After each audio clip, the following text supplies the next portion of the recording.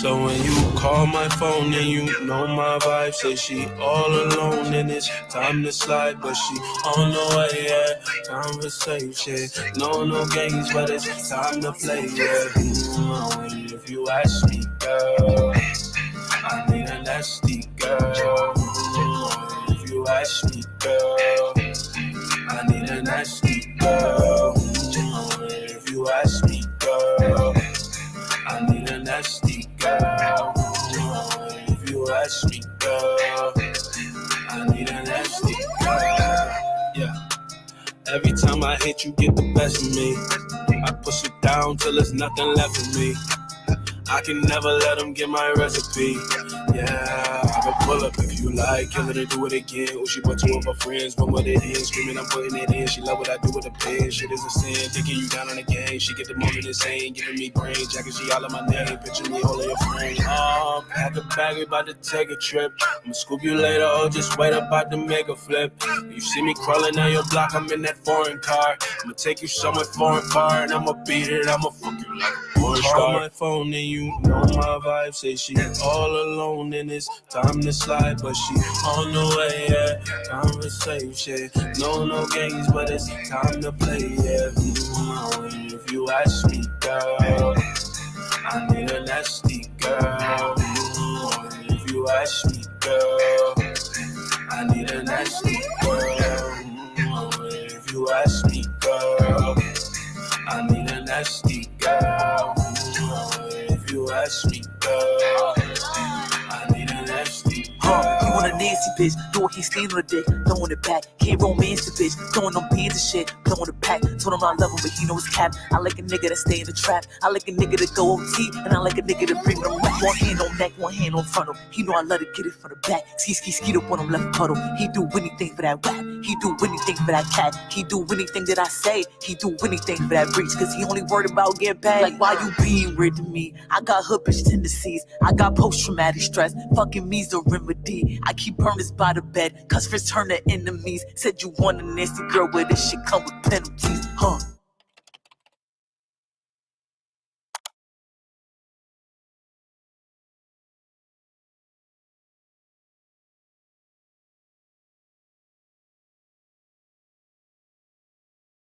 Oh shit, I was on mute. All right, ladies and gentlemen, let me remove these banners, man. But first and foremost, let me close this damn Discord. It'll be beeping. But yes. Thank y'all for tapping in. Another episode of Rich Rhetoric, man. I am your host, Born Rich, man. We in here again. Yeah, man, just want to keep the powerful shows coming, man. We've had these last two shows have been really good. Really good, man. Really good talking about the dynamics between men and women. That's always a dope show. That's always dope topics, you know. So shout out to everybody who's been a part of those shows.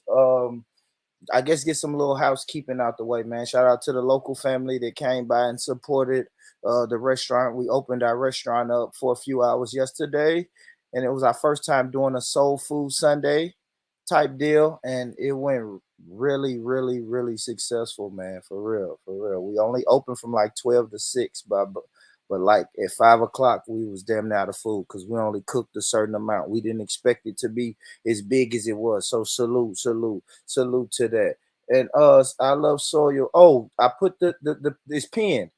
This is an open panel show, so if you guys want to jump on the panel and talk, you know what I'm saying, speak about gangs and what's your opinion on gangs and stuff, the link is pinned in the comments, so just click it. Take your time, click that yes or no on the survey, the questionnaire that I put in the chat, man. Just participate, man. Let me know. Say hello. Put some type of emojis in the comments. Let me know you here, man. Let me know y'all here and y'all rocking with me. But Soil, I love Soil. Ask me the question. Charleston White and Whack 100 influenced the show. Absolutely, Soil. I have to say absolutely. Hold on, somebody is. No, I don't have that money. So yeah, man. So yeah, it did. Actually, so what this show is about, I am going to play a conversation between Charleston White and Whack 100, and I want to break it down. We're gonna break it down, man, because maybe some of y'all think that I don't know. I'll just break it down. I don't want to really give my opinion on what I think, but I am gonna play some clips for from that dialogue. It's only an hour, so we won't be up here that long tonight, man. We've been doing some long ass shows. You know what I mean? One show was so long I fell asleep on the stream. The last show I did was like 18 hours. And we definitely not doing that tonight. So I guess we can go ahead and get into it. Like I said, this is a conversation between Whack 100, which is like a music manager. He's in the music industry. Then you got the other guy, Charleston White. He's I don't know, YouTube star, I guess, Facebook star, one of those guys who has strong opinions. You know, you either kind of know gray area with him. I know some of my brothers enjoy him, enjoy his dialogue, and say he's speaking facts, and then some people just hate everything that comes out of his mouth. So that's Charleston White. Maybe Soil can go. What's going on, brother Soil? Yeah. I'm trying to get Your my mic, headphones. your mic doing something crazy. Soil. Yeah, your mic was doing something crazy. See if you can come through. Okay. And that's what great comment, God of Jacob. Great comment. Initially, yes, especially the community revolution in progress, which is the Crips. Now, no. Yeah. That's what a lot of people saying. I would like to know where that turn came in and why. You know, a lot of shit to uncover, man. Let's hopefully Sawyer, if you could come through, bro, I would like to have you on the panel when I start playing this. When I start playing this video. My bad, y'all. Somebody's fucking texting me, man. All right. So yeah, try to come back, Sawyer. But let's go ahead. Without further ado, fuck it. Let's go ahead and get into the video. Like I said, I'm watching football tonight. I ain't gonna be up here all day. Yeah, the mic straight now. Yeah, there you go, brother. Loud and clear, loud and clear.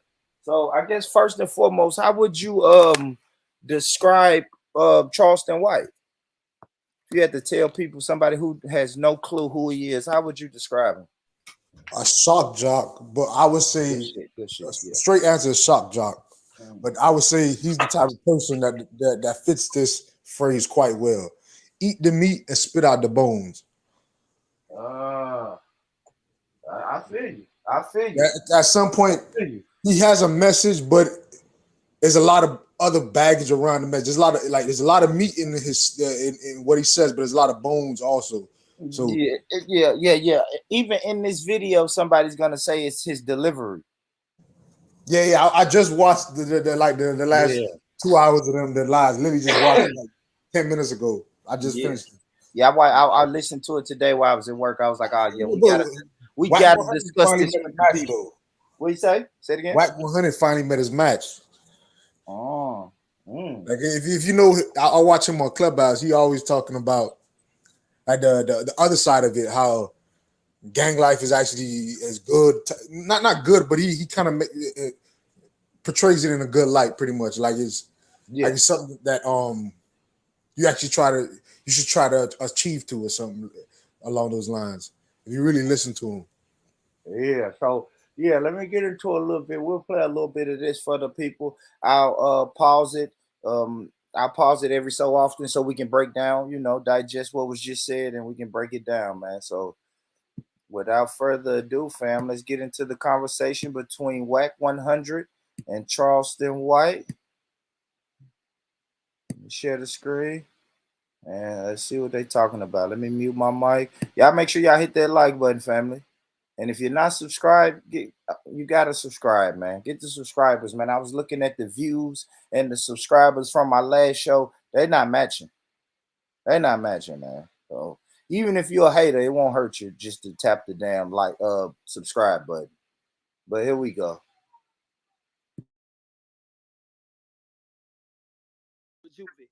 I thought it was something to go to prison because the culture promoted it.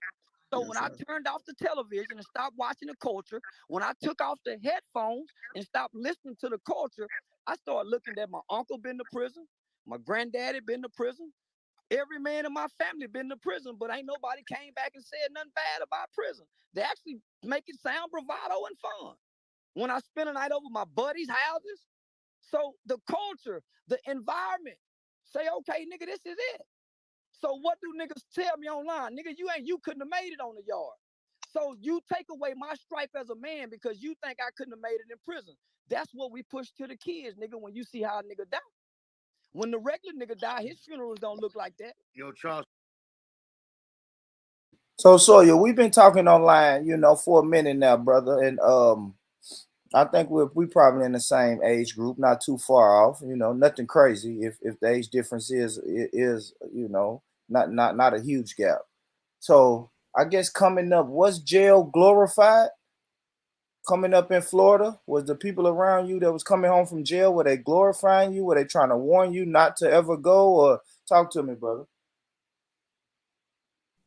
Man, I wouldn't say it's glorified, but it kind of was like that because, be honest with you, at 17, I was like, damn, I pretty much wanted to go to the county at 17. And then like when I hit 18, a couple of days after that, I got jammed up with a couple felonies. So yeah, I would say yeah, it was, but it's weird, man. I would say yeah, and it becomes a what's it called? A self-wishing promise or something like that. You actually, it's like subconsciously, yeah, you want to do it because some fake, you think you tough or whatever, all that dumb shit, and then it happens and you realize it's some lame suckers, only suckers in there. Like it's just only suckers in there, but at the end of the day, that's all I realized in the day. But I guess I got all the proper. I guess I got all the proper programming that I was supposed to get, right? Because it was a point when I was a young man that I thought, okay, you don't want to go to jail because somebody's gonna rape you in jail. You know what I'm saying? And then as I got older, people started going to jail and then coming home. And they was making it seem like, yeah, it really ain't that bad. You can still make money. One of the first things I heard that fucked me up was, we got every drug in jail that you guys got on the streets. We make money in jail just like you make money in the street. So it did become a point where it was like, oh shit, jail ain't that bad. And then I got older and started getting into bullshit and criminal activity to where I knew jail was just part of the process. You see what I'm saying? When I hit, like you said, 17, 18, 19, it was just automatically, okay, this game that you're in, you're going to go to jail. You're not going to be able to be out free selling drugs forever. So you're going to go to jail. So I was content knowing that eventually I'm going to go to jail. You see what I'm saying? So, I mean, same question to you, God, Jacob. What's the first and foremost salute to you, brother? Oh yeah, what's good? But same question coming up, man. What was your outlook on jail? Were you trying not to go? Was people telling you it's not that bad? Like, talk to me, brother. Oh man, when I was coming up, it wasn't a good thing to go to jail, to tell you the truth. You get what I'm saying? Nobody looked for it. When my people came out, they was telling me not to go. But you know how it is coming up, man. If you in whatever thing you doing at that time, you know that shit ain't gonna last long, and it's coming to an end, and you gonna have to deal with that part of that, the consequences or whatever. But we never look past that far. You get what I'm saying? And you just dealt with it as you dealt with it. When I was down for like them little 18 months, man, I just dealt with it. Half of the niggas I knew, so but I didn't like it. Some niggas in there was enjoying that shit, man, and that's the crazy part. Yeah, I wouldn't enjoy it either. Listen, the enjoyment part of it, because I had experience. I went through I'm talking about county. I'm talking about when you're 18 going to jail, not like the like juvie and shit. Like, the like TGK we got it over here for like kids under 18. I went through that shit when I was like 16 to like 18. I was just going in and out of that shit, like not too crazy, but it's just the fact that you guys live in a different generation. I think my generation with the rap music was a little different. You know what I'm saying? The music, I think was my generation. We had like Gucci. I grew up in Gucci Man, motherfucking Lil Boozy, that type of group. You know what I'm saying? So, they really went to jail. Yeah. I got you. I got you. I just want to stop it right there and ask about that because I hear Charleston White making a good point. You see what I'm saying? A lot of times people don't like the delivery, but he's pretty much saying what Soyo is saying. Like the rap music was telling us, hey man, don't worry. You go to jail, you'll be all right. Your homies will look out for you. Your girl will be loyal. Your family will still be there when you come home. It's all right. You see what I'm saying? Before you play it, I Hey, have brother. to say I do like Charleston White. Yeah, a lot of people do, man. I can't say I don't really like him. You know, when I ain't gonna lie, he's a shock jock, right? So when I first heard him, I'm like, oh, he's anti-black. But Rich, he tell you that from the jump. Yeah, he do. And you know No, me, he I'm no, He no, tell no. you his online persona is a character. He Yeah, just telling you. yeah. You got to respect the nigga like that. But Well, he's not anti-black. He's anti-nigga. yeah, exactly. He's not. He love black people, bro. I'm telling you, he does a lot for the community, the kids. I watch a lot of his videos, so I watch him do with his little community engagement shit, and he's solid with that. Nobody can take that from him, though. But he'll tell you, he anti-gangbang, anti-nigga, anti just the shit that we don't want to glorify. He's just anti that, pretty much. yeah, Exactly. Soil. And he be saying some really shit that if you really think about it, it's profound. He be like, weaponize the police. You get what I'm saying? Meaning, why have all these niggas in your neighborhood? They got this snitch code and shit, and you pretty much held captive to this shit. Like you really got to listen to him to understand it. But culture has told us like fuck the police. You can't. It's you really got to listen. You really have to listen to this brother. And a lot of people are thrown off because he is anti hmm a lot of shit, but he does it for a reason. If you have wisdom to understand what he's doing. yeah. That's what I was saying about him. I think more and more when I listen to him, I kind of see what he's doing. But I have to admit, initially when I heard him, I'm like, yeah, I don't want to hear this guy talk. I don't. I don't want to hear him. I mean, it's a shock jock when he just throws out comments. But then when he breaks it down, you're like, oh, I see what you're saying. Like, he's gonna say some real good shit. I'm gonna play this, but he's gonna say a Hey, lot but of the boy, shit that hold on. y'all I say. just want to prepare the audience because we keep saying shock jock, and I said it first. But Yeah. Charleston White sets people up. He does the shock jock thing so you get emotional, and then that's when his logic comes in. He did it with Whack 100, so people got to catch it though. Got you. It's a skill. It's a skill what he's doing. He's very talented with it. Look, let me say this right real quick, Charles. I want you to help me on this play. Now we got all these people in here. We got Whack in here, and we, by coincidence, we got G Principal in here. Now both of these fellas is from the same area. Me and Whack, we had. Hey, bro, I'm not having that conversation about G Principal. We on Charleston, bro. We're not doing that. Period. Not doing that. All I'm trying to say is that y'all willing to have a conversation beyond that. Well, hey, bro, I'm gonna say it like this. Listen, hey, homie, listen. I don't know the guy. See, this No, I'm talking to Whack. I'm talking to Whack, and I'm talking to G. But I'm saying like info. You from New York, right? That's a fact. You can't politic nothing out here, bro. Let me just say this, leave that where it's at, homie. let me just say this, homie. I accidentally chimed in the Wax room, right? I just got on here, homie. He didn't know I was listening, so I heard what he said. That's a stand. That's an unpopular stance. But nigga, we gonna be straight up, homie. Right is right and wrong is wrong. Right But is right, see, wrong is look, wrong. listen. Look. From your mental and the stand you take. See, I'm one of those dudes that I know how to take one of my shoes off and put one on and see the difference on why motherfuckers saying what they saying, right? So nobody that's standing on the other side of the street is gonna agree with you. See, they don't understand that you have taken a stance to denounce anything that got to do with a motherfucking gang. You could have it your way, you would push a motherfucking button, and any nigga that's gang banging nigga there disappear. I get where you at. And because that's where you at, you gonna speak against it every chance you that you have. This is something I know, right? So my thing is to you is if you are for the change of our people, right? Well, shit, man. When you gonna start using your voice to try to promote the change of the people? Then then you kind of promoting more hatred because you know what you're doing. Niggas is hating you for it, even though you saying some real shit when it come from your book on where you stand, right? All niggas in the gang ain't doing bad shit. I'm here to tell you that. It's some niggas they hustling, but they helping at the same time. Everybody ain't out here, shooting the next nigga. Some of these niggas ain't never shot a nigga day in their life. They just hustlers and they helping their families or whatever there is going on. You know what I mean? You know that. Let me ask you a question. I do, fam. That's how I got on the gang niggas. From actually using my voice and my platform. So let me tell you how I started. I started in the churches, talking to the youth congregations. From the churches, I went into the juvenile facilities. From the juvenile facilities, I went into the middle schools, the high schools, the alternative schools.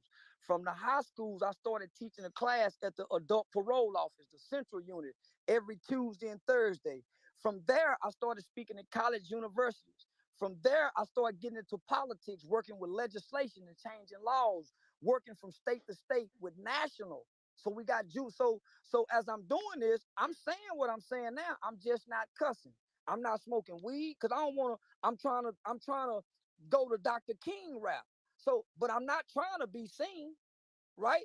So I'm doing all this work. So when I come back to the hood to implement the youth programs in the hood, one of the old niggas give me a building. So I turn a gambling shack into a youth center. So as I'm feeding the kids, I'm seeing the gang banging niggas. Oh man, this bitch ass nigga. Oh man, he got these kids down here. So I started out talking to my local Crips and Bloods. I ain't never said nothing about Cali. When I went to Cali, nigga, you been winning on Cali bullshit. Listen, I'm finna take you to there. Nigga, if you go back and look, I posted something today, nigga. 4 years ago, I said California pimped on you niggas. I've always paid homage because my slogan was that's California gang. I moved to Cali and I realized, say, homie, that gang culture supersedes everything in California. You niggas outside of California really ain't Crips and Bloods because y'all can retire. Them niggas really can't retire, homie. Y'all really playing. Partner body can So let me bring you to where we at today, right? So I'm paying homage on every social media platform. Now, homie, them California niggas, that's their game, homie. So when I got into it with the Asians, see around here, I call these niggas crabs and slobs around here in the Dallas-Fort Worth area. They've been used to this, right? So the California niggas started looking at my videos, hearing me call these local niggas crabs and slobs. So now I'm into it with the Asian people. Say, homie, it fucked me up and it hurt me to see them California Asians go national, homie, calling me niggas, and no black people from California stood up, homie. And they put me in Crip. Hey, homie, that crushed my soul as a nigga. That's where my. So you expect them niggas that you didn't disrespect? No. Hold on. I don't understand. Hold on. Hold on. Not that I'm disrespecting. To understand the fact that they got Asian Crips. They got Asian Crips that kill niggas. And they on a platform with niggas saying niggas. I hadn't disrespected California then. I hadn't disrespected nobody from Cali then. Now it's fuck them California niggas riding with them Asians. Okay. No, nigga, where I'm from, nigga. If the nigga wrong, we gonna be wrong with the nigga. We deal with the nigga later, but we ain't standing with these people, not against no nigga. Say, Charleston, I got a quick question. Yeah, talk to me. Is he right or wrong? Is he right for saying, hey, man, look, gang or no gang, I'm not finna stand with a non-black person calling a black person nigga. I just won't do it. Well, was he right or wrong for saying that? Talk to me, GOJ. I think he was absolutely right. It's like putting your gang culture over your race culture. You get what I'm saying? Yeah. And he should be upset with that because these same Asians out there, and I went to school out there, and he's absolutely right. Them same Asians out there saying nigga is actually shooting niggas, but they get a pass because they under the umbrella of Crip. But you ain't gonna shoot them motherfuckers like that. So he has a legitimate point. They get to shoot niggas for free with no consequences under the umbrella of Crip. Yeah, let me say this. I never thought about it until he said it today like that. when I watched the video today, I never thought about it like that and how GOJ described it. Like it went over my head thinking like, damn, Asians can kill black people just by joining the gang that created by black people. So it's like, god damn, like what we in the Twilight Zone? And it took a shock jock, somebody to say some outrageous shit for you to wake up. You know what I'm saying? Now, So that's pretty much what I got out of it. I know you know, so let me ask God Jacob.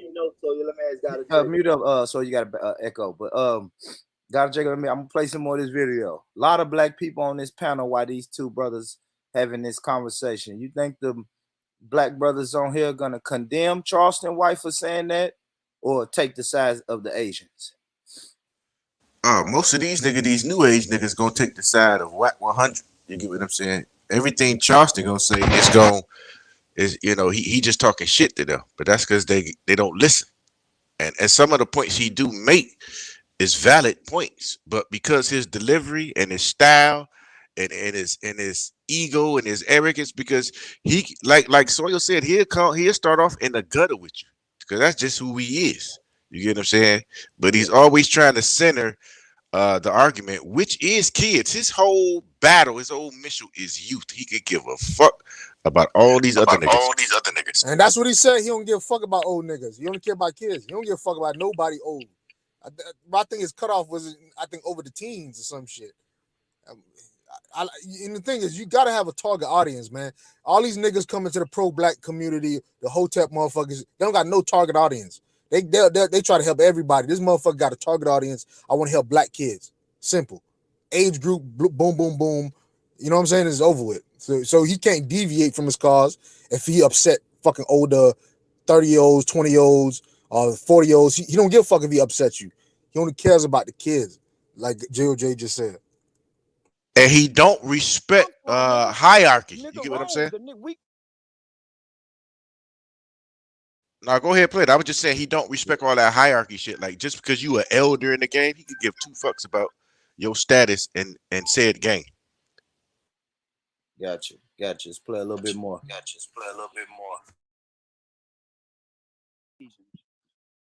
No, nigga, where I'm from, nigga, if the nigga wrong, we gonna be wrong with the nigga. We deal with the nigga later, but we ain't standing with these people, not against no nigga. Say, Charleston, I got a quick question. We with niggas, homie. We ain't standing with nobody. So you said that they was supposed to. I ain't saying nothing, homie. All I'm saying is just like everybody have something to say about what I'm saying, it was supposed to be an outrage in the hip hop community, nigga, with a bunch of Asians on there saying nigga. But what I'm saying, but if this Asian put in all this work with me, and say, homie, but he put in work with you against the other niggas. He ain't put in work against his people. But that's one person. That's one. Nah, homie, nah. You done committed treason, nigga. If you put in work with an Asian against your own people. No, that's not. I'm from Chicago. We do things. Was that what you just said? What if this Asian put in work with me? You ain't putting in no work with no Asian against no Asian. He's saying if you ain't went with that Asian to put in some work on some Asians, and you took that Asian to put in work on black people. That's all he's seeing. He ain't nigga, you done committed treason. Me and y'all don't want to hear nothing you got to say. What if you in a community that never grew up around Asians? So you should seek. So are those people supposed to go seek out an Asian? I'm not understanding what you're asking me, brother. If you grew up in a neighborhood that never seen an Asian before, how can you? Most niggas ain't seen Asians. Asians ain't got no business calling no nigga, not where we from. No, nigga is exclusive to niggas. No, everybody can't be nigga. Grandmama and them still alive, my nigga. No, I agree with that. Listen, homie, we still got 80-year-old grandmamas, nigga. They still alive. No. So what I'm saying is, these Asians went viral. A bunch of Asian Crips. So in my mind, who do Asian Crips bang on? Asian Bloods? Nah, it ain't no Asian Bloods. That's what I'm talking about, homie. So I didn't know that. Listen, homie, y'all got to understand, homie. I didn't know it was no such thing. I didn't know it was no such thing as Mexican Crips and Asian Crips.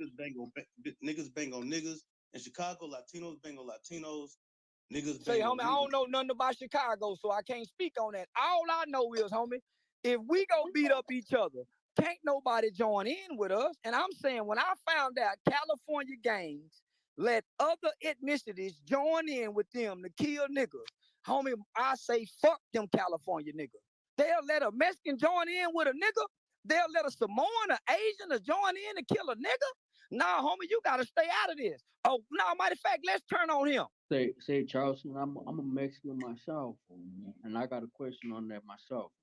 You know, what's the problem with the Mexicans? I remember, if I remember clearly, in the beginning, you said you respected the Southern California Mexicans and what Man, they was doing. I respect everybody, but this is what I'm saying. Nowhere in Nah, you said you killed whites and Mexicans, bro. listen, nigga, I grew up. Yeah, That's yeah, what exactly. I grew That's up what I'm killing trying to whites say. and Mexicans. But Yeah, this what I'm saying. I don't listen what I'm saying, homie. I got Mexican partners. Right, What I'm saying is, nigga, what I'm saying is, if we go fight against anybody, we need to fight a Mexican or a white boy first. And what I'm saying is, nowhere in nature. Hold on, let me finish, homie. Let me finish. Okay. Nowhere in nature do you see a red bird and a blue bird flying together. Nowhere in nature. Okay. Nigga, everything's supposed to be my segregated. question is, are we included in this, or are we Man, the Mexican ain't got no business even speaking in this. We talking about nigga on nigga. Unless you kill nigga. But you did say Mexican. Well, this what I'm saying, homie. This what I'm saying, homie. Do y'all bang against the Mexican gang? Cause y'all bang, don't Mexicans do bitch niggas bad? Oh no, don't they say don't Mexicans? Ain't it some Mexicans don't like niggas? Oh, of course, it's a lot of that. So goddamn it, let's get with it then, nigga. Race against race. It's some niggas don't like Mexicans. So what are y'all talking about, my nigga? My point is, Listen. Homie. It's some Mexicans. Listen, homie. It's some Mexicans. If they get a chance, they'll kill a nigga. They in prison.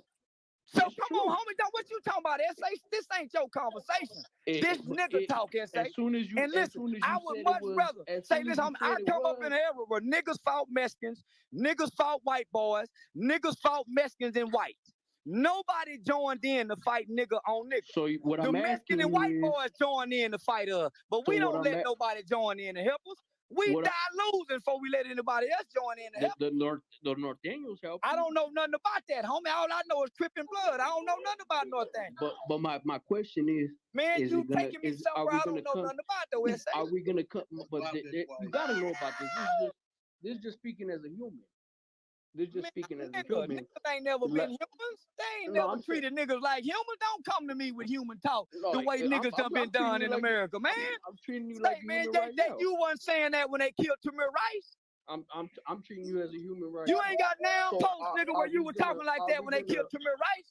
Are we gonna come through as a people, as a human? No. As human. Divide and thrive. Niggas over here, black folks over there, wetbacks over there, Pisces over there, Mexican Americans over there, Jews over there, nation against nation. Nigga, Dr. King tried that shit. It didn't work. No, nigga.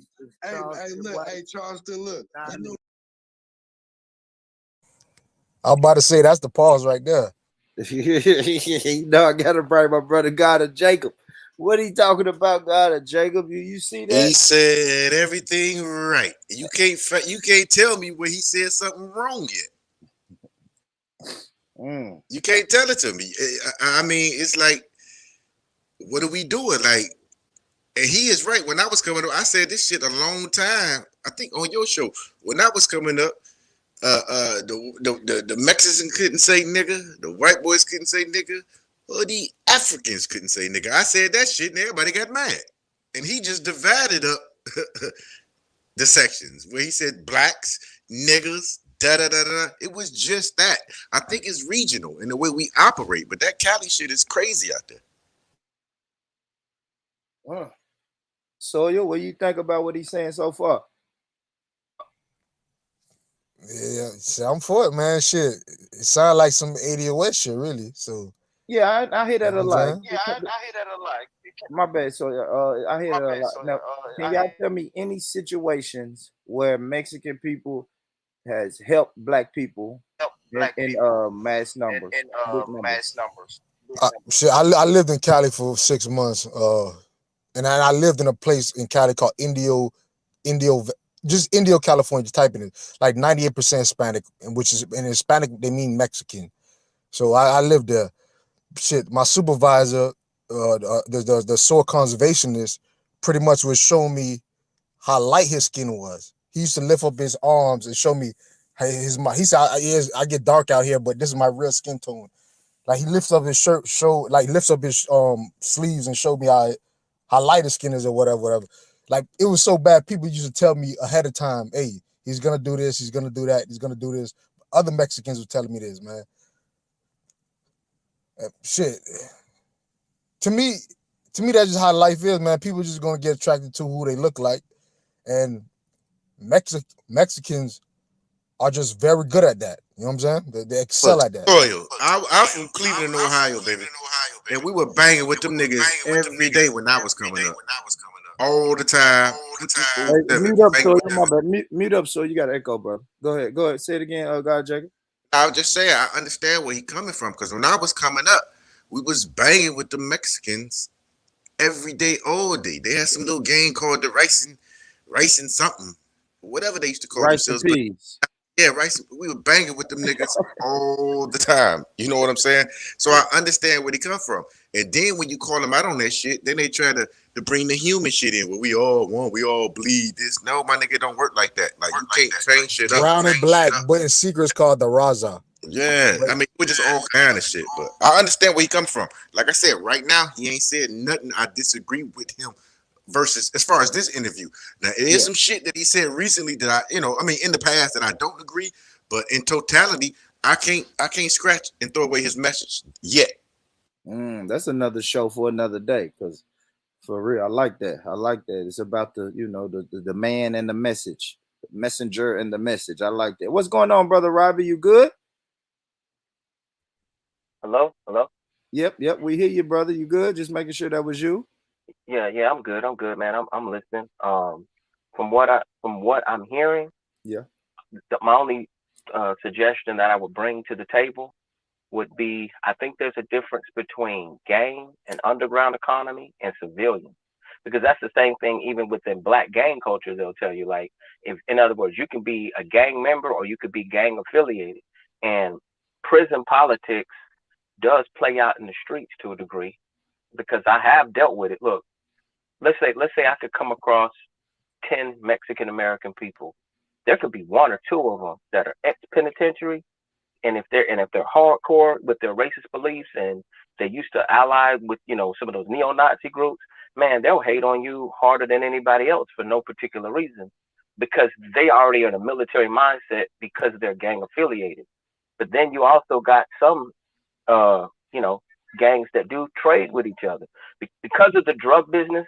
I'd say in Cali for sure, and maybe in Texas, you do have some interaction between black and Hispanic drug dealers and gangs, but I still feel like it's unequal. It's unequal because as African Americans, we take the greatest risk. We face the most time. We're on the tail end of the distribution chain. You get what I'm saying? Like, they're able to, like, if you live in Texas and you close to Mexico, man, you'll think it is drug wonderland down here. You know what I'm saying? Like, they got so much product, they can't get rid of it. You know what I'm saying? You can come down here and get stuff very cheap. But at the end of the day, when somebody starts busting it down, breaking it down, taking them risks, I just think it's unfortunate. But hey, you're going to always have people who have, I think people who have an entrepreneurial mindset and they put money first before race, they're not going to want to hear anything that we're saying. So it's a very complicated dynamic. If you got a civilian component to it, and then you have the actual gang politics. I hear you, but let me say this. But even in those gangs and affiliated people, you give a discount to your own people. You know what I'm saying? Even if you watch even Italians, they couldn't even sell to black people like on a wholesale levels. Like, you know what I'm saying? It is race though, at the end of the day, even if we get money together. No, you're exactly right. That's an unfortunate fact and reality, man, that look, ever since Obama's second term and Trump's past term, race has like simmered to the forefront.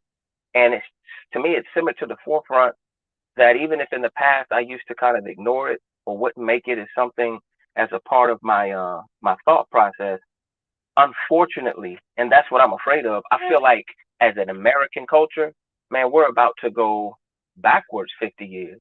I'm not saying it's going to necessarily be Jim Crow segregation, but you have a lot of angry people and people don't know where to direct their anger. And race is a real simple, like obvious surface level way of dividing people. But you're right. As a group, look, we've always looked for allies. And right now, we do need to do better collectively.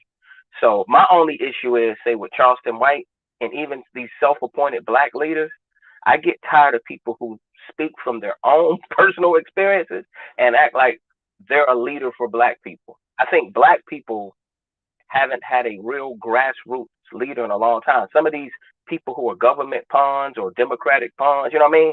Think tank pawns. You got people that say, well, I'm going to speak for reparations for black people. I be like, well, nigga, if I had a vote, I'd pick Dr. Claude Anderson or Tariq Nasheed, you know what I'm saying? Or Tone talk to somebody to be speaking, not you. I never heard of you. You know what I'm saying? But yet you're speaking on issues like you represent me. And I think if people are more mindful of their individual experiences when they speak, then you're open up the dialogue for you to possibly learn or negotiate, because I don't have a right to speak for nobody here. Like my look, my wife is Mexican American, right? And I'm close to the border where I'm at right now. So I can honestly tell you with impunity that before Trump was in office, I think more people kind of concealed their racism more. But once he came into office, you know, the whole thing, like you say, they'll say Latinos for Trump and all that. I started seeing like the same type of ignorance that you see for like a poor white person that don't have two quarters to rub together, but they'll get online and dog black people, especially successful black people like LeBron James or whatever. I'll see the same thing happen here sometimes with certain people. And I'm like, if you're a conservative businessman that's making moves, I can understand you speaking the way you speak. But if you basically live in a trailer, you know what I'm saying? You don't got a whole lot going for yourself. You're just as poor as a poor black person that you're criticizing. You know what I mean? I see race is like a cop out for some of them, but some of them are willing to accept it because it makes them feel more American. Like America is anti-black subconsciously. Yeah, I You know think, what I but mean? I don't think he's focused on America. Here's what I think, man. You got Charleston. Charleston, anytime you take over a bad team as a coach, you have to change the culture. That is all he's trying to do. He is trying to change the culture of a losing team. And we got to face it. The black man, especially the youth right now, we're losing. And I don't base leadership on credentials and business and Democrats, because he has not brought in politics to a certain degree like that.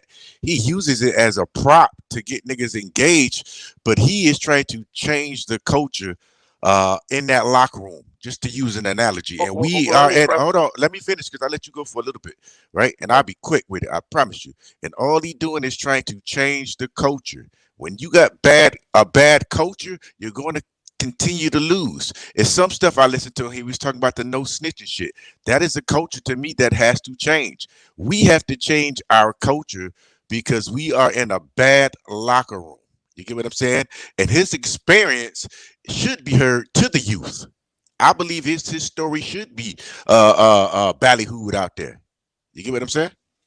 yeah, I just wanted to clarify and say, look, on this particular situation, I agree with a lot of what he's saying, and I agree with you. When I was talking about leaders, I was talking about like your Al Sharptons, your Jesse Jackson, the people that when you see them on TV talking about these same type of issues, they're not going to people like Charleston White. They're not going to even somebody like a Tariq Nasheed or people that are grassroots that really have a connection. You know what I'm saying? With regular everyday people. That's what I'm saying. Yes, It'll but be somebody Tariq that they Nasheed appoint. doesn't. Tariq Nasheed, he's a great entertainer, right? But you can't show me him being grassroots on the ground outside of Hidden Colors and the museum he's trying to do and stuff like that.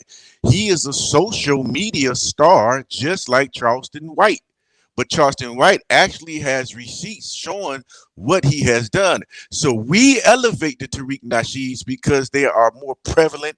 We are fans of them, but you can't show me no groundwork that Tariq Nasheed has done, and that's the facts. Yep. Yep. Yep.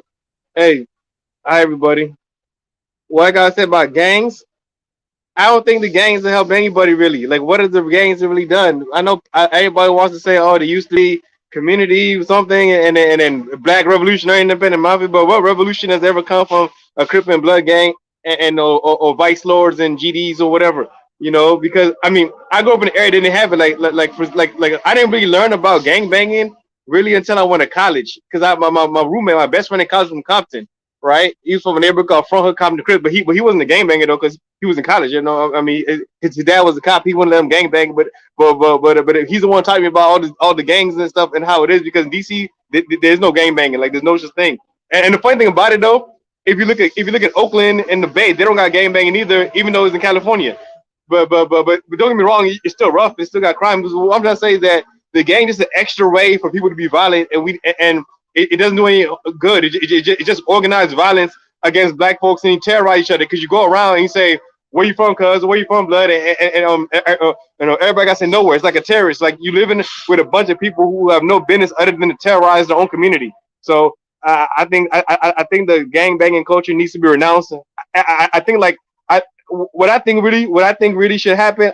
I think if anybody should do it, I think Snoop, because he's the most famous gangbanger I know in the world, in the most famous one. If he comes out and say, I formally renounce gangbanging, I think that will help a lot of people. I think Snoop should do it. Snoop Dogg, out of everybody.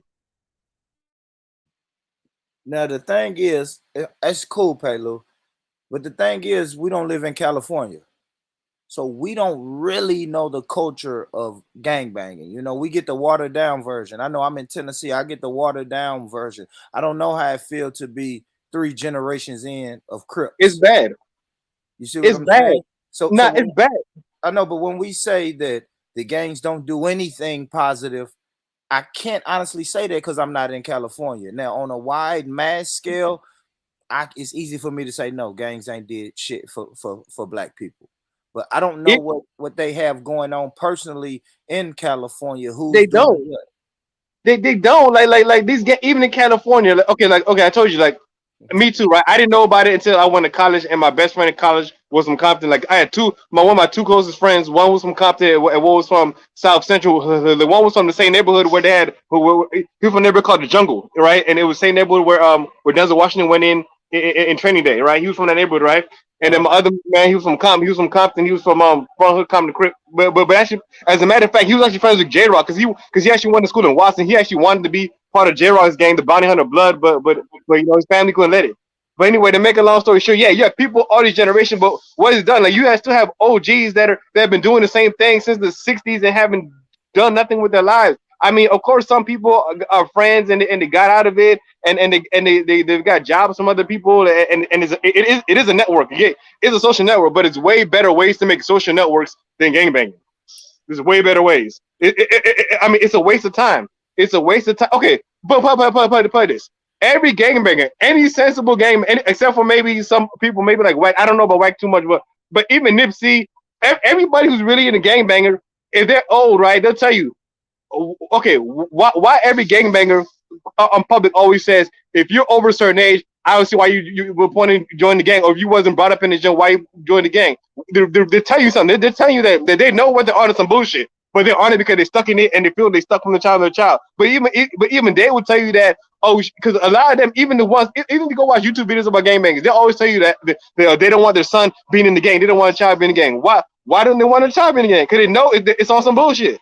They know they're on negativity. They'll tell you, we with the negativity, but I don't want my kids in it, or I don't want my whatever in it. So no matter what, it should just be stopped. It's like a cult. As a matter of fact, okay, I had this one guy I was working with, and he was a gangbanger. He was from he from here, right? But he got put on in Norfolk. He got put on in Norfolk, because he grew up in between DC and Norfolk. And he was like, yeah, he's like, when I joined, it's like I sold my soul. He told me that straight up. He said, I sold my soul to the blood gang.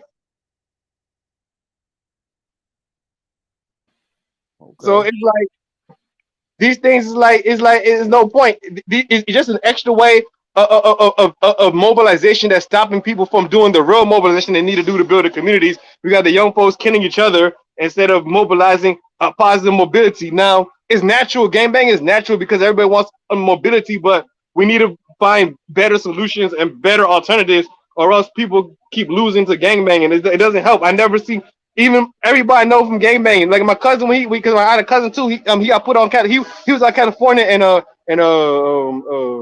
Hey, Pelu, you know a lot of gangbangers, man. No, no, not gangbang. Because look, because my cousin, because he was put on PJ Watts. He was put on PJ Watts, right? Because he was out California, but then he got locked up 5 years on a federal thing on trafficking thing, and he was fucking with PJ Watts. And then who else? I don't know. I had another my other close boy. He's fucked up now. He's on drugs and everything. He from here, but he was living in Tennessee for a while. He was living actually in Knoxville, and he got put on blood in Knoxville. He fucked. I never knew anybody. I had another man. Matter of fact, my other man, he got put on in Baltimore. He messed up. Everybody know who's really involved in gang banging is jacked up.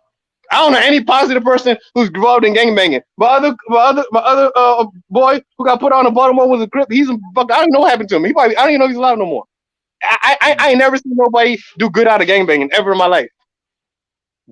I hear you, Pelu. Let's get back to my whole thing is, if you want to join the gang, go to college and join one of these sororities. They do better at the end. You get what I'm saying? They do. That's better. What I'm saying. Fraternities, sororities. Fraternity. Go join that gang. Or join Freemason. Join Prince Hall. Prince Hall. That's what I did. That's what I did. I joined Prince Hall. Y'all going real left. Y'all going real left with the conversation. Yeah. Pelu got me going somewhere else. No. But what you saying is true, JLG, because I did that in my life. You know what I'm saying? I was in Prince Hall. Okay. Can you not hear me? You know? You're a little low, but we hear you. All right. Yeah, I was in Prince Hall. Yeah. Oh yeah. Yeah. Fucking. Yeah. That was very powerful shit that JLJ said. You get me? Obviously, that's been part of my rhetoric for a while. The cultural thing, innit? Yeah. But you know the one thing I'm on the fence on. I just was interested to know you lot's opinion. The snitching thing, right? Because so I definitely agree that there's a lot of like things that like let's say codes of conduct, yeah, that seem like like super machismo shit, and it seems like it's like virtuous for like a man to have these values, yeah, like not snitching, not telling on your friends, and that's like good, but then obviously it has negative effects, like by and large in the community. For instance, you end up being like black people end up getting incarcerated more than any other group, whatever, and they have a negative adversarial relationship with the authorities. However, if you take someone like the Jewish community in the UK, Jewish people are not allowed to testify on each other and or go to the police on each other. So much so that they've got their own police institution in the UK. It's called Shomarim. They have their own. They have their own ambulance service, their own police. They've got exactly the same car. Basically, any vehicle that the police has, they have. They don't have obviously armed units, but they literally have everything except for helicopters and armed units that police have. They're not allowed to call police on each other, and they can't testify on each other in court, to the point where some Jewish victims of crimes are punished because they won't testify. Like they'll only testify on some of the suspects or whatever. They won't testify on all of them. So I'm just thinking, like, when it comes to the snitching thing, is it like what's the consensus on it? Like, the man think it's a good thing or a bad thing to say? It's a bad thing. It's a bad thing. You break in my house, I'm calling the police on your ass. If I see you break into my neighbor's house, I'm calling the police on your ass. Like, that'll get you up out of there. I think no snitching is for me. It's to people who's involved in crime. That's what I think. I think a civilian who's not doing crime anymore, then shit, they ain't not even they can call the police. Shit, they're gonna call the police. You were complaining about black women calling the police the other day. Absolutely. It's being weaponized in a way. But I mean, but it don't matter. But I don't like if you call the police because it's weaponized. Don't call the police over simple shit because I don't do what you want me to do. Like, to me, that's weaponized. That's you knowing the power of the police and you're using it against me to get your way.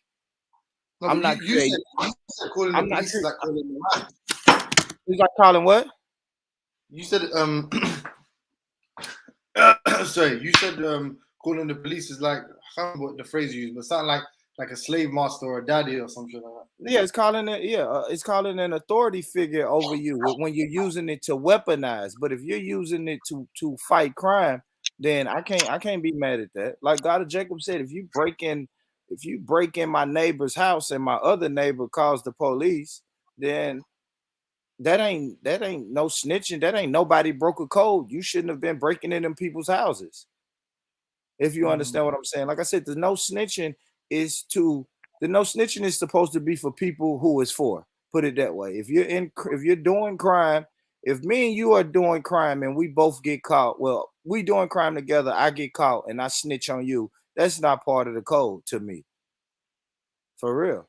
That's But not. if you want people to break out of the code, shouldn't the criminals be? Shouldn't you want the criminals to be snitching? I would say stop doing crime. But what if you get Stop doing crime.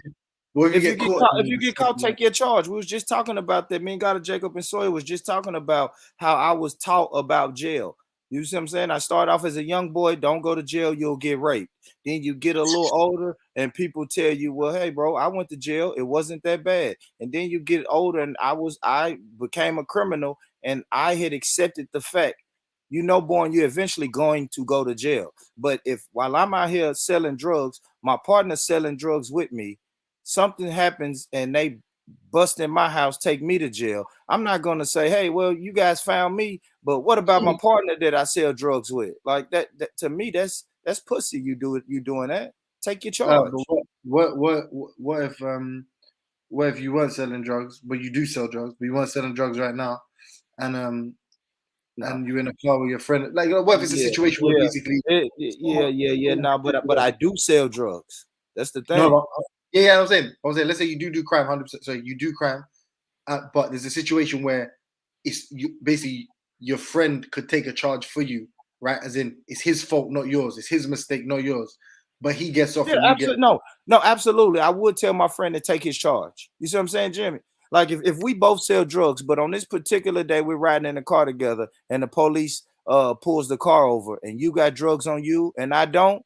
You're not finna throw your fucking drugs in my lap and say, "Hey, it wasn't mine." Like, no, you take your. You gotta eat that. You gotta eat that one. Yeah, you gotta take your charge. That's the saying we say. Take your charge. I've been in the car with people who had guns on them, and I was driving, and they act like they didn't want to take their charge, and I had to tell the police, "Where did you find the gun?" Oh, that should free me automatically. You see what I'm saying? You didn't find that shit up under my seat, in my lap, anywhere in my vicinity. So come on, man. I'm not even trying to troll you. I'm being dead up. Some people say that's snitching, all right? No, it's telling the truth. If I say it's not mine, I didn't point to the man and say, no, it's not mine, it's his. They said, hey, what do you know about a gun in the car? I said, oh, a gun in the car? Well, I can tell you 100% it's not mine. Yeah, but whose is it? Well, whose is it? I don't know whose it is. I don't know. It's two other brothers in this car with me. I don't know whose gun it is, but I can tell you emphatically it's not mine. If some people say they're snitching, some people say they're snitching. I don't care about that. Yeah. Take your charge. You see what I'm saying? That's the theme of when you're dealing with the police. Take your own charge. Take your charge. The irony is even that, in the mafia, if you plead guilty, they call you a rat as well, right? Like you gotta go not guilty. That's the thing. You can't we ain't in the mafia. I can't live by the mafia code. There's some codes that I think we probably should adopt from the mafia, but I don't really follow the mafia. But family, let me play some more of this video. I wanna try to get through. I know Paylu can go a while, and you let Jimmy talk, he can go a while. So let me at least try to get through some more of this video. No, don't be disrespectful, bro. Hold on.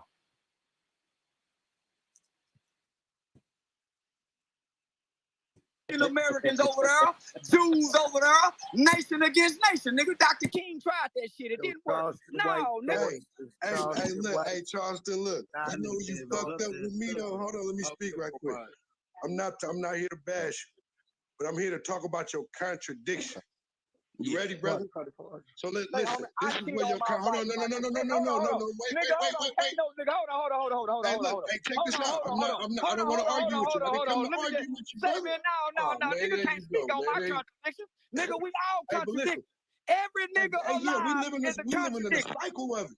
We live in a cycle of it. But this way you fucked I'm on my wife, nigga. I don't give a fuck about contradicting myself. Y'all out of my life, nigga. Charleston, let him ask his question. Let him ask. Hey, Wack, you gonna let me speak, bro? You feel like hold Not even about my contradictory. I'm telling you, I get on here to lie and bullshit, nigga. I'm not on here to be a truth teller. They don't pay for truth tellers. I'm telling y'all, nigga. I'm on here bullshit with a Dolomite character. He lit on the stage. Oh, okay. So that's what you're doing. Yeah. I'm telling y'all this, homie. I done broke this. I'm keep say, homie, I really do what y'all trying to ask me to do in real life.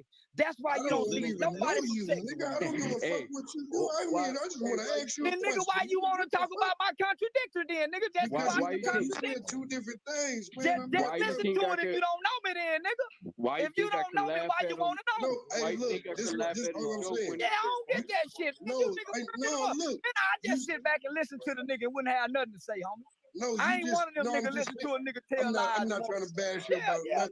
I just wanted to ask you a question about my homie. Go ahead, I'm listening. Go ahead, my nigga. I just wanted to ask you a question about my homie Slim. That's it.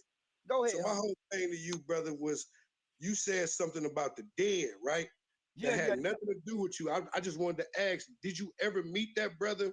I had a conversation with him for you to say rest in peace to this brother like you was his enemy, though?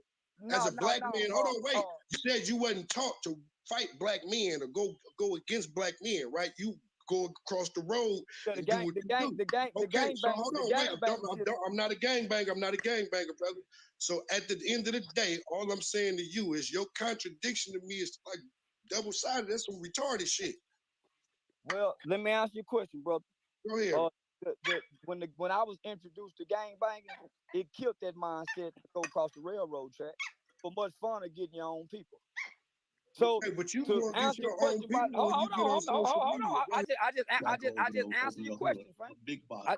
I just answered your question, fam. So to answer your question about Slim, I don't know the guy, never heard his music, never knew who existed. I was asked a question about the guy. Is he a gang member? Yeah, a gang member. Fuck him.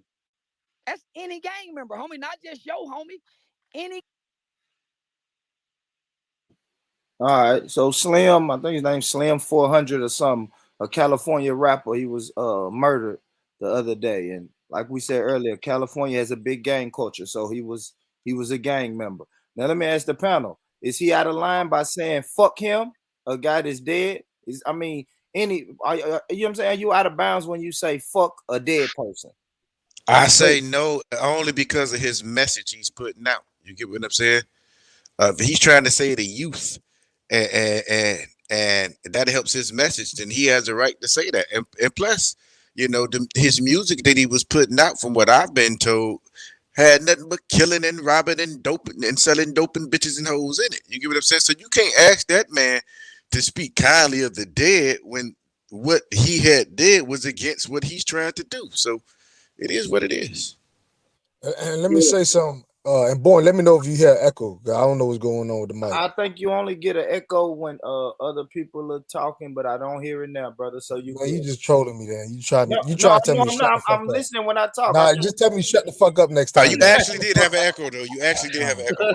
I thought you had an echo. It was an echo of someone else. It was someone else's echo, so it wasn't your echo from your mic, but you was playing someone else's mic on your thing and it was echoing. All right, so what are we doing, y'all? Y'all want to break down the etymology of the echo? Come on, man. Go ahead. Sorry. No, let me say what I'm saying. Hey, no, but Charleston White is a thing he does when he says fuck these rappers and fuck these gangsters. He said fuck Nipsey Hussle, but then he tells you I big up Emerson. Emerson's Nipsey, something like that is Nipsey Hussle's real name. Aramis. He said fuck the rapper, but praises Hermes. Yeah. He always says fuck the gangster, fuck the rapper, and praises the actual name of the actual person.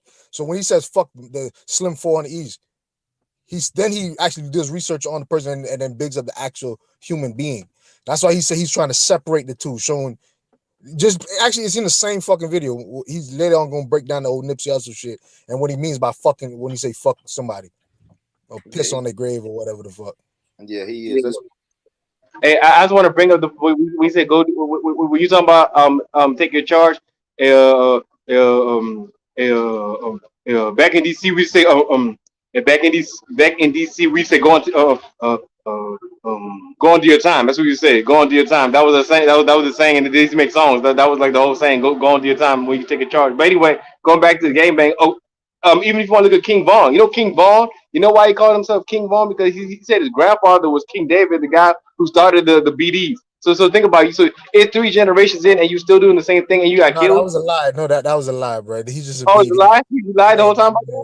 No, it was a joke. It's a joke. He's just a part of the gang, and his Oh, and he his said his grandfather was King David. That's what he keeps saying. I'm grandfather. but if you do any research, it's not. I didn't know he's lying. Oh, okay, I didn't know he's lying the whole time. I didn't know that. Nah, he got a nephew called grandson. It's a whole it's internet shit. So don't even pay attention to that. Okay, I was thinking that was real the whole time. I was thinking that he really was King David's grandfather. I mean grandson. I thought that was his real grandfather.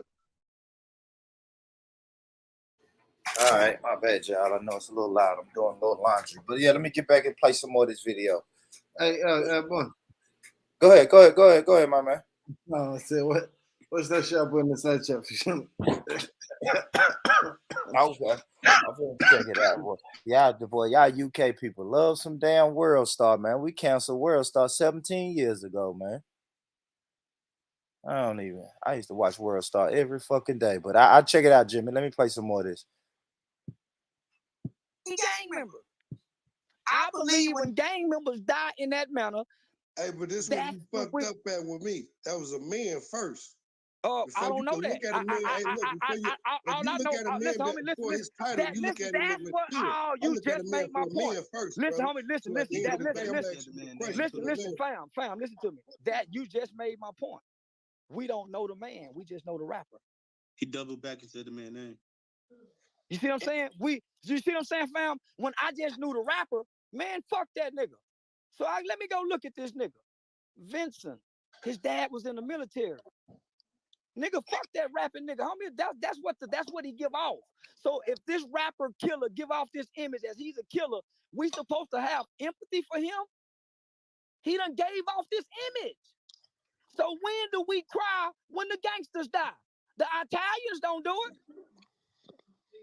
The mafia, the cartel members don't do it. So what the fuck are these black gang members crying at funerals for? Nigga, it come with the life. You singing it, you rapping about it, you living it, you promote it, you embrace it, you encourage it. You reaping what you have sown, Slim. And it cost Vincent his life. See, we all got a dual nature, homie, that we fight against. They call them demons. You know what you do in the dark that don't nobody know what you do but you, God, and the devil. We all got to pay, homie. And the sad thing about you was a part of a gang once yourself, right? Homie, listen, you keep missing the point. I joined as a kid inside of an institution. It don't matter if you're a kid or not. Listen, listen. Don't matter what generation. Listen, homie, we was having one-on-one fights. We wasn't killing nobody. What generation you get? And we didn't listen, homie, listen. I was a kid, homie. I was 14 years old. Gang, though, right? It don't matter what age wait, look, just to correct you, Charleston. Hold on a second. Slim 400 did not die gang banging. That was not a gang bang. Straight up, nigga, what? That killed him. Nah, but ill gambler. If you're gonna ask the question, bro. Let's not. No, I'm not bashing him, bro. I'm just asking the question. Let's not turn it into a shallow match because we got other people that want to ask. Hey, listen, for the record, Slim 400 did not die gang banging. He was a Compton Paru. A Compton Crip didn't kill him. That was some personal shit going on. If you do your research, he got killed at his baby mama house. You do your research on who the other individual is, you'll see that's some family type orientated shit going on. Dude didn't come kill Slim because Slim shot at him or he was a Crip or he a blood. So Slim did not die gang banging. Just to clarify that. He didn't die in his neighborhood. He didn't die in the other dude's neighborhood. None of that. So, me, I know Slim. Slim really fuck with everybody. If you go to Instagram, you see Compton Crips, you see all kind of Crips putting up pictures of Slim. You see Bloods, Power Rules, you see regular people, comedians, actors, everybody that knew him. Dude was a real, charismatic dude. So he didn't die gang banging, homie. Just for the record. Yo, I got a quick question, if I may. Thank you for clearing that up, big bro. I got a quick question. Yo, That is that.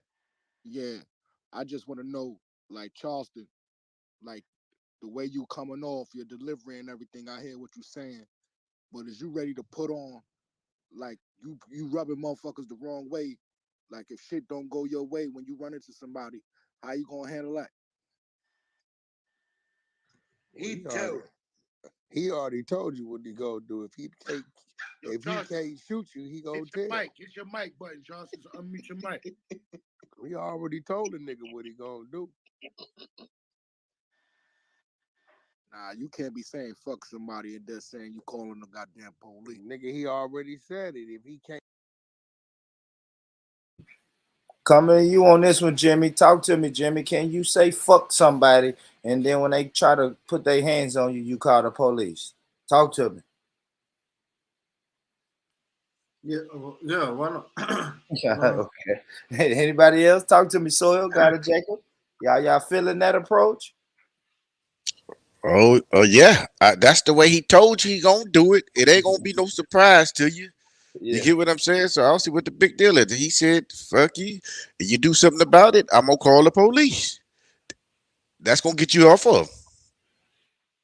Yeah, I see. I Now would I do it? No, but I'm asking you, is he well within his right to do that? Yeah, he done already laid it out. You come to me. This was gonna happen.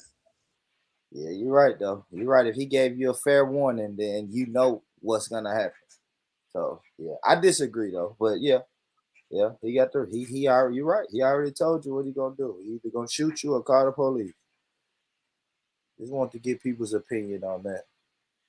Let's go. Can't kill you first, you tell it. You better have 13 ski masks on, nigga. You ain't never met these men a day in your life. Why would you say fuck these niggas and rest in peace? He say fuck all gang members. That's his movement. Yeah. That's been his movement. It's easy. It's just like the average. I'm a gang member. He said, "Fuck me." But listen, homie, listen. Hey, listen, homie. It's easy to say fuck a nigga because we all say fuck a nigga when we don't know a nigga. We all say that. We all say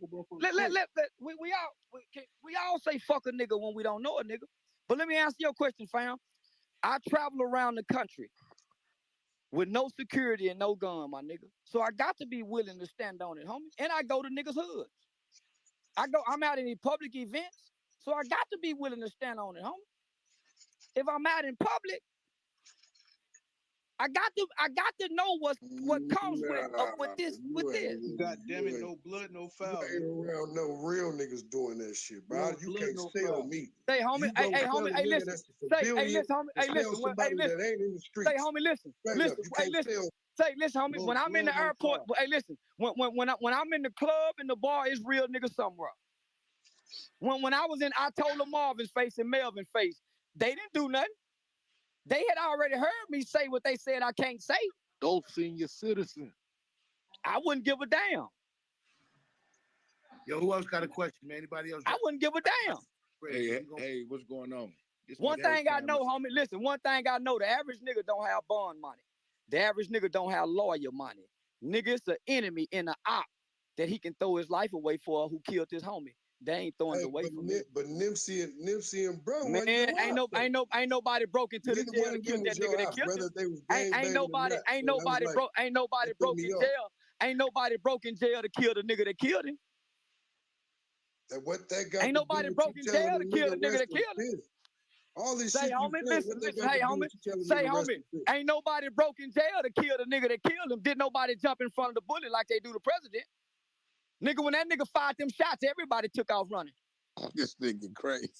You crazy as shit. Shit, nigga, the president, nigga, got people. Say, homie, let me tell you something, nigga. When, what's that mother, El Chapo Jr.? Nigga, he got arrested in a Mexican town by the Mexican army.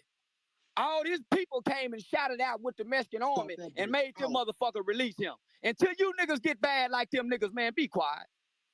Ain't no nigga got to that nigga in jail that killed Nip. Ain't no nigga pausing them. None of that, homie. They don't even talk about him. They don't even condemn him. Nigga, how y'all let the store close if you love him so much? How y'all let the store close, nigga? Get a fat burger, nigga. Show us, don't tell us. That's some real Yeah, shit though, right there. Still ain't yeah, you proving no niggas paint this, point. y'all niggas paint these pictures on the wall, nigga.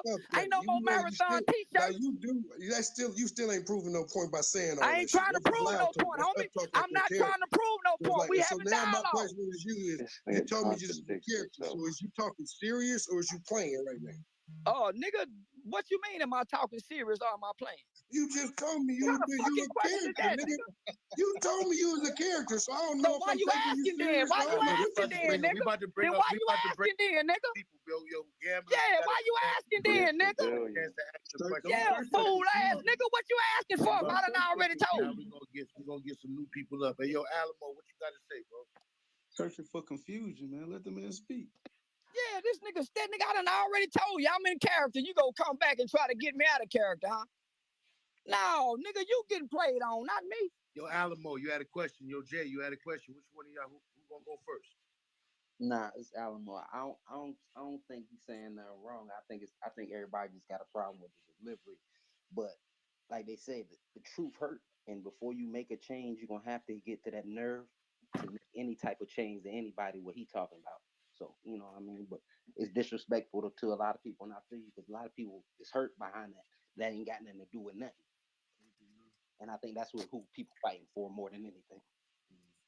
Hey, what's going on? This is my first time in Info Minds.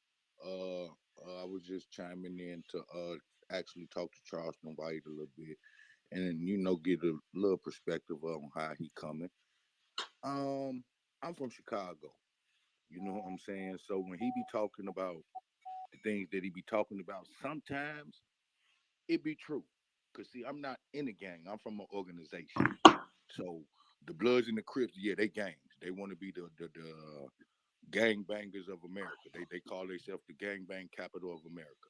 I don't agree with that.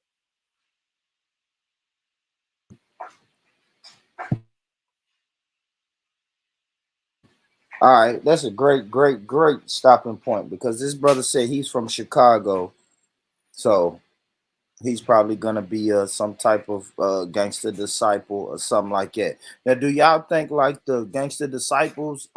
Would you classify them as a gang also or organization, like he said, like the other guy said? I still call all of them a game, man. Because like Wack said earlier in his interview, he said, "Yeah, we hustle and help. There's no such thing." He said a guy can hustle and help his family. You can't do both because if you're hustling and helping your family, you're destroying another family. You get what I'm saying? So it's one or the other. You get what I'm saying? Gang is gang is gang. You can't redefine a gang. Either a gang or organization is the NBA and the NFL. That's an organization. So you can't spin it to do what the fuck you want to do. You get what I'm saying? Would you call the police department a gang? No, I call them a police department. I'm on record saying the police departments is the biggest gangs in America. It is, but they're considered to be right whether we like it or not. Now, I'm not. One big difference is this, man. They have a motherfucking law firm on go. As soon as they pull a trigger, they got a law firm there with the money to bail them out, to pay the top lawyers. When the gang got that, then I consider them like a mafia, almost a little level. But until you reaching them type of levels, I don't know. They call themselves a gang, though. The police, police will say, Yeah, we call them the alphabet boys over here. Like it's the alphabet boys, but at the end of the day, there's levels. You know what I'm saying? That's why I think they say it's an organization. They got the fraternal order of police, man. You know what I'm trying to say? They got an actual establishments that helps them type shit. It's a different level, I would say. You know what I'm saying? It's other than paying like gangs pay dues, I get that, but there's a different level, if you know what I mean. They got unlimited resources to beat any case, put like that, but like any police officer will tell you that they don't say nothing. They just they don't say shit. Police officers don't talk to police officers because they got it's an organization. They know what they're doing. They got everything's covered. Like if crime happens, they don't talk to each other. They got a lawyer for that. You know what I'm saying? When it gets to that level, But every situation a gang does, then they got accountants, they got chairmen, they got treasury, whatever you know what I'm saying. Whatever a real organization has, time cards or I don't know, you know what I'm saying. Whatever they got to do, then I can say that. But shit, they like what Tukey Williams got caught. Tukey, Jeff Ford, Larry Hoover, pretty much all got the same charges. Pretty much, right? They ain't Jeff what the double life sentences or some crazy shit. So how can you not say it's a gang? You know, at the end of the day. Now, are we saying that, or are we letting the people tell us that, right? Are we letting the They people? killed no. The reason why I'm saying that is because they killed their own members. Like they killed their own. Say for example, I was a chairman, and then I gave somebody else power. The lower level people killing you. How is that an organization? That's more. That's like, you know what I'm saying. It's just pretty much like a free for all, and might makes right. So then again, there's no protocols. I don't know if I could call that a organization. That's a gang. Or you saying people, the lower level people are killing some of the leaders? That happens in the mob, the mafia too, right? No, But we gonna call that an organization. As I said, that's a mob, mafia. That's not an organization. I'm saying that's just mob. They used to get RICO charges and all that shit. And, you know what I'm saying? Would you consider them a gang? What makes them different than a gang? The mafia. To me, it's just like what makes the Premier League. I'm going UK now. I know what's the name will catch this.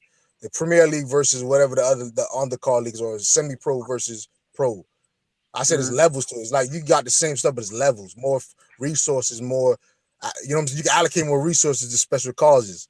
You know what I'm saying? But then organization is something to me totally different. But I don't want to get bogged down on it. But organization to me is self-explanatory. It's like it's true. Transparency. You can see protocols. You can see political engagement. You can see. You know what I'm saying? You could.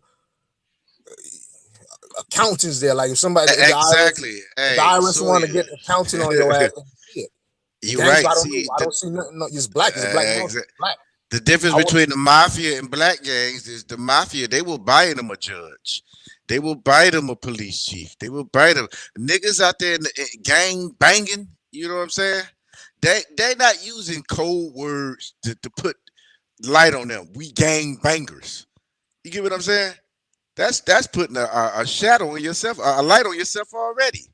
We ain't smart enough to be gangs. We letting the police and everybody know what the fuck we do. I'm a gang banger. You get what I'm saying? Like I said, the Italian mafias, they buy lawyers, they buy judges. Say, my judge, I got a judge. I will get off. Like the average nigga out in the street ain't on that level yet. They're a gang. But I think if we're being honest, like the reason like young men around every race need an outlet in it. Yeah, if they don't have discipline, the way it's going to manifest is most likely with aggression. If there's disorder or if their life is disorganized, it's going to manifest in most likely, sorry, not always, but some kind of competition or aggression.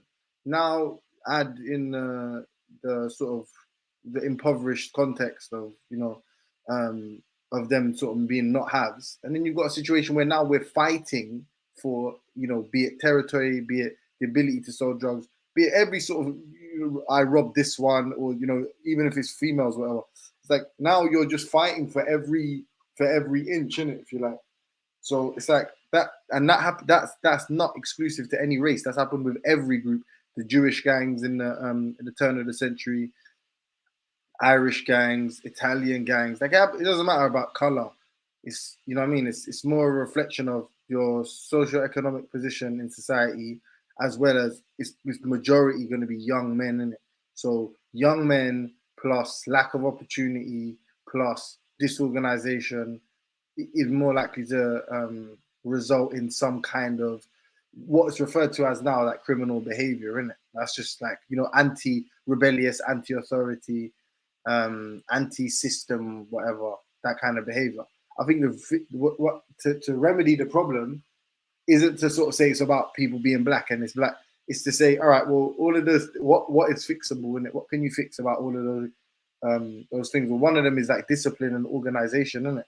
Giving kids opportunity. The reason you don't see as much, because obviously you do see it like violence or gang violence or whatever in middle class white areas. Obviously, it's not as prevalent. Reason being, a lot of those kids have a lot of opportunity. Means that they're occupied a lot more of the time. They're not just bumming around picking fights with people, or looking for reasons to fight for things, right? They've got opportunities. That's what man need to start addressing. So that's why it's sad where like anytime someone comes with some kind of, I don't know, man, after school club type scenario and that, if the community doesn't get behind it, support it and prop it up, if people don't donate and keep that shit going, well, this is the unfortunate result of it. Be it fucking whatever it is, sports, anything that occupies kids' time, gives them something fun to do, and gives them an outlet for their frustration, and then also gives them like discipline and organization in their lives. That's how you keep kids away from gangs. It ain't like a black or white thing. It's a poor thing, isn't it? It's just a poor thing. Because at the end of the day, like fighting is fun as shit, isn't it? Let's be honest. As long as you're not fucking dying or getting mortally wounded, fighting is fun. So kids are always gonna fight. I agree. And back in the days when I was coming up, and up in the '80s, they had so many boxing gyms around Cleveland and all that shit. You don't see them shits no more, man. You don't see them no more. We had all kind of boxing gyms on every goddamn corner, but even those have went away because it was too damn. It was unsafe to walk the streets from your house to the goddamn gym because of gangs. You get what I'm saying? So it is what it Yeah. is. Now everyone has to get behind. That's the big thing.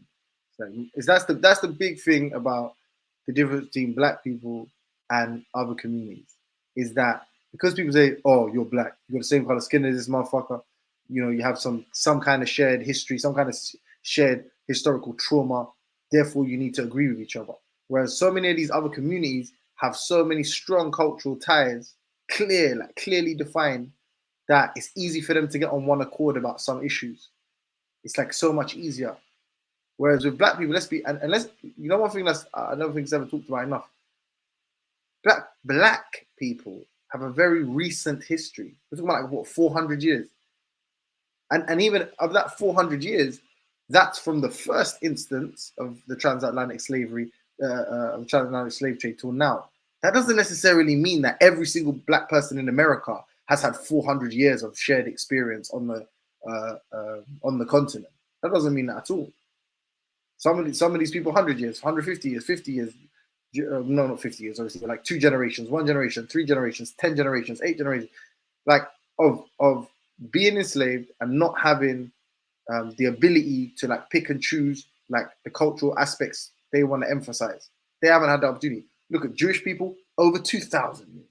You look at fucking the Italian Americans, even though maybe, let's say it's a similar period, they still had autonomy in that period, innit? They've still had the opportunity to choose. This is what we're bringing from the motherland. This is what we're taking. This is us. Black people sort of just been thrown together and said, "Oh, well, you're a fucking ethnic group. Work it out." So it's like comparing it to all the other communities who have been through the exact same thing: criminal, poor socioeconomic conditions resulted in gang culture, criminal culture. The thing is, they had the ability to get on one accord, right? They shared a common property amongst all of them. That's not just their fucking skin color. They shared something that they say, well, this is what defines us as Italian, and this is a bad look for Italians. We can all agree we want the best for Italians. Okay, black people, it's a very recent phenomena. All of this shit is like recent in the history of fucking mankind, isn't it? So it's like tough to accept it. But what people really need to do is start, when you talk about gangs, is like, what are these kids? Why would these kids risk their lives for essentially entertainment? Because they're fucking bored as shit and they've got nothing going on in their lives and they've got no discipline. And I'll be running for mayor at the end of this year. Yeah, Jimmy, I hear you, brother. Play some more of this video, y'all.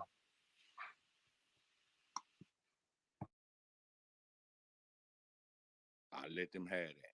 You understand what I'm saying? But as far as the things that he's saying, he's very correct. I'm from Chicago. I have never went against a white boy. Have never thought about shooting a white boy, but I can shoot a nigga though. You see how simple that is? It's just that simple. But the delivery that he giving it is raw, and is we supposed to listen to it because Help me out, God, Jacob. Why do you think black people have that mentality? Like he said, he's never did anything to a white person, never even thought about shooting a white dude, but I'll kill a nigga. It's that simple. Where does that mentality come from, brother? Well, James just covered that shit in his introduction speech to the mayor's seat. Lack of resources.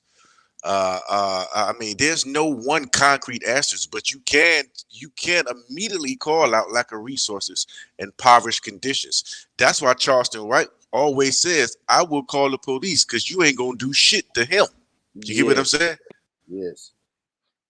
And that's a fact. That's why I was trying to get at the fear of, yeah, I ain't gonna do nothing to them white guys. And you know what? Even Charleston White was saying when he was growing up, that's who he committed crimes against was Mexicans and white people, non-black people. Until he joined the gang. He said once he joined the gang, he stopped going into those other neighborhoods because his gang members only want to fuck with black people. So that mentality had to come from somewhere, you know. Maybe it was from civil rights, man.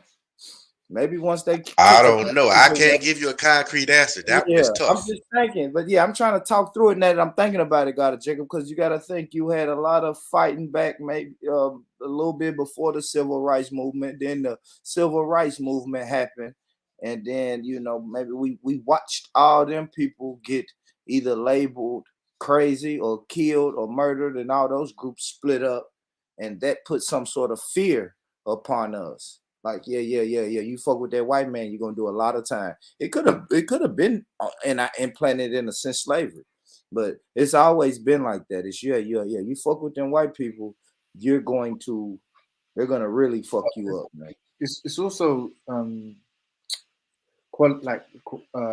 life value, right? Like white people, like this is where IC3 would be perfect for. But white people, like around the world globally, are recognized as having a higher life value than any other people in the world, and black people, even by other black people, are recognized as having the lowest life value of any other people. Right? So it's like you kill a black person, like you kill a black person, that um, it is not as serious as killing a white person. You attack a black person, you rob a black person, and there's the added factor for in terms of black people of having a lot of self hate.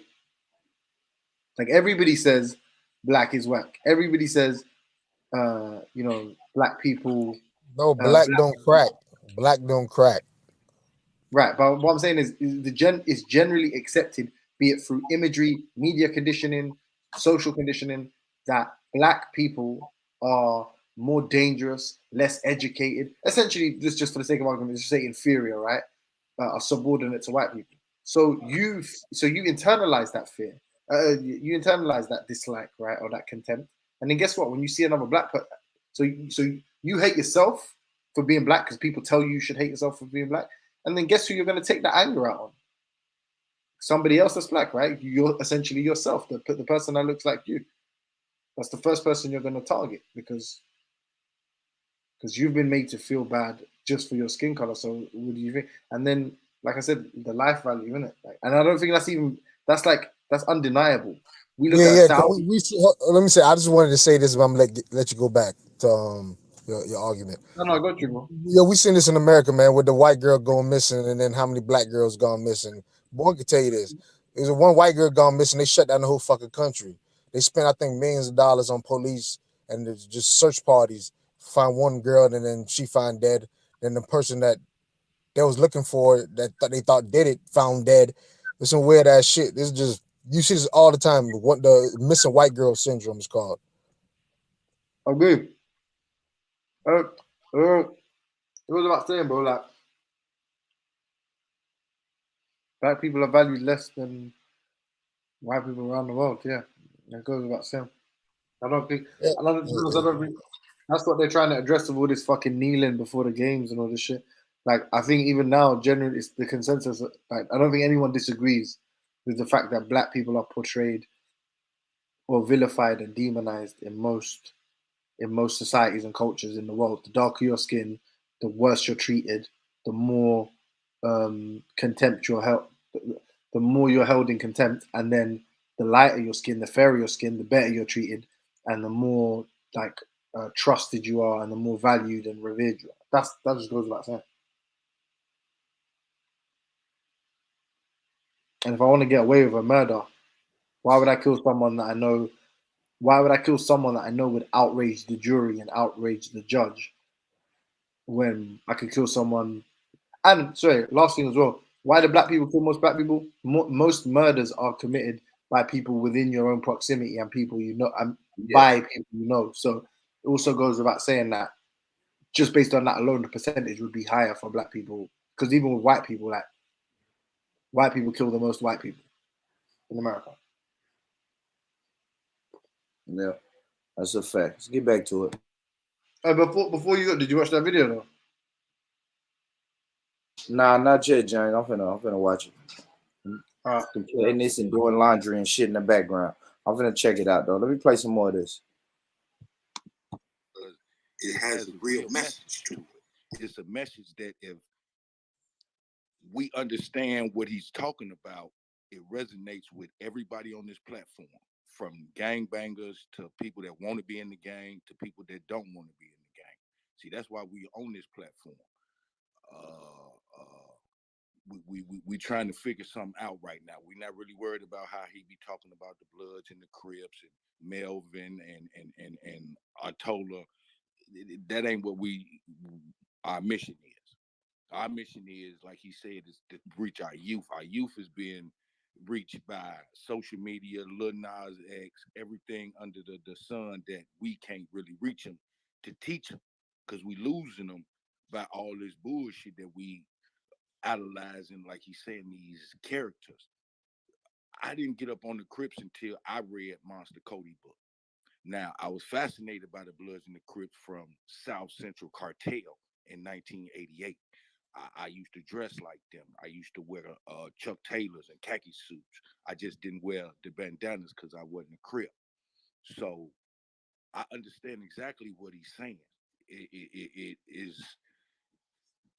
is how can I'm trying to put it? Because my mind racing real fast because I know everybody trying to say something, but he telling the honest truth of what's going on with us as far as the black culture. No, I don't like that culture word.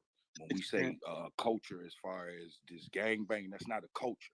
You understand what I'm saying? Like, we all know we have choices. That was a choice that I took. That was a choice that everybody took. That's not our culture. This mindset that the Bloods, the Crips, the GDs, the Vice Lords, and all that is some type of tribe in a culture. That's not a tribe. That's not a culture. It's just something that bothers me with that. You understand what I'm saying? And the reason I be so adamant. Those are nations. He named nations.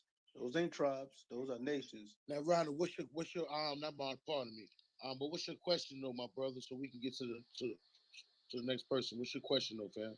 Well, I didn't really have a question. I was just gonna say more so that, when he be talking about, the gang members, he not necessarily denouncing them. It is true. Shit, a lot of people that don't have no retirement.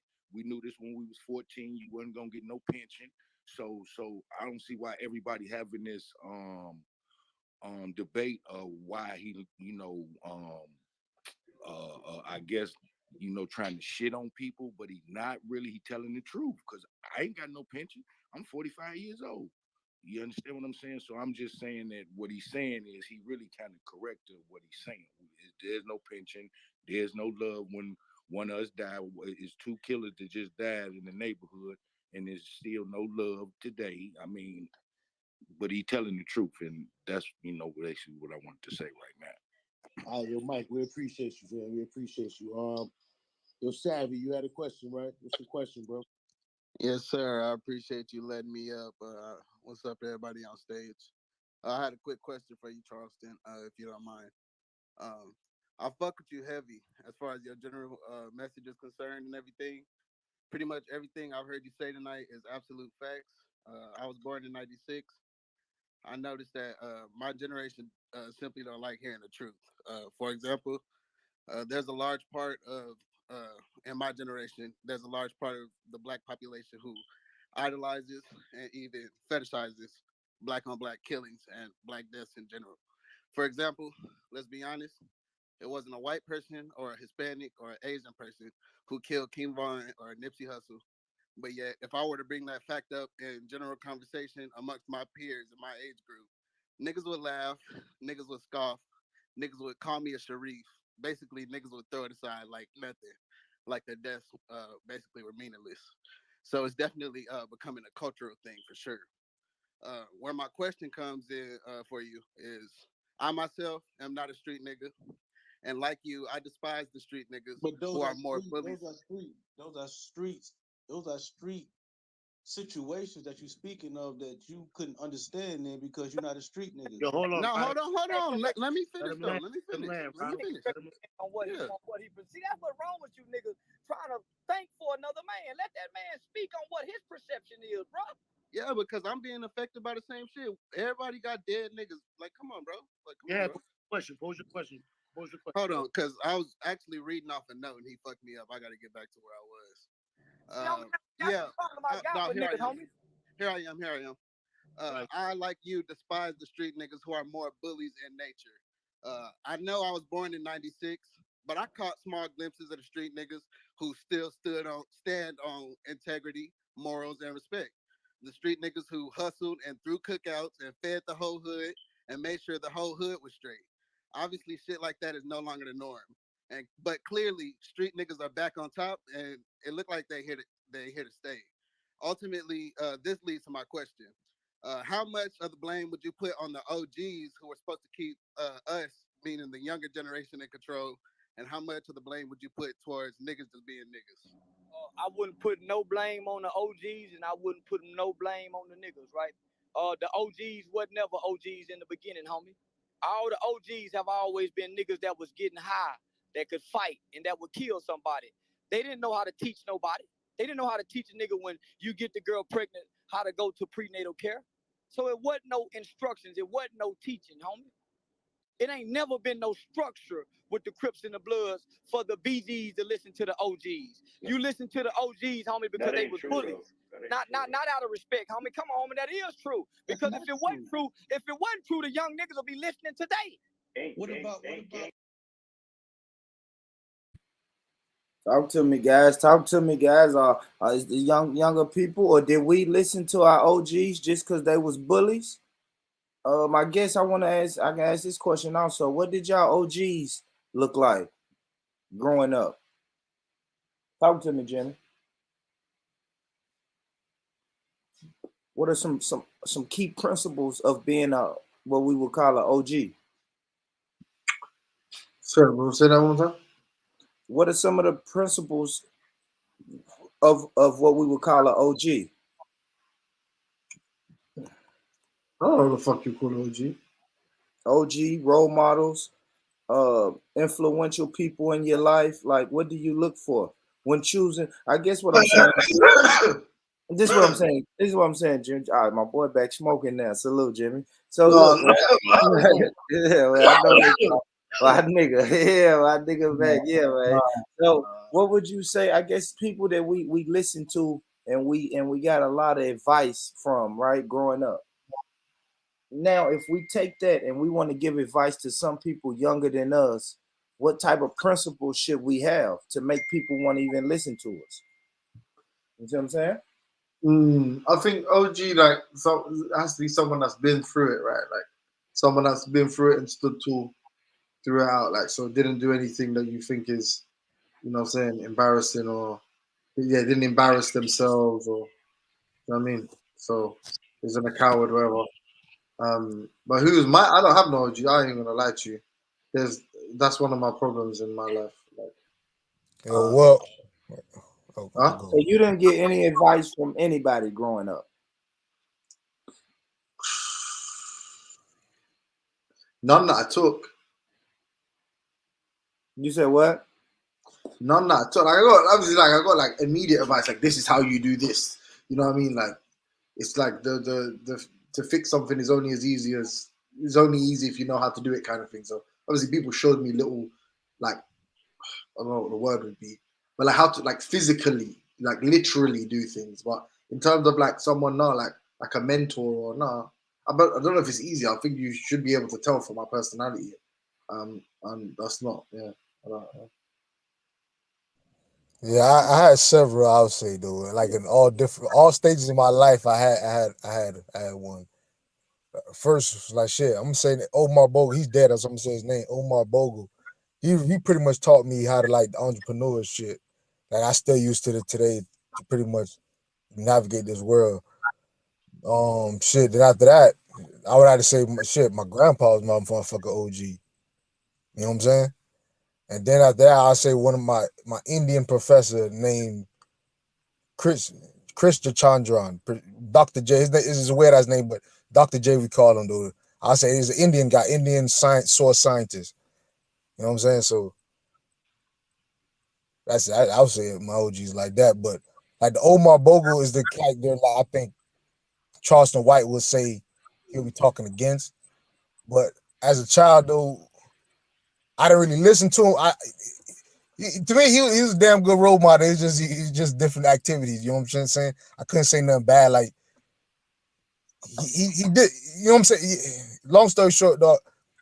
I don't even know the question because you got me thinking about this motherfucker, bro. Like, damn. Yeah, I guess like the main question, like even when we was growing up, or even now, right? It's so much noise out there. So how do we like decipher the people that we can go to and ask questions to? You know what I mean? Like I don't know. I guess what I'm saying is like I got a group of family this is members. how I would know. This is how I would know. A person you could go to with bad news. You could go to bad news and you could go to them with good news. I would say, and you trust that they have your best intentions no matter what. Like you know what I'm saying? All these people I just named, I could do some fuck shit, fuck up, like bad, like in different levels, and Yeah. motherfuckers wouldn't, you know what I'm saying? They wouldn't show you like this, like how would I say it? It was a loving disappointment. You know what I'm saying? It was not like like an exposing, like somebody just wanted to, like they been had some hatred on their heart. They just wanted to say it after you fucked up or some shit, but they actually showed you I guess unconditional love almost. You try to, you know what I'm trying to say? I guess that's what OGs are. They is another form of a person that gives you unconditional love. Yeah, I would say that's what I could say. The knowledge and unconditional love, really, pretty much. Yeah, I respect that. Play some more of the video, fam. Hey, Now, wait. hold on. I gotta ask James this though. James, so you were only child or something? No. So you never looked up Maybe. to your brothers and nothing like your older? Sorry, maybe. Oh, maybe. Okay. Okay. So you're a loner, man. You ain't got like no uncles. I said grandparents. You had any family members you would fit in that role as that's my OG right there. Anything he say, I'm gonna do. Like it was like that type of shit. Never. Like never. No, Now there's people I respected, but yeah, man, there's people I respected and stuff, but it's weird, man. Like, you know what I mean? If ever like we speak away, I can explain, but yeah. But you know what? A lot of people say this about me though, like my whole life people told me, you got a bad attitude. Teacher told me you got a bad attitude. Everyone, you got a bad attitude. But I feel like it's because it's hard. Like, if you don't respect people, it's hard. Like, I don't know. It's hard. It's hard to take advice from someone you don't really respect. And that's why, especially like these videos, this whack 100 guy, he's a fucking disgusting clout chaser. As is this Charleston, whatever the fuck his name is, Charleston White. They're both just super clout chasers. It's hard now when people are like, like for me, the kind of person I am, once you embarrass yourself, like, I can't respect you. And it's like, you could kill me, you could be some super tough guy, whatever, but it's like, once I don't respect you, like, there's no way back. Like, I can't. So, no, I've never had anyone where it's like, not like, that coach shit, like football, like, I'll fucking go for a brick wall for man, like, do you know what I mean? Like, man say jump, I say how high. There's no one in the world ever in my life that I felt like that towards. I'm not saying jump how high, but it's like, damn, you respected him, like damn, I'm saying a father or a grandfather or uncle. Like, damn, if your uncle said go beat that motherfucker ass, he disrespect me, you gonna beat his ass. You never had that? Damn, shit. Like, damn, I don't even want to bring listen, my Uncle Dwight, man, that nigga will beat any fucker his age for me, probably kill him for me. I'll do the same for that nigga. Like, When I was a kid, James, you gotta let your heart open your heart, my nigga. Everybody is not nobody's perfect, bro. Trust me. No, it's not like stop finding fault in people, man. Stop finding faults in people. I see there's mad people that like when we were young, we thought it was like we were special for that reason. Like if I got a problem, I call my friends. Like all my group, all my people. Like we all obviously a couple of my people were like a few years older than me or whatever. Well, actually, to be honest, I was kind of the youngest, but youngest in terms of max 2 years, 3 years. I was talking about, and then so all my friends were my age. Like everyone I came up with was my age. So it weren't like we didn't have no elders or this one was younger, this one and younger, that one. It wasn't like that. Like everyone was man's age. But then at the same time, I weren't really into what other kids were into in terms of all the like the gangster shit or whatever. So no, but the thing is, listen, James. Even if you on the road getting money, you need somebody older to teach you the game. If you in education in the education field, you need somebody older to teach you the game. If you most fields, you need someone who pretty much stares you away. It's kind of hard to navigate life without that, or like you one of these geniuses. So I'm trying to figure out what you don't respect people, you don't respect them, or how? I don't know. Like I told, I don't even lie to you. Like legit, that you know what Bourne said. I read it, that what Bourne said resonated with me. Like when I was a kid, I just knew I was always going to be in trouble. I mean, I just knew it because no one ever let me forget it. Like how how you guys see me online is how I've been like my whole life. Like right, like it's either we're cool or it's just a problem with everybody. And if we're cool like peers. Like we're the equal. You're not. You can't tell me what to do, right? No one can tell me what to do. It's bad. If I could go back in time, like my son, hopefully I have a son, I tell my son that's dumb because you need to learn from other people. It makes life easier. It makes life hella easier to not be fighting every fucking person. Not be everyone like shouldn't be your enemy or your competition. You shouldn't be like that. But I can't lie. That's just how I've always been. So then in my mind, when I'm a kid, it's normal, right? Like, bitch, you can't talk to me like that. Are you fucking high? But then the teacher's like, this kid has got an insane attitude. But in my mind, I'm like, how dare you say I got an attitude? But we're not equals. Like me and her or him are not equals, right? But in my mind, I feel like I feel like you have to treat me with respect, like you don't. You know what I mean? It's like I have to show you more respect than you show me. But for some reason, I was just one of those kids. I didn't get it. But I see many kids like that. I see them to this. I know about kids like that now, where it's like you can't even explain it to them. It's hot because this is how they're wired now. In their mind, they're like, even when you're trying to tell them, they're like, "Don't patronize me, nigga." You know, like you're like, "Yo, bro, you're fucking small as shit." How you talking to me? My grandpa, listen. My grandpa always told me this. That's why he's my OG. One of my OGs. Who doesn't hear will feel, or he who doesn't hear will feel. Yeah, I'm just letting you know. Damn, well, this is a pause one, but they say a hard head make a soft ass. Pause. You gotta pause it. Who says that? Boom. That's a and I ain't gonna lie, OGs need to, hey, another qualification for OG, you gotta have a fucking saying. If you don't have a bunch of sayings, you're not an OG. Like you gotta have a quote. Yeah. I could drop some about grandpa crazy. That nigga's all he got is this nigga was for like a quote. Like I don't even. It's crazy. Hey, so you see that phrase that Bourne just told us. That was the one thing he learned in jail. No. I think my mom used to say that to me, right? All that shit. Yeah, you miss out, but yeah. Pretty much just saying, like, yeah, okay, I keep trying to tell you, you don't want to listen to me. All right, then white folks will show you. You know what I'm saying? You know though, yeah. You know though, yeah.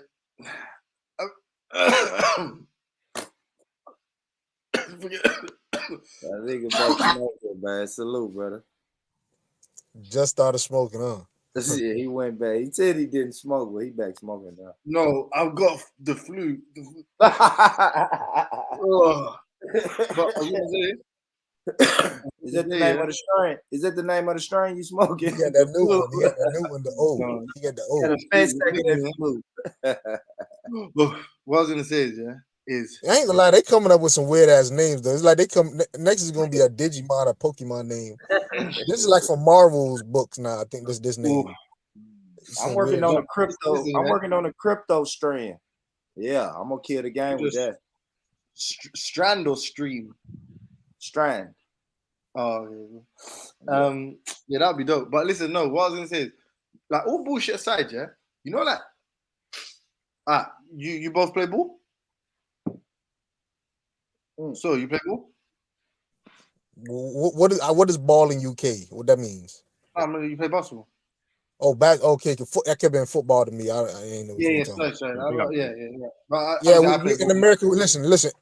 Every American plays all type of shit. So yeah, you like basketball. Cool. I say this, but cool. So get to the run, or you get to the gym, or you get to the park. You start shooting.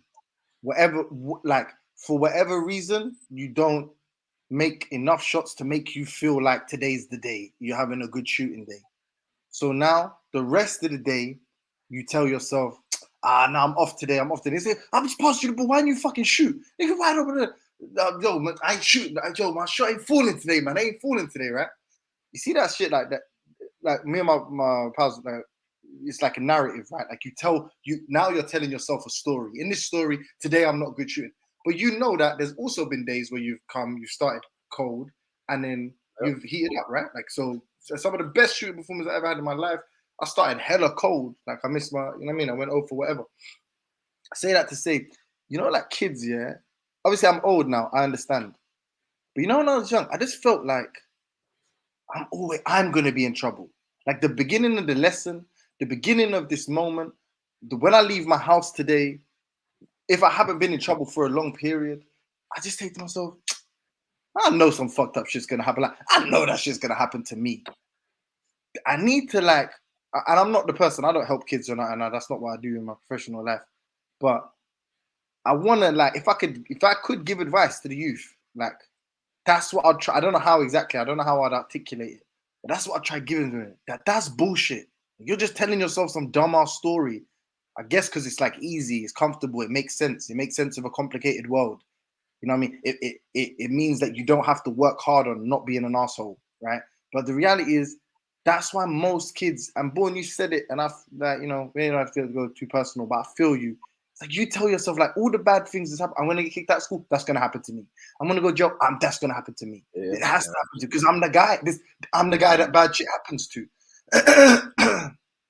Somehow, and another thing though, because like you said, Jimmy, and it's crazy. I'm happy you saying this, because you were saying, I really wasn't like a street guy.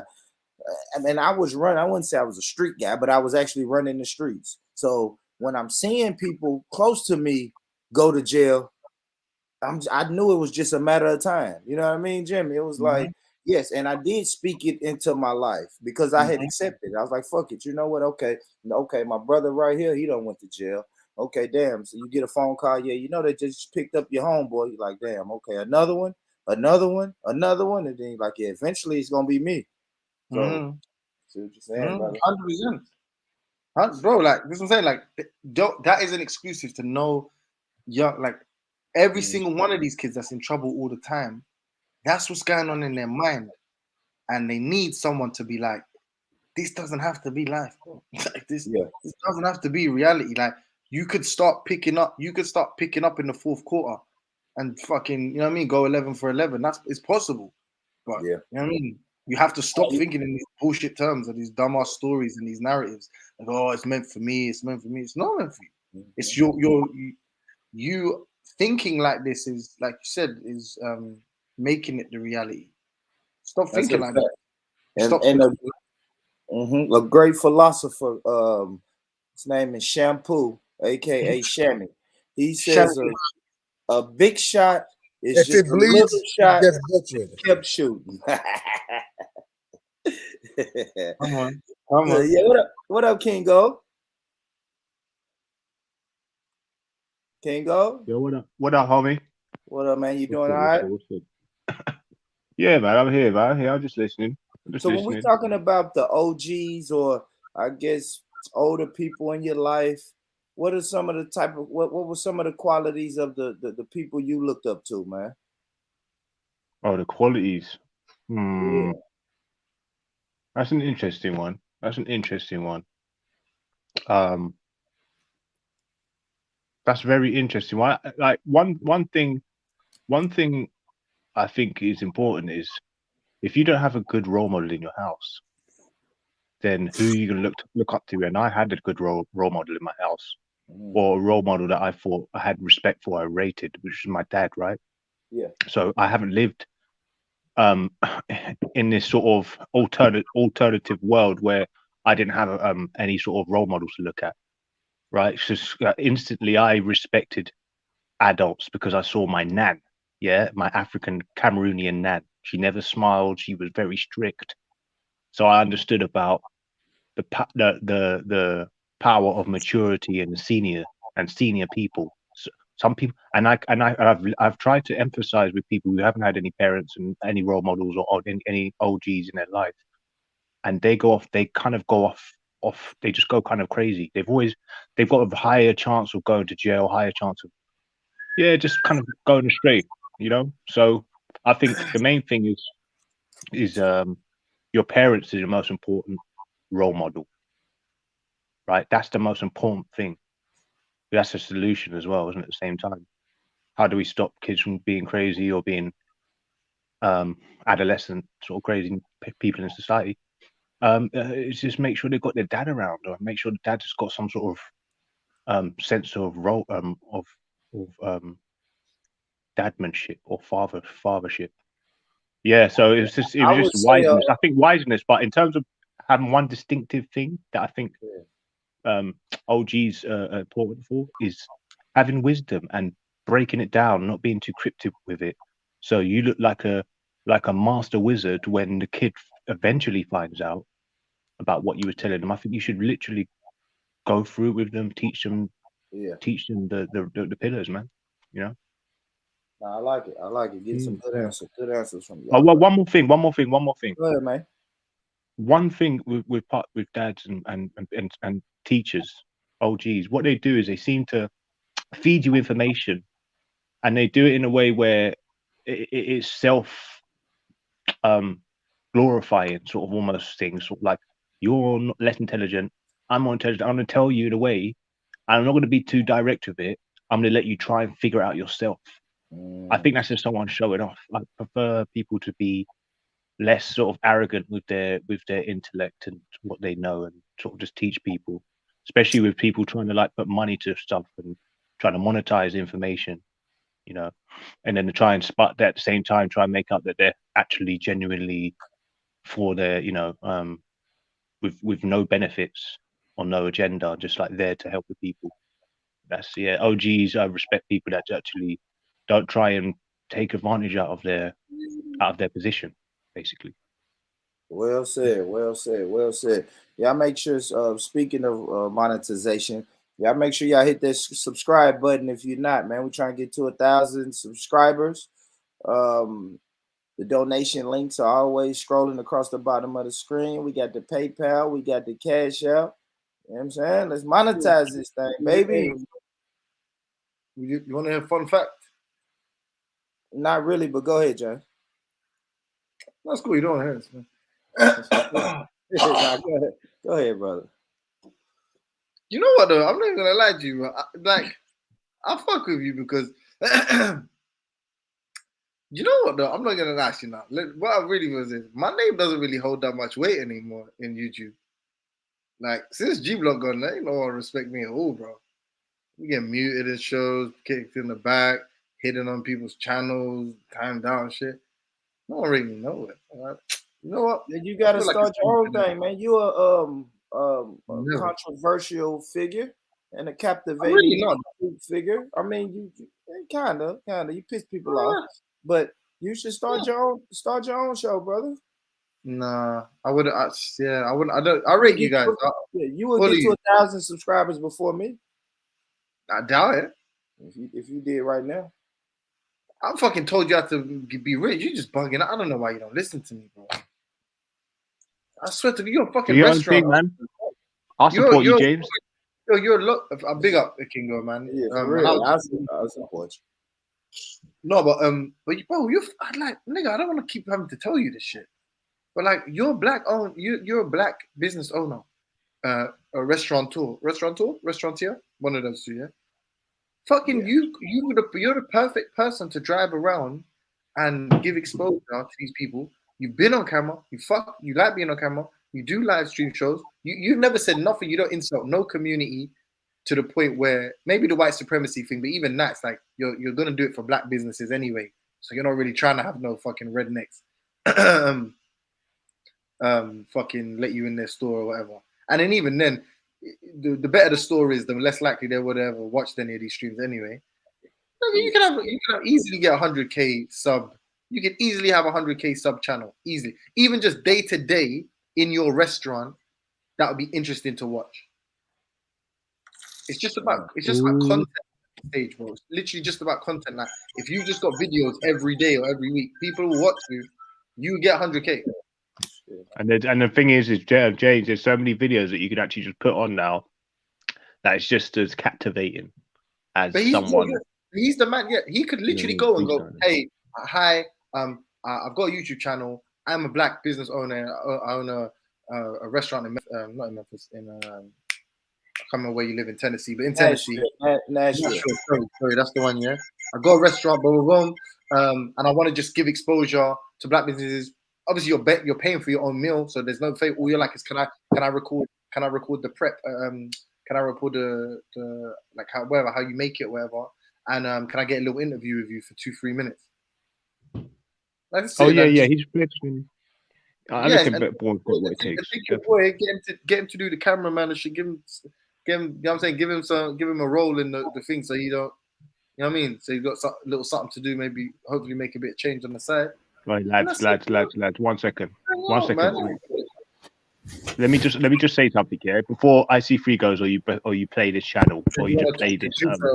Sorry, family. Let me literally just say this here, before anything goes any further. Now, I want you to bring this up, please, Born. Yeah, right. And it's to do with black people and black business owners. Okay. What do you think about their stance in terms of them supporting or being open to anybody to sort of support their endeavors in terms of their business or whatever, right?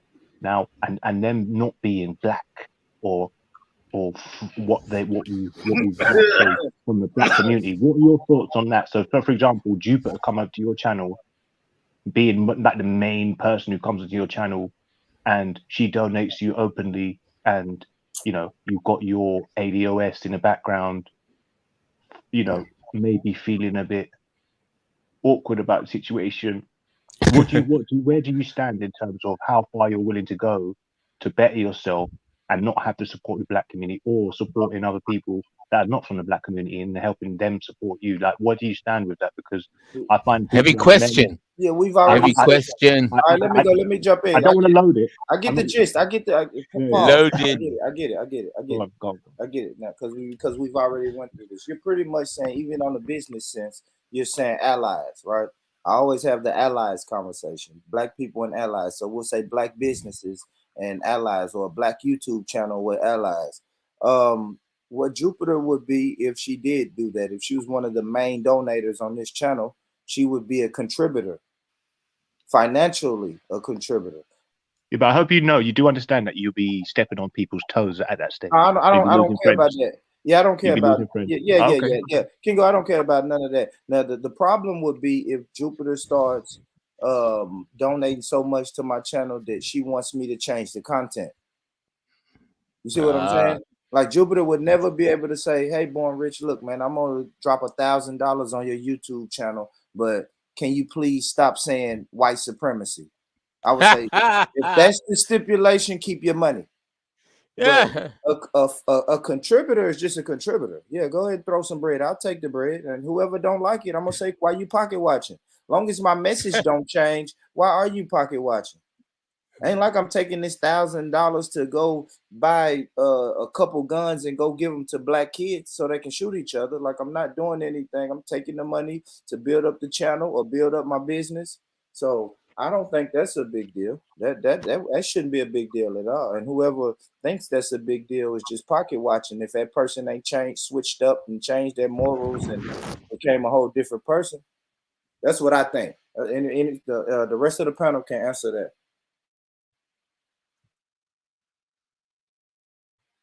Yeah, I want to. I guess nobody wants to answer that, but it's a good question. I'll just put it in the ally.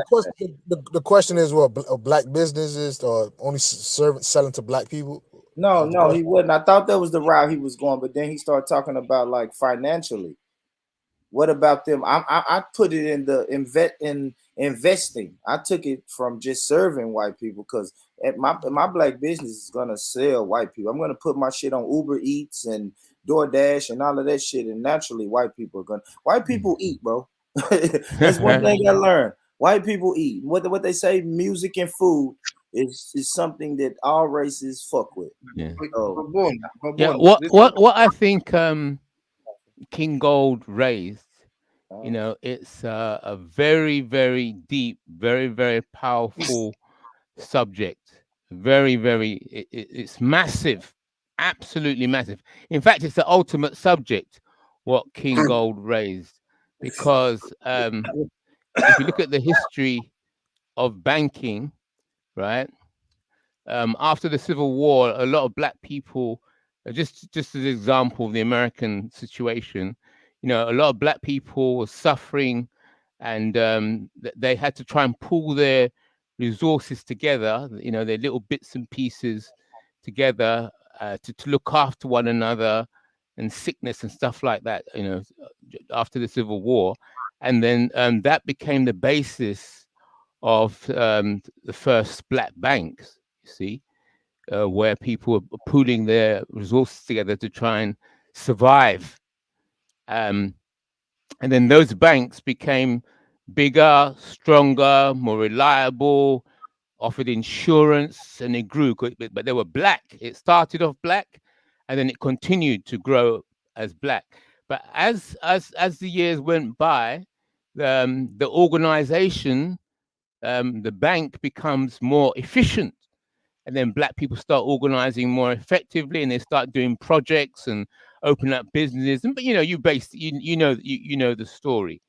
So going back to what King Gold was saying is that when the white supremacists see that the black people are organizing themselves, they're investing in themselves, they have their own bank, they have their own community, they're doing their own burial, their insurance, and they're looking after themselves and becoming independent, then the white supremacists say, well, we can't have this, because if you got black people with money and you don't know how much they have, where it is, and what they're likely to do with it, it's dangerous. They need to monitor exactly what is going on, because if you can't see black people's money, you can't see what they're up to. And so it continued, and then the banks got bigger, and then the old generation died off, and then the next generation come, and then they had all their friends and dinner parties and so on, and then they get involved, and then cut long story short, by about the third generation, you start getting white people wanting to invest in the black banks. We like what you're seeing, we like what you're doing, and then they start putting them. So once they start dropping their money in there, that means that they're shareholders. They're entitled to know what is going on within the bank. And then history has it's the same over and over and over again. That's why there's no black banks. Eventually, they increase in information, they increase in shareholding, and they take over the black bank, and there's no black bank anymore. So all those banks that you traditionally hear that are black banks. They're not. They started off like that, but over time, white shareholders came in, and they are in the business. Are in the business. Yeah, but there's So no I such. said all of There's no, that yeah. because that's what was underlying King Gold's point, as far as I see it. But white people are the majority of the United States. United States are the majority of the world's largest consumer, single nation consumer base. Also, Okay, and so yeah, I'm saying banks are institutions, right? So, correct. and banking system that you refer to requires the purchasing and selling of debt and and the insuring of your holding by essentially other banks, isn't it? By other financial institutions. Regardless of which, there's never a true, if you like, independent bank that can scale. Like, so if you ever would like to scale, you would need to integrate into that system.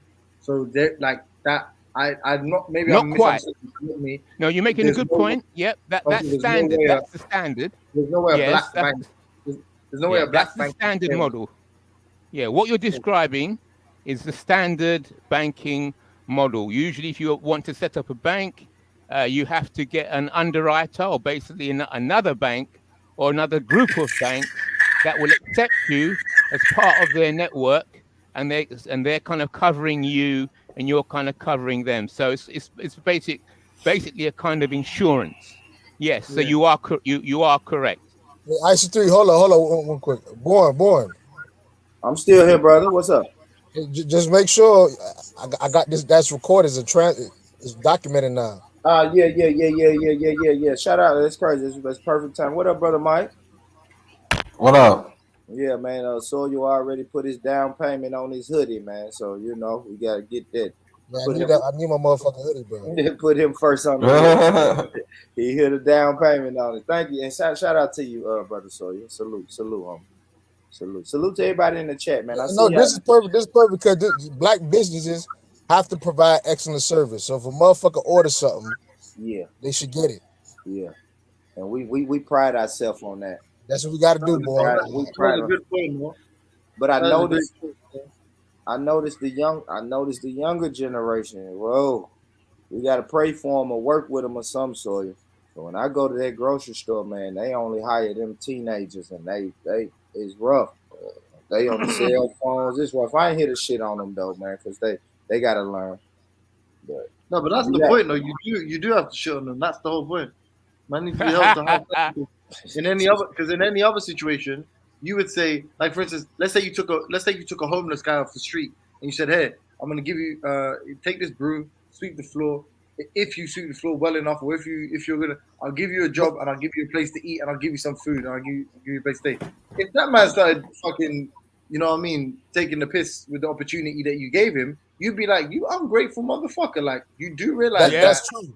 That's true. That's true, but you gotta understand this is a different time though. I'm not a part of that generation. I think you're talking about like 18-year-old, yeah, 19, yeah. We 17. I mean, the principle thing, like bro, it's like But I'm saying, listen, no, their generation about to go into virtual fucking reality. They already play video games with virtual reality on, so like, it's them with cell phones that's like attachment or part of the body. You know what I'm saying? It's like another. It's no, like a I'm third. saying in general, that's a black. Like you made a good point. So earlier when you said, actually, if you want me to support a black business, I shouldn't be supporting it just because it's black. I should be supporting it because of the lack of opportunities they get. That a black business would be the best business ever to patronize because they are working harder than everybody else. That's like But you're not catching what I'm saying though. You're not catching what I'm saying. Then why hire that 17-year-old, 8-year-old? Man, there's probably somebody on No, I'm talking about your first unless point. unless you know their work ethic, there's somebody I guarantee you know that probably can need a job. No, I'm talking about your first point. I'm talking about the first point you made about the hoodie. That's what I'm not talking about the second. I'm saying it's true. Like if you want good work done in this country, you go to a Romanian. Why do you go to a Romanian? Because most likely this man is illegal, so he's going to work twice as hard to make sure he gets that consistent income because he doesn't have the same opportunities that other people in this country have. So it should be the same for black people. However, Black people. No. Hold on. No, I was kind of trolling a little bit. I hear what you're saying. Well, I kind of trolling a little. Yes, I want to have the same standards. I want to have the same standards for black people, yes, as a white business, but I will cut them a little slack. I want better though, because if man are gonna complain to me that white supremacy is holding me down and yada They don't yada get the yada same yada. prices. They don't have the same infrastructure. They don't have the same connections. So it's going to be a little harder. You're missing my point. I'm saying when it comes, unless they this is go how on Amazon black and people take in America are viewed. off. Mexicans are viewed as Mexicans, generally speaking, in America, are viewed as hardworking, right? So you hire a Mexican to, who work twice as hard as a white man, for instance. But black people complain. Who told you that? That's just like generally, it's the wetback. Hell nah, you might see it on the news, but it ain't on the ground. Why do people call hit it on the ground? No, Mexicans band together in like one house and save the money better than anybody else. Yeah, you know what I hear about, man? Steal your shit while you standing there. That's what I heard. Can I ask a question? Why do they call Mexicans wetbacks then? Just out of interest. What's the reason for wetback? I think that's more like Cuban, really. I would think that's mainly crossing the wall. No, they call Mexicans wetbacks. Why? I wouldn't say that they were hard workers. They just the labor is just cheaper. That's all that is. I've never known actually. Why do they? So that is a form of hard work, because now you're doing the job that somebody else would do for half the price. So you see what it is. See, this is the thing about it. You got to understand the scheme that's being ran. Is one Hispanic that's in control of them all. The rest of them are illegals, and they all live with him, and he provide a place for them to live, and he pay them what he want them to have until they get on their feet. So it's not set up. It's to the point like, you got all these. That's why they hire illegals, so they don't have to pay taxes and stuff on them like that. So they get in situations as to where they need the money, and so they'll do it for cheap. But soon as they get on in legal, they hike the prices up. So I wouldn't even say that it's just circumstances that they're in, that they find themselves in when they're new to this country. That's all it is. No, like this. No. This is what you got. No, James, you got to understand this. They'll do the jobs that black people will not do anymore. Yeah, I know. That's the point I'm making. I'm saying, and it's equivalent. That doesn't mean harder working. That's not true. If you go anywhere down south, you got to travel through Alabama, through Memphis, through Mississippi. You will see black people doing these jobs. It's not the fact that we don't want to do them. It's just the fact that they do them for cheaper. We've been outbidded. That's all it is. Yeah, all right. But this is my point. This is the point I'm making. I'm saying, if in any society you claim to be the most marginalized, the most mistreated, yada yada yada, then arguably somebody undercutting, so somebody, let's say, doing a job that you believe not that you're entitled to. So let me rephrase that. Doing a job that you believe that you're skilled enough to do, they're undercutting you. If you don't collectivize and do it for cheaper, you can't make the case then that these people, that you're more mistreated than these people, because such is their self-worth that they're like, oh, you know what? We'll do this job for cheaper than other people. We don't need to be paid as much as that black guy. No, James, that happens though. Saying, I ain't gonna go as low as some Mexican. But then you can't say then that black people are the most mistreated people in the nation. Listen, man, I just told you the scenario, man. It's one Hispanic that's in control. The rest of them are illegal immigrants, man. So they do this because they have no other option. Now, once they get legal and get rights like everybody else and come out of hiding, they change up on you. They switch up on you, man. So I don't know what you're talking about. And you know what I mean? You can't compare our plight with the Hispanics' plight. You know what I'm saying? You can't do that. No, James, hold up, James. In terms of working hard, I'm saying if people want to, if a black person, a black shop, a black whatever, sold something for cheaper than another shop, then even, maybe there's some racist, some prejudice. James, do you know how it works? Hold up, James, you're making leaps. Hold on. Let me finish what I'm saying. Let me say it because he asked me. No, but hold up. You said something earlier and then you just kept going. I didn't even get the cut in. You just kept talking. I didn't even get to address the first part. I was trying to say. Well, all right. First, you said that why don't black people get together and collectivize and have a lower price? No, black people actually got together, collectivized, became contractors, and actually maintained a higher price. So that's why you see black contractors in electrical engineering, construction. A lot of them do it for themselves now, like sole proprietors. They pretty much are business for themselves with their own name. So I know a lot of Jamaicans do that. I know that for sure. But so another thing is, no, you know, go. I'm gonna let you address. You go finish your part. Then I'm gonna just go. It's gonna be rude if I just No, I'm listening, bro. You go. All right, another thing is this, man. We're not. You cannot just say that they're harder working than us if they would take a lower price. The reason is this: is because if I buy something at $2,000, and if I buy something at $2,000, I cannot sell it for 50. I mean, I can't sell it for 15. I mean, I can't sell it for 1,500. I got to sell for above $2,000 just to make break even a profit. If you're telling me the Mexican is getting it for like 1,500 and he can sell it for 1,500, how do you want me? How are you gonna say he's working harder if he could just charge a lower price? Obviously, he's working harder because he's got less provision. But there is actually a benefit in that. No, you said hard working. That's the main premise is harder working. Yeah, but I'm saying it is in it. You have less provisions. Who's working harder? If we both work 12 hours a day and one of us works 12 hours a day without fucking food, who's working harder? You or me? No. I just we went back to business. You said because it's my price. I know. That'd be working dumber. That'd be working dumber. That won't be working hard. That'd be stupid. Why would I sell for lower than I got it for? Why would I? Hold on. But guys, look. You said like, come on, bro. All right, dumber. That's semantics. You want to say dumber? Why is it dumber? I ain't no goddamn semantics, nigga. That's dumb. If you working without eating, that's dumb. Ain't no way around that. Ain't no semantics. Can I finish? It is that's dumb. What would that be other than dumb if you working without getting? Man, you dumb. It's simple. All right. That shit ain't complicated. Bro, please don't interrupt me to say it's dumb because I heard you 7 times. I know. At the end of the day, the tacos don't work harder than us, man. At the end of the day, man. I don't give a fuck what you say. I don't give a fuck how you paint the picture. I don't give a fuck. The tacos don't work harder than us. They never will. They get robbed. That's what they do. But they dumb. Do you have a star? They dumb. That's why. Fuck them. Why do you keep repeating this? I don't get it. I heard you. I understand you. Fuck them niggas. Okay. And then you got 12 of them living in the same fucking house, a 2-bedroom house. You know, shit. It's just they hiding, man. They illegal. They under the grid, so they can do that type of shit. Guys, you don't like Mexicans. We get it. I get it. Yeah, no problem. The point I'm making is, if someone's working dumber, why is it dumber? Because it's more difficult. What's synonymous with difficult? Fucking hard. So just chill out, man. We don't have to argue over every little bitty thing. Man, I'm trying to explain to you what's going on with that, man. It's one Hispanic that's in control. They're not doing this. Listen, man, they're not doing this by choice. It's like some type of on a borderline slavery type of shit with these people, man. When they come over here, who knows? The fucking mafia, the motherfucking drug kingpins might send them over here, and they owe money, man. They gotta work off, just like the women. They gotta sell that pussy to work their way into good graces and pay for their freedom, man. That's all it is, bro. I hear you, man. I fucking hear you, right?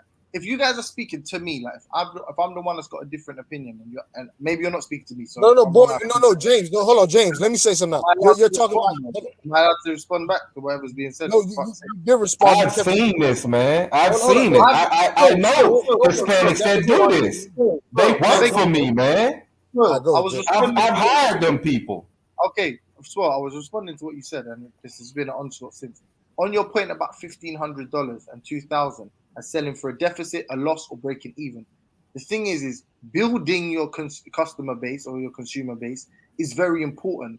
Undercutting your competition to build a consumer base is obviously logical, and an example of that, to be really simple, is what the gentleman just spoke about earlier when he said the Mexicans start off cheap. As soon as they get their legal status, the Mexican who's responsible for all of the illegal immigrants, are working for, he then raises the price because they're legal and they have the right to stay, for instance. Yeah, it's a similar practice all around the world, and we see it all the time. Due to inflation, prices of products, loyal customer bases, as a result of inflation, end up paying more for products that they have grown to be come accustomed to. That's just regular. That is business 101. So it's the same principle. It's like if you right now can't beat your competition, you undercut them, maybe run at a loss. Some of the biggest companies in the world, your Ubers, your whatever, they operated at a loss, like obviously minus salary, for years, for tens of years. Some big companies. That's because they realize that growing the customer base, and their investors realize that growing the customer base is almost more important. So that when eventually their overheads, like because of the volume, the overheads diminish, they're going to be raking money in. So just that potential earnings in the future is enough to make people say, No, James, hold up. Now you threw another asterisk in a variable. Now you're probably talking about like monopolies or people who have a niche market. We're just giving you generics, like he said, tacos. I'm talking generic. No, because you just named Netflix and like companies that actually. I said Uber. I just said Uber. I said Uber. No, but all these are Uber was kind of a niche thing. That's why you had the Lyft copy it. You guys got Bolt or some shit in UK. It was a niche idea, but we're talking about like construction, tacos, food, basic shit. We're not talking about these revolutionary companies and all that. So when we get back onto that level playing. Okay, I can see that point with Uber and all that. That's an outlier. I'm talking about regular average Joe company. No, but any in commerce operating at a loss does not. No. The reason why I'm saying it because no. Let's get into it then. Where's the capital coming from for the average black person? They're supposed to run at a loss for how long with how much capital? You're talking about Uber, they already had capital, intellectual property where they got loans from investors and all that. We're talking about a black person who's trying to start up a business. Him to run at a loss for what? I know I'm saying you want to be a customer, but you know you can still maintain this. Hold on, stop. With marketing, advertisement, all that, because the stuff that you're into, you can still charge the same price and make profit or break even. You don't have to sell out. You have to go at a loss. The thing is, we're not saying work harder. We're saying black people are going the smarter route. It may not look smarter to you at the end of the day, but in our world, brother, like obviously they're not though. Let's not like kid ourselves.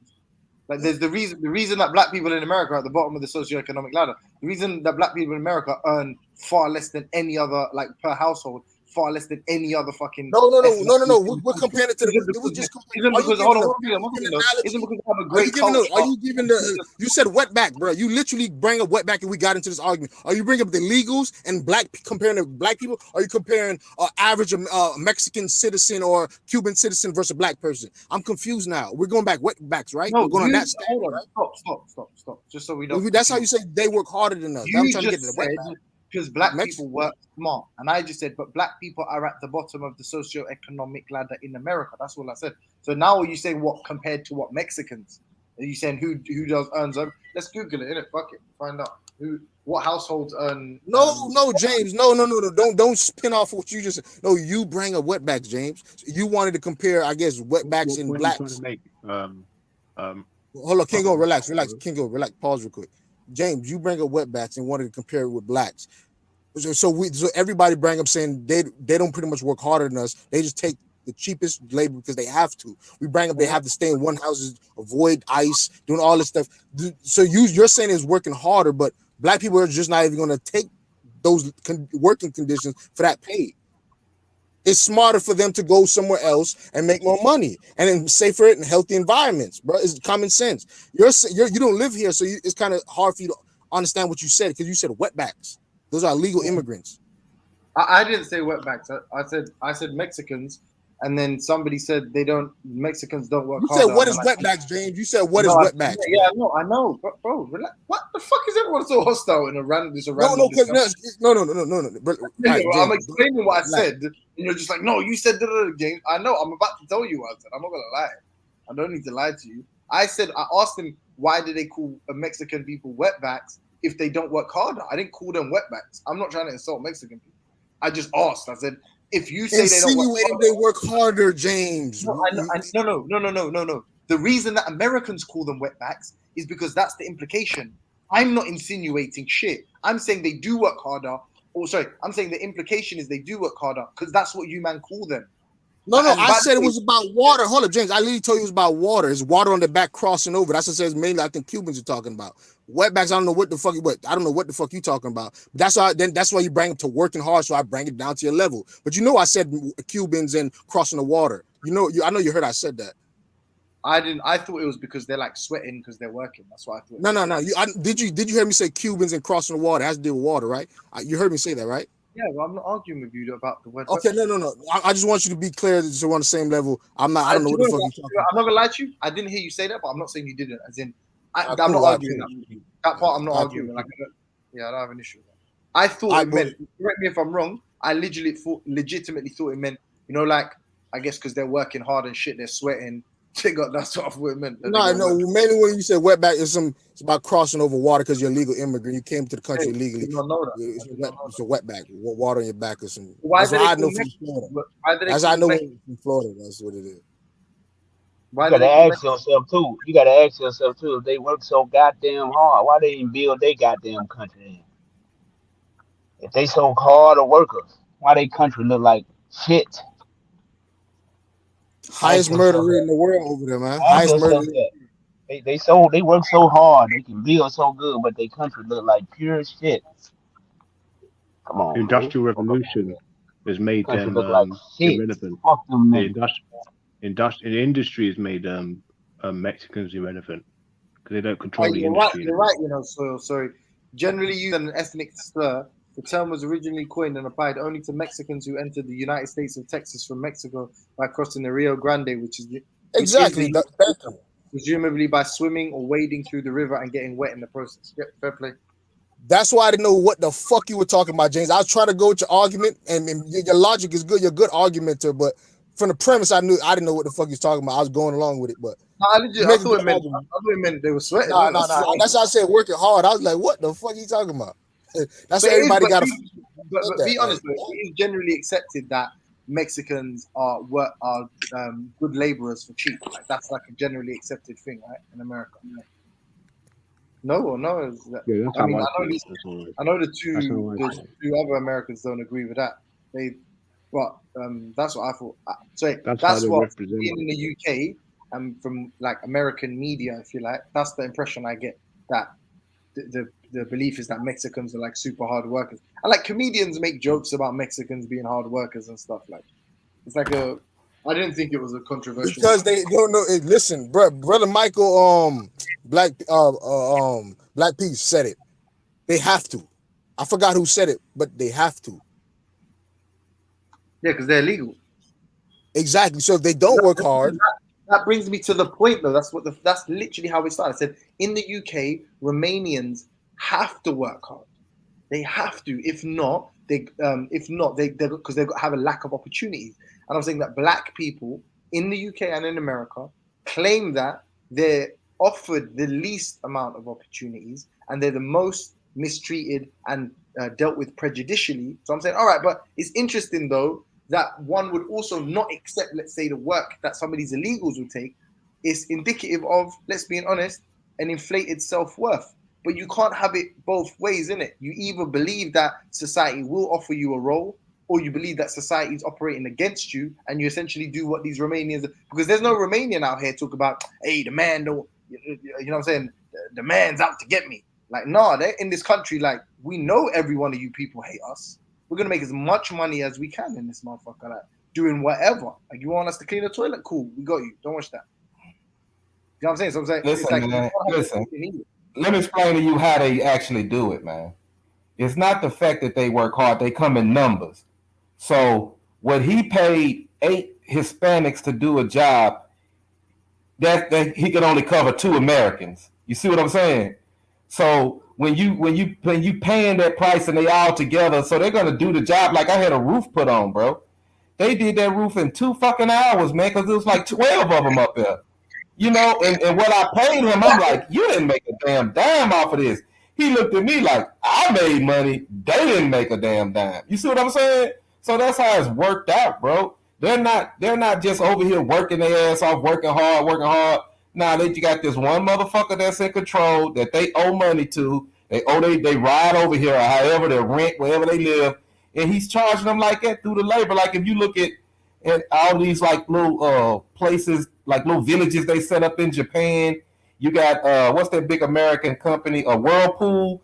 They set up a whole village over there, got a warehouse going on, and got all of them working for them and living in the apartments that they set up, and they take the rent out of their checks, man. It's the same thing with the Hispanics here, bro. They just got one that know English that's legal, and he work them. Simple.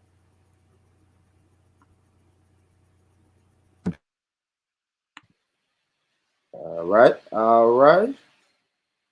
Fellas, what y'all want to do? Y'all want to move on? Or we still here? Talk to me.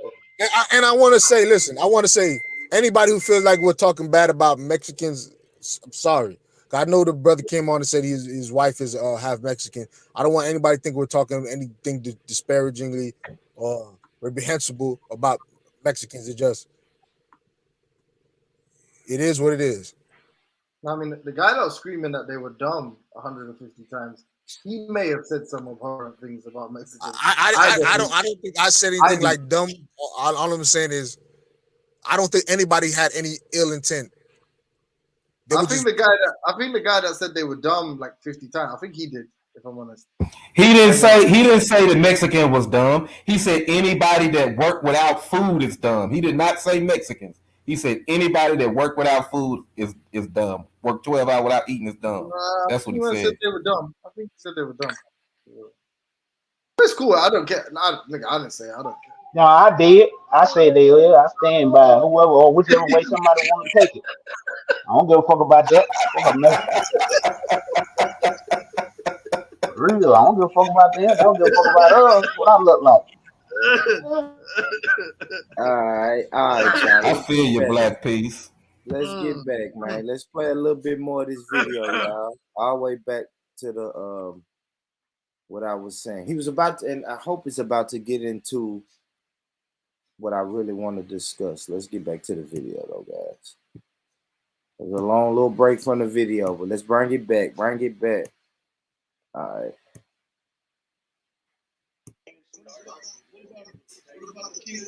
Just who changed his name to Chief Malik. And, You say who? Chief Malik. Jeff Man, I Ford. don't know nothing about them, nigga. Who is that? I don't know him. Who is he? What he do? What gang he? I don't know nothing about them people. That's the king of the Black Peace Stones. Man, I ain't never heard of them, nigga. We only know Crips and Blood. I mean, don't know about no Black Peace Stone. It's some Bloods. We don't know. Listen, homie. We don't know nothing about no Peace Stone, no gangsters. They didn't Hollywood us with those. Nigga, they gave us Crips and Blood. They don't give us Black Peace Stone Michael Jordan. They give us Blood and Pyru and Crip Michael Jordan. They didn't make songs about Blood and Peace Stone. They made songs about Crips and Bloods. Crips and Bloods was commercialized. See, that's the point y'all missing. When Crips and Bloods originated, points too. You know what I mean? Man, I done heard so many. I done been with Baba Louie. I done been with Cappuccino. I done been with all the originals. I done heard them all about what done started. Man, fuck what it started. Look what it's still doing.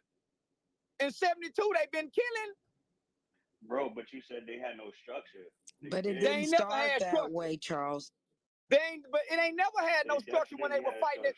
Man, listen, when Raymond and Tookie and them met up in St. Andrews Park, it wasn't no structure.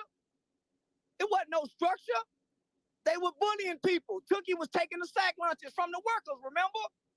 It wasn't no structure. LB, Pyru's testified against LB. How was that structure?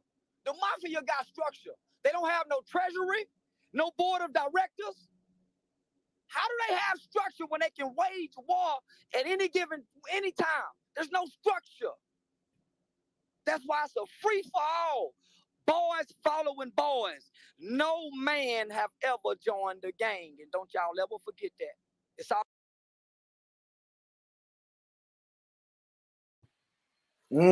True statement or not, no man has ever joined a gang. Somebody talk to me. Interesting. Yeah, Interesting. Yeah, I would say so. Yeah, I would say no man have not no man that know you, man. You feel me? But no man that is not part of an order, an organization of other men is worth nothing, has any power whatsoever. You have to be part. This word gang, gang organization is the same thing. They're just fancy words for the same thing. The police are the best gang, most organized gang, state gang. It's a gang. It's a group of people organized for a particular purpose to maintain a certain situation. So, and if you're not part of a gang, if you're not part of an order, then you will serve somebody else's order. You will be crushed. So no, there's no Superman individual running around doing this, that, and that. No way. You always come up against an order of some kind. And each order has its strengths and tightness and networks. And the stronger your order, the larger your network, then the more power you can wield. Simple. Banking is gangster.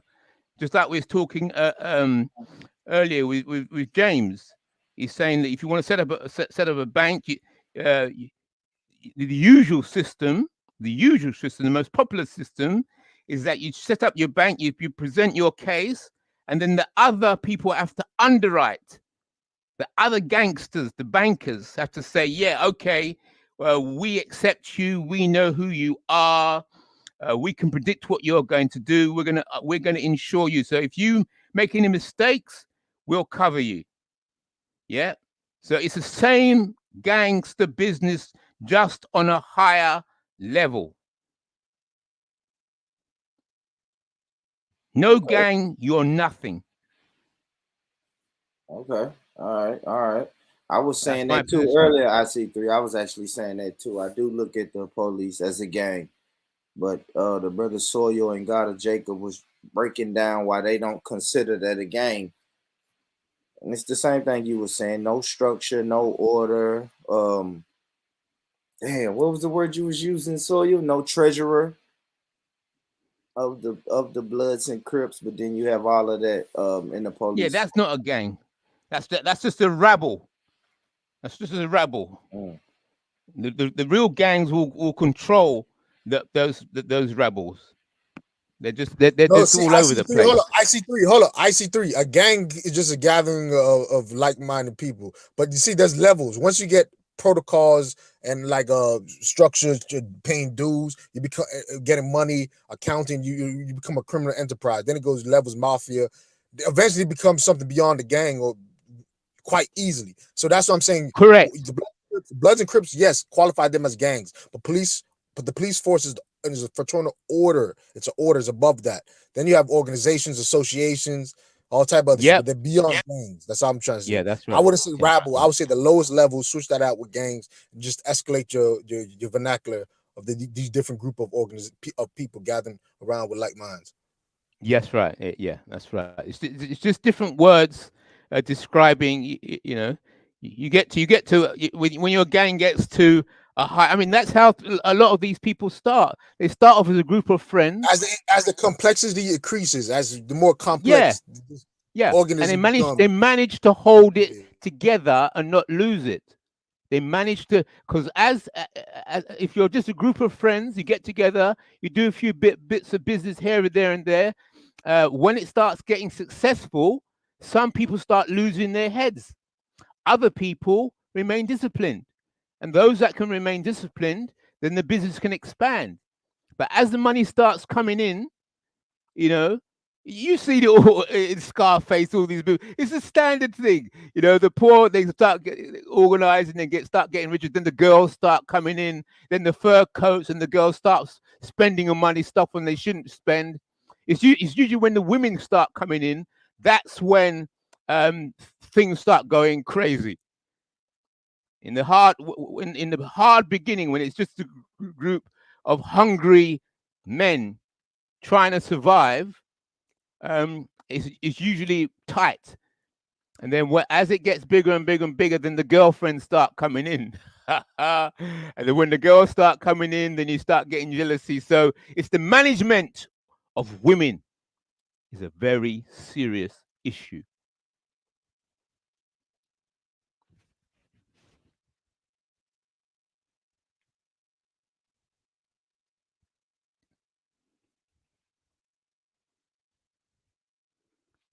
My bad, family. Let's play some more of this video. Always been a boy. Raymond Washington was a boy. He went to prison. and he went to prison and he got to meet some men that told him, nigga, that ain't the way. And he came back with a black liberated mind, but Tookie and them was already out of control with no structure, a bunch of bullies. That's why the Bloods had to form. Everybody was bullying. Tell the whole story, brother. Yeah, whack. From the west, whack.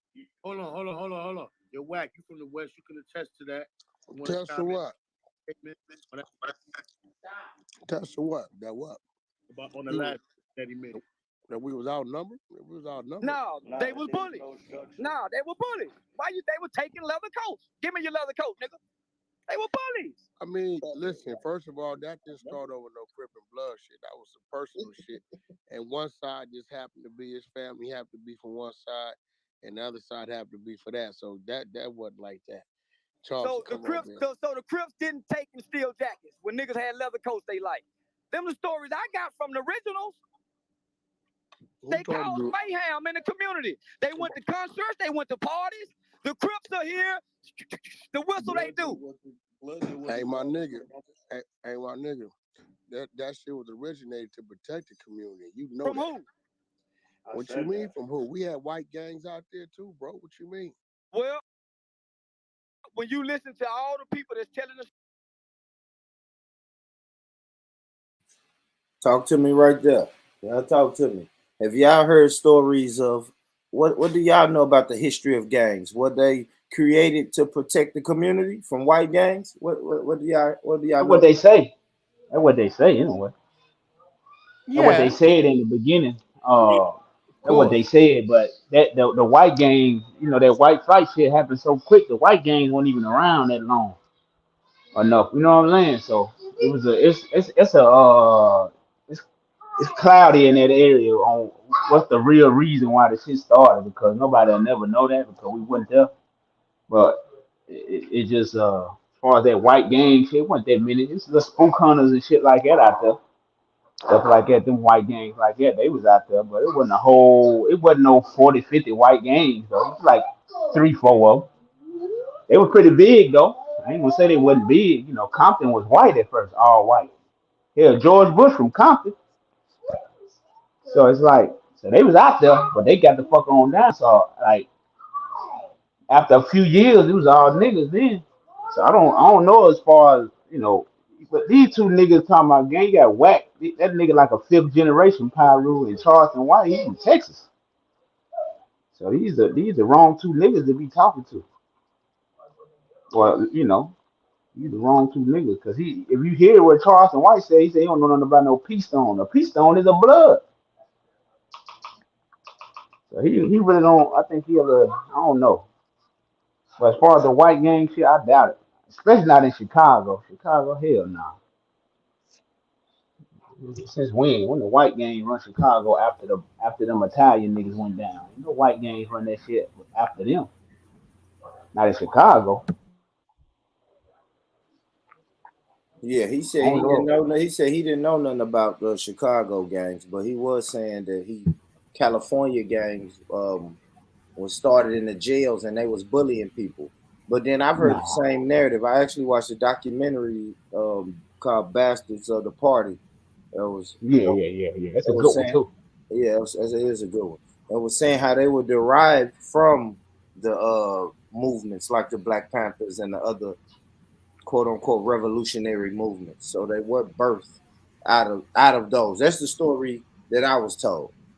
Yeah. I got the Raymond Washington book. He said he was so little, he only just used to see them niggas. He said he would never was able to get around them. They told him he was too little to join, all that type of shit right there. See, before Raymond Washington started his shit, he was it was a gang called the Avenues before then.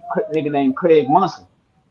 And they ain't let Raymond join that either. So he started something called the Baby Avenue. So like he said, he just watched these older niggas do this shit, and then he decided to come up with his own shit. That's pretty much what happened. He was just imitating what he seen from two different aspects of life. He seen the Black Panthers, and then he seen the niggas from his neighborhood doing their thing. So he just put that shit together. That's basically what he did. He seen both aspects. Okay, I see these bodybuilder beat your ass type of niggas, and I see these revolutionary niggas. Let me put both of that aspects together. Nigga was 15 when he started that shit, man. So you saying he started that to protect the community, right? I don't know because I can't. I can't It's say just that the nigga. dichotomy of being black in the hood, man. Yeah. You see the positive and you see the negatives. You know what I mean? And he's just a product of his environment, man. And and what would the government? The government would love to see the ex-revolutionary turn to gangbanger and criminal. You know what I'm saying? So they put the drugs in, man. What's the author of Chancellor Williams? What's that book? Damn, everybody read that fucking book. I can't think of it, but Chancellor Williams said it in his book, man. The Destruction of the Black Civilization. Mm. Mm. And I know this Charleston white nigga. I know he know P Stone. I know he do. He just saying this shit because he be being an asshole. He know who the fuck they are, man. He ain't fooling nobody.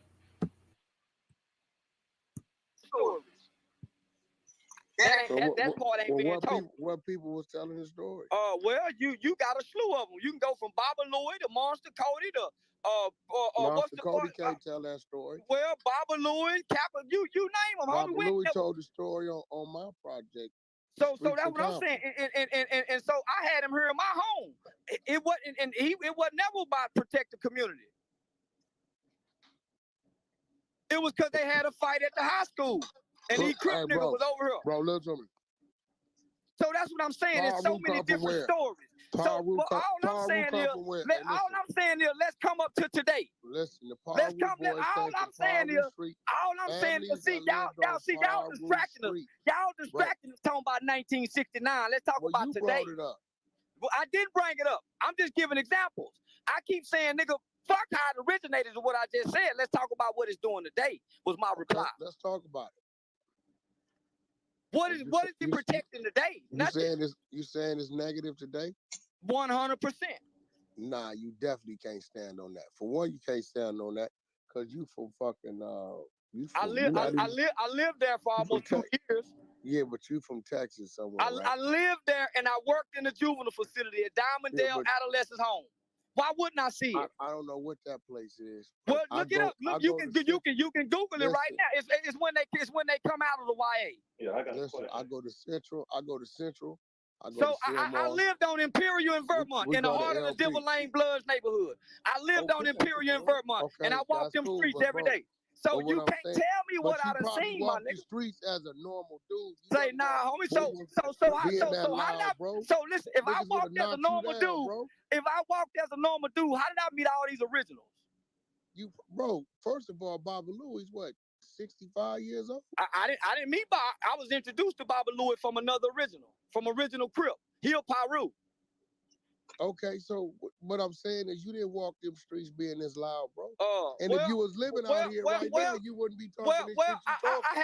I had no reason to be this loud because I didn't have a problem. Listen, homie, listen. If I lived in California like I'm from here, if I was from California like I'm from here, I'd be just as loud, nigga. So you telling me if I was from California like I'm from Texas, I would be just as loud. So you answered the question. You wouldn't be. Yeah, because I was loud. Listen, California looked over here at me. Nigga, that's all I'm saying. California looked over here at me. And nigga, they got what they were looking for. Nigga, fuck y'all. Y'all bullies. What you mean we bullies? Just y'all bro, gang banging you is watched the bullying. motherfucking movie and decided. Nigga, gang banging is bullying, nigga. No, it ain't. No, it ain't. Come on, homie, gang banging is bullying, homie. All you niggas is cowards in them gangs, homie. Who we bullying? Each other, the community, the people at the store, the bitches, brothers you fuck with, the houses you live in, the parks you lay in, the corners you sleep on. What you mean? The corners you sleep on, nigga. Not big roots. Well, you can't bully no more, nigga. You was 6'9", so I ain't talking to you, nigga. Stop personalizing. What you mean? You can't bully no more, nigga. Let a bully talk. You can't bully no more, nigga. You up here with. Let me ask you this. I see through you there, brother. Let me ask you a question. Yeah. All right, let me ask you this. All right. So when you hear gangs, right? No matter if you want to put them in organizations or whatever your interpretation is of gangs. Do you think bullies? Because I keep hearing that narrative. Gangs bully the community. They bully other people. They bully other gangs. Yes, they can. They can. That's right. If the gang, the gang, when it's set up, it has a purpose. So some gangs are just look. We just get together. We're just trying to survive. We don't know nothing about community. We don't know about anything else. And we just got to do what we got to do, and rob who we got to rob, and try and get by. So some groups get together, and that's their basis. Other groups get together because they want to try and defend the community for something. So the gangs form around a basic ideology or a mission or purpose. Gangs form around a purpose. Well said, brother. Well said. Another thing, I see. Good to have you on the panel too, brother. I know you said you was, under the weather, so they say. So yeah, I just come out of hospital. I got COVID, so just come out for So yeah, I'm under the weather, so can't sleep too well. You're fighting off COVID, yeah, like a G. Yeah, I'm fighting the COVID, man. It's good to hear you on these panels. Yeah, the ambulance just dropped me off today, so I You need tried to to stay clean up alive the for a little house a bit bit. longer. Okay. Yeah. man, shout out to you, brother. Get well soon, man. They trying to make it where you don't fight white supremacy. See, that's a distraction. That's right. That's a distraction. Yeah, I'm saying? That's the big game. Yeah, take That's your the big mind off game. of white supremacy for a minute, and they gonna put your mind on that. Yeah, man. Yes, Keep fighting, that's brother. right. Keep the fight going, brother. 24/7. Kingo Gold, I guess I'll ask you, brother. Gangs. Is gangs synonymous with bullies in your eyes? Yeah, unfortunately, regardless of like the beginnings of it, trying to defend the community is a good. I think is a good motive.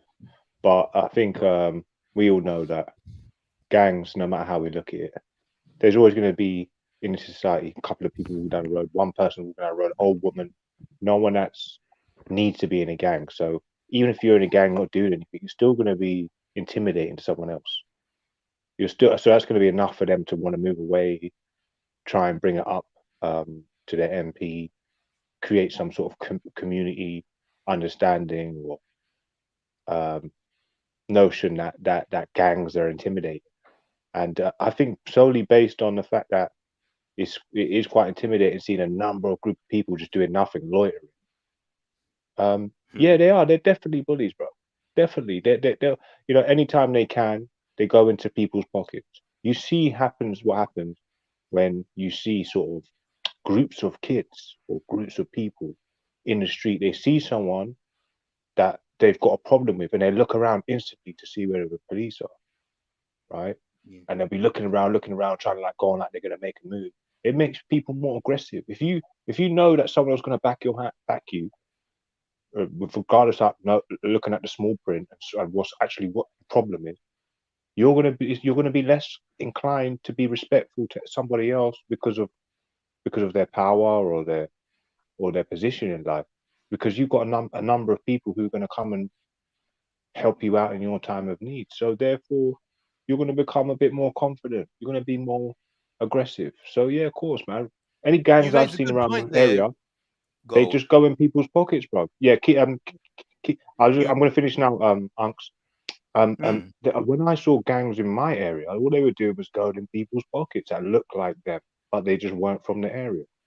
And this is where we can see the trickle down effect of postcode wars. But go on, Uncle. Yeah, you raised a good point there. I like the way you kind of moved it into politics. See, gangs and politics. See, gangs.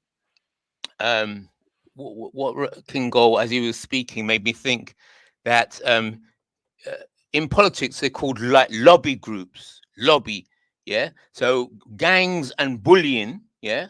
If we're going to go along the theme of gangs and bullying, right? The bully or lobby, Yes. So sometimes you have a state, you have the government, or you have the council.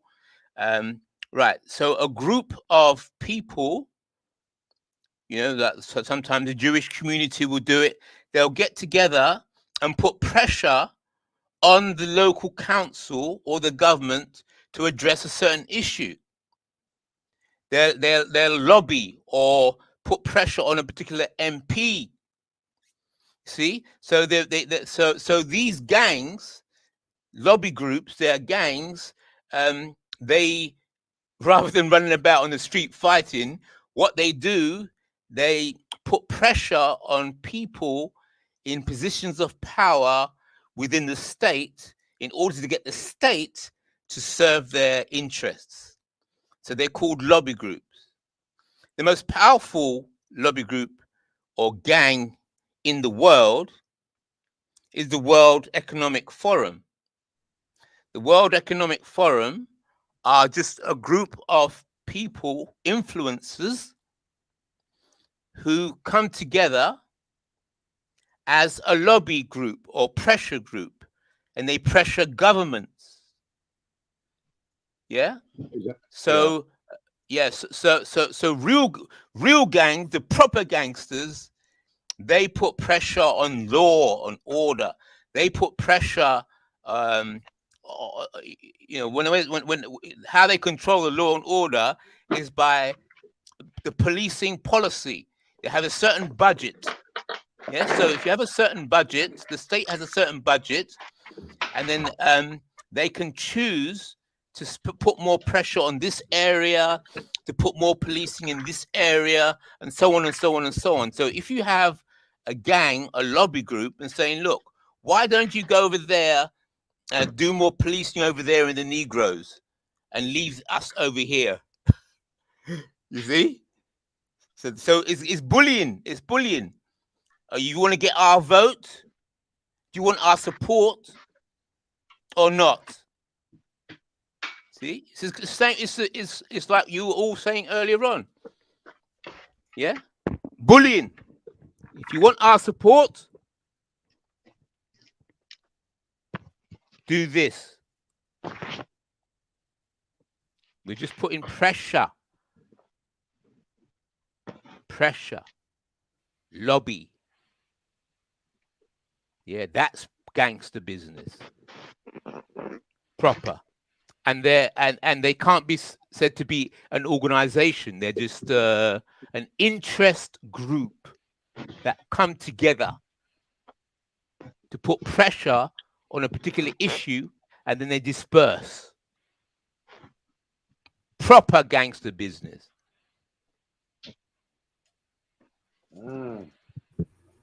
So you saying it's more of a mobilization versus an organization? They mobilize to be bullies. That's right. They have no organization. That's right. So that's what King Gold made me think as I was listening to the conversation. I thought I started to see the difference. Yeah, that is where the gang fits in, because it's not an organization. It's not. Yeah. It's they just come together, do what they need to do, and disperse again. You can't pin them down. So they can put pressure. Pressure just arrives out of nowhere. Pressure. All of a sudden, everybody's upset. Yeah, you exactly right on that point. Yeah, that's how that shit works for real. Yeah. That's I'm just exactly realizing how it it works. now through this conversation. I never thought of it this way. Yeah, that's exactly how it works. I swear it is. That's exactly how that shit works. It ain't nothing to organize like motherfuckers think. But that's the best way though. Best way is to be dispersed like that.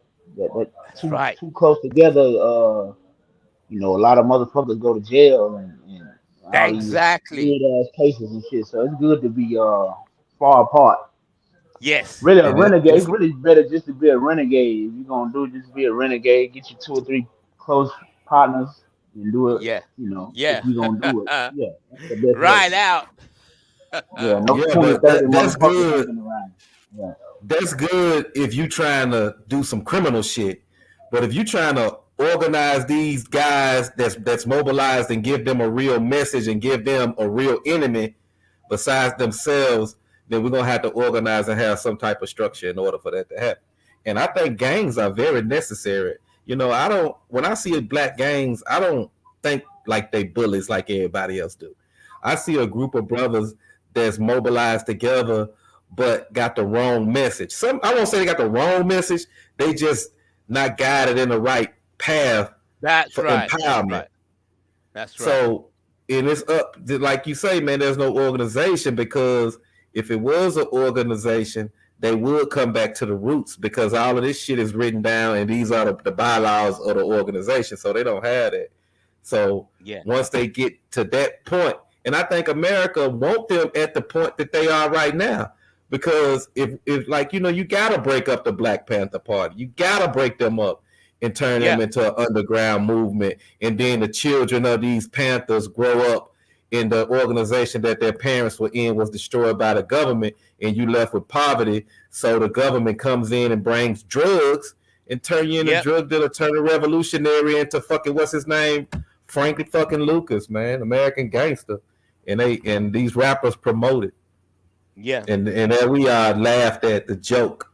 But our gangs are real, and I just think they all need to just come together under one flag. And like if they like, but I know it's a lot of shit, especially in Chicago, a lot of shit that can't be forgiven. Motherfuckers just gonna have to die. You know what I'm saying? I'm mature enough to understand that part of the gang mentality.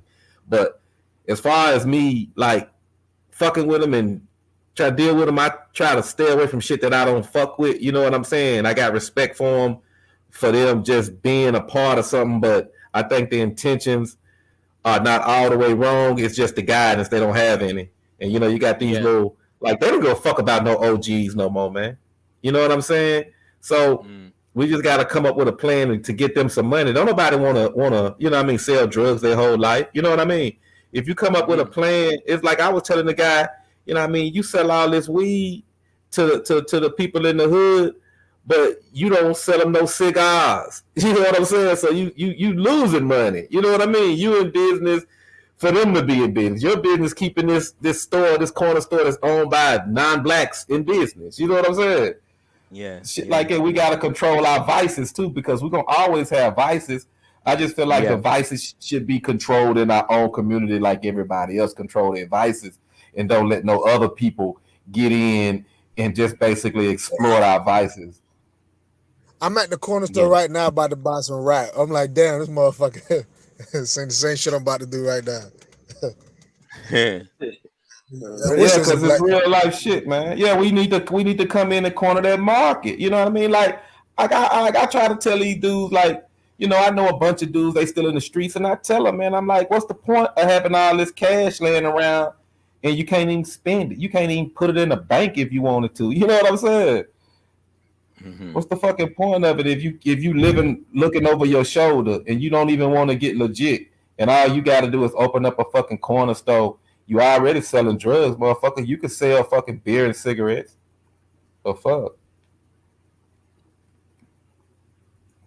And also, I think these young people, they're not stupid. I mean, I'm sure they can see and understand the things that some of the elders are saying.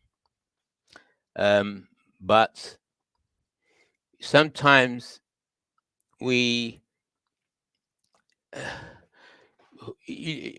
how do you teach them to manage the corrupt operators within the state?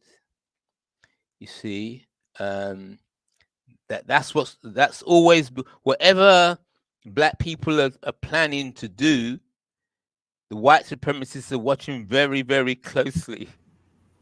But you know what, IC3? They're right by the side, and so you got to plan for them as well. The young people are not. But you know what, IC3? You know how we get them? We get them the same way everybody else get them. They pool their resources together and they buy them. That's just the game. We just ain't on that level. We need unity. We're all spread it out. Black people are all spread it out, and and that's why we fucked up. That's why we at the bottom. That's why that British guy think that Mexicans work harder than black people, because we're split up, and when we send out that message to the world, and the world don't know us. You know, they got an image of what America put out us to be, but they don't know us. But we got to know ourselves first. We got to organize, man, and turn, because we want to fight somebody. We just got to get together and turn our anger somewhere else. You know what I'm saying? And then we'll work our way out of that. I'm not telling black people not to be mad and not to fight. I'm telling them, point your gun somewhere else. That's what I'm telling Exactly. No, yeah, I think you said it earlier, and I wanted to jump in on that point. That's the key. We need a fucking enemy. But we need an enemy that all of us unanimously agree with. You know what I'm saying? That's all we need. Everybody got us as the enemy, and they using that as the fuel. That's what the fuck we need. Yeah. But you see this thing, you know, you're perfectly correct. You got it tight. But the defense, the white supremacist defense, is to move like ghosts. They don't want if they get seen, it's big trouble. Big trouble. So they have to move like ghosts. You know, where are the racists? Where are the white supremacists? I'm not a white supremacist. I'm on your side, man. Those white supremacists are over there somewhere. You see? So it's how these people, they're perfected the camouflage. Perfected the camouflage. Moving so close. Because any way black people get a clear view of who the enemy is, it's over. Quick. Right. So they are who they are because we are who we are. Once we change who we are, then they won't be who they are. Okay, expound on that. Expound on that. Like, okay. So we've been stagnated at how many million people since the 60s? What they say, 40, 45 million people. You know what I'm saying? First of all, we got to get our numbers up. First of all, you see what I'm saying? We can't be the floor mats of American society and still have our numbers down. You see what I'm saying? So it's a lot of white values that we got to let go in order to rise as a nation. You follow what I'm saying? Because when you like they try to compare us to other races and be like, okay, they doing this, they doing that. But the thing about the other races is that they hold on to their own heritage. We have none. Okay. So we follow them. You know what I'm saying? Our models of success is basically a motherfucker in a suit. You know what I'm saying? Working a corporate job. You know what I'm saying? And then they let Jay-Z lie to him. You know what I mean? And be like, I'm a businessman. You know what I'm saying? He with the bullshit. You see what I'm saying? And we fall for it just because these motherfuckers rich. You see what I'm saying? Right. So once we realize that we are the only reason they are who they are is because we are who we are. Once we start embracing each other, and you know, and just like we'll go off on each other over the smallest shit. You see what I'm saying? Motherfucker step on your shoe, you ready to fight, but if somebody else bump into you or something, you excuse me, no problem with, you know what I'm saying? It's just once we change who we are, man, and start unifying with each other, man, and let go of the bullshit and the petty jealousies that we have amongst each other, then you'll see a change in us, man. We got to unify. We got to start neighborhood by neighborhood. Got to get our neighborhoods back. This unification, you see, once you go out and you start preaching black unity, the most popular view, what people think is, let's black people get together to make more money together. So the purpose, when people hear black unity, they're thinking about black people trying to get together and pool their money together to make more money. And black people working together to make more money is a poison. The money itself, desire to make the money, is actually a poison, because the racism is actually in the currency. It's in the money itself. So it's self-destructing. So when black people organize together to make money, if their purpose is to make money, then they will self-destruct sooner or later. It's a constant thing. Now the purpose is not to just make money. wait a minute. It's to Let me own. contrast. It's Wait a minute. to Let me own our contrast the difference. neighborhoods, own Let me things. contrast the difference. There's two sides. So when people say black unity, that is what is the most popular view. Unify to make more money effectively together. When I say black unity, I'm not unifying for money. I'm unifying for the focus of power. Power is the focus. Focus of making money is a totally different mindset than focusing for power. Totally different mindset. I agree with you, but you can't have power without money. You know what I'm saying? You got to buy your way through this shit in these times that we in, man. Good. Now we have a conversation. Now, what you just said there, you just said you can't have power without money.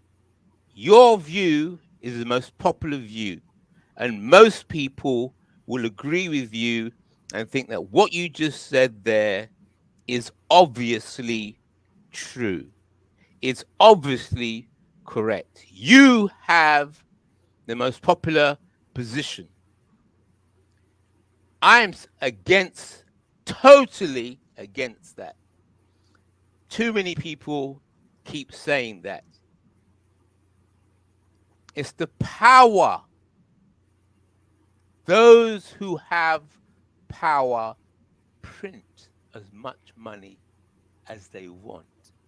They design it, shape it, do whatever they want with it because they got power. So money how do you get in the comes position to after get the power? No. How do you get the power? How did he get the power? Right. Okay, now we're talking. How do you get the power? Oh, you see that kind of. You just meditate on that question. How do you get power?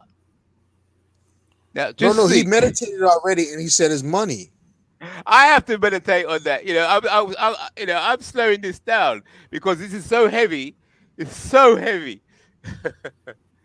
Check this out, IC3. Listen, IC3. Let me explain something to you. Let me explain something to you right quick, IC3. I'm gonna give you something quick. Check this out. Okay, I got enemies. IC3. They want me dead. Don't nobody want to risk their life for a broke motherfucker. Don't nobody want to help me. They don't give a fuck what my message is. But when I put out that bread that can actually change the way they live, I got 1 million motherfuckers around me. I bought an army. That's power. You got to actually, the laws ain't shit but something that's wrote on paper. But the police department is the power that actually enforce it. You see what I'm saying? So how are we going to get an army to enforce shit and get power with no money? How is that possible? Okay. Beautiful questions. So let's explore these questions, because people, they don't usually think on these issues. They don't think carefully.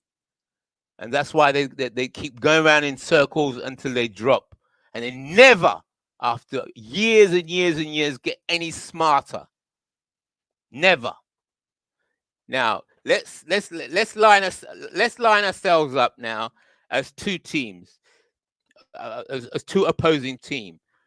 You on your team, you are the people. Your team is saying you've got to get the money to get the power. That's your team. I'm saying my team focus on the power, and the money will come from wherever. Your team is focusing on getting together and making that money in order to have influence with as much money as you're trying to get that bag as big as you can. You're trying to get as much cases as you can. Whilst I'm not doing that, I'm moving in a totally different arena. The game of power. So we've lined up our two teams now. Now, let me see if I understand your position. You would go around and try and encourage black people to come together and unify and put their money together,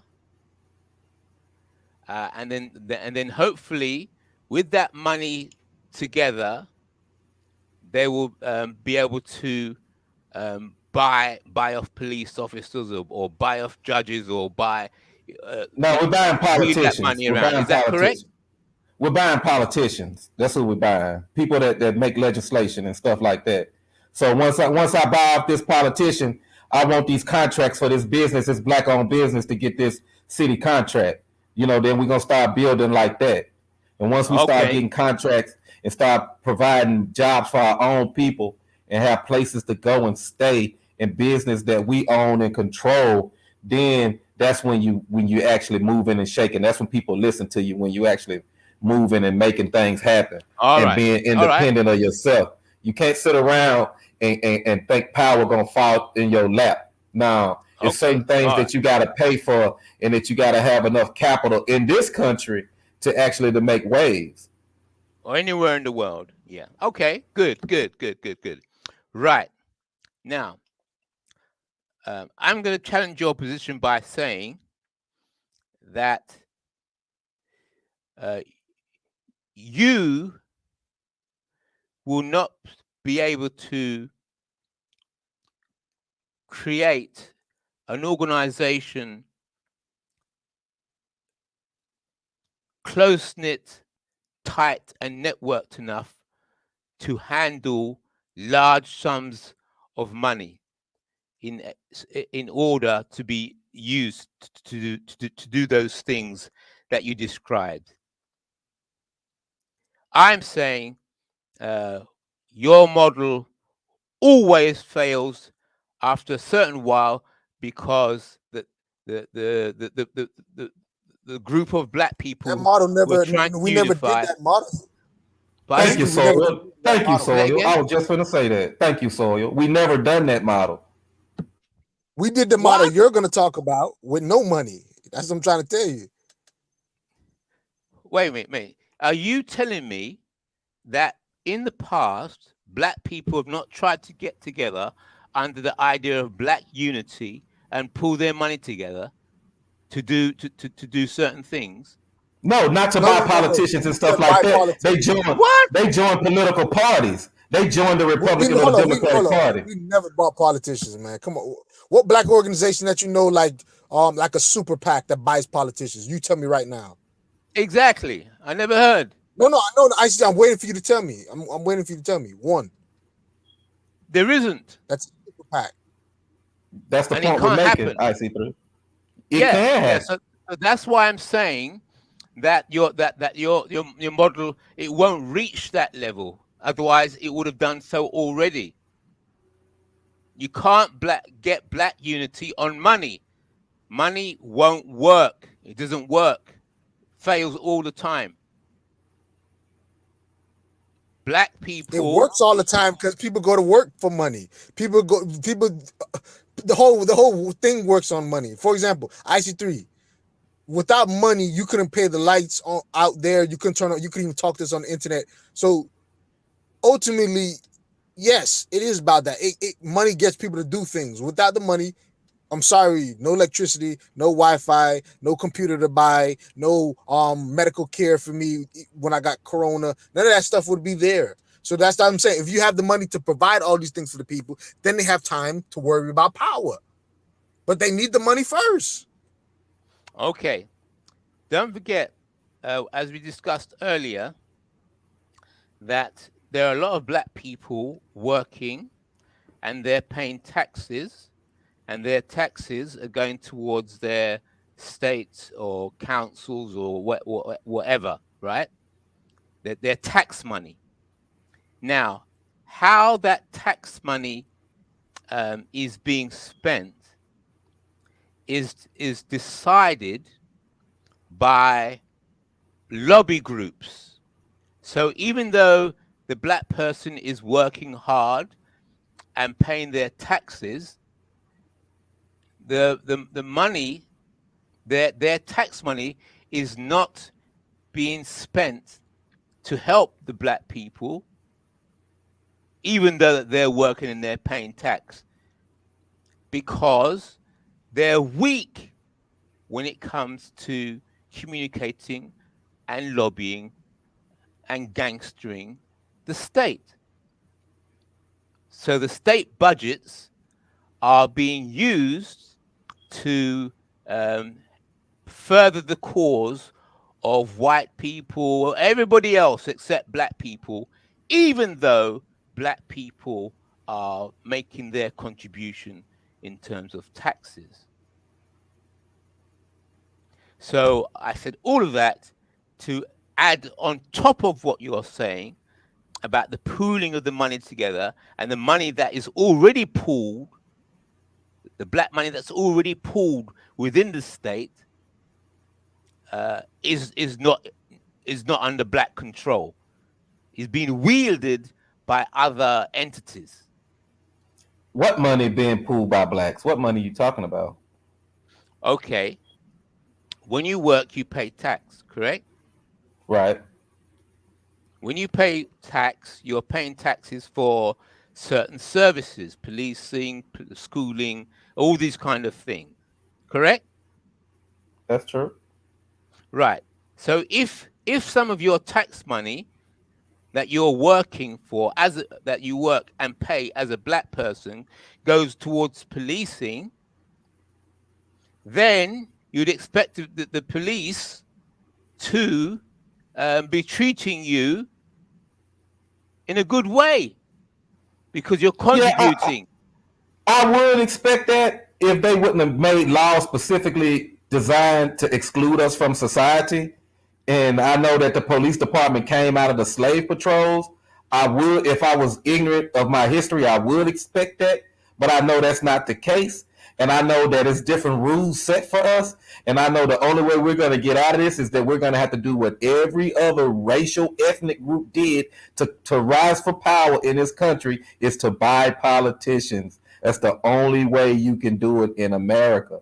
No other way around it. You can march, you can beg, you can do all of that shit. But if you ain't got the money to actually buy politicians, and the black people are so politically ignorant these days that they want to join the Republican or Democratic Party versus trying to get together, pool their money, and pay for whoever the fuck to push their interests. We don't do that because we believe in the Constitution. Let me give you an example.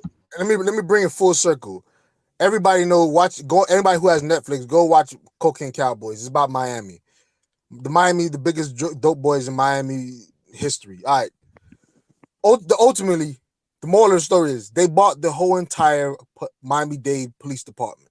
Pretty much the whole entire ones. So they beat charges for decades, beating charges. And pretty much ultimately they found out so much corruption during those trials and after those trials from interviews, because after certain years you really can't do nothing. So people came out. Some people got charged. Some witness tampering came. There's a whole bunch of stuff came out about this. Watch the Netflix show. It shows you exactly what Brother Mike just said. Them Cubans gathered together, bought off politicians, became police officers, became lawyers, sent some to school to become those politicians, bought off even the black people. He had some of the top black judges, black politicians working with them, black lawyers working with the Cubans at the time. So it shows you the dope boys' money ultimately was the source of their power to buy the guns, the cocaine, and like Brother Mike said, the politicians and the police, obviously. Yeah. Okay. I would say that whole scenario. That no money. And hold on, one more thing. Go The on then. Cubans actually run Miami right now. That's what I'm trying to. The moral of the story is Cubans run Miami, literally. Right. So okay. So if you say a group run an area, right, and that they're using money, right, the focus is not the money, but the group. How is that group managing to control that money amongst each other without shooting each other in the head, without killing each other? This group that you can name, they must have an order. Because if they don't have an order, they would not be able to handle the money that passes through them. So the focus is not the money, but how do these people organize and keep order amongst themselves and not turn savage?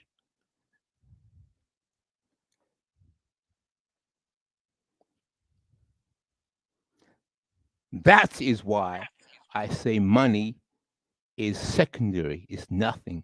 It's the order. It's the order, the power. You've got to have the power, the network, But see, IC3, the relationship. we were talking about criminal organization.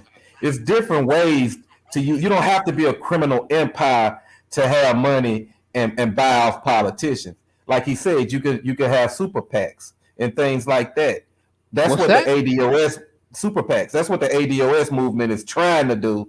They're trying to get together some capital and let it be known and pick this candidate or whoever they want to that's going to push something for their interests together and let it be known who it came from.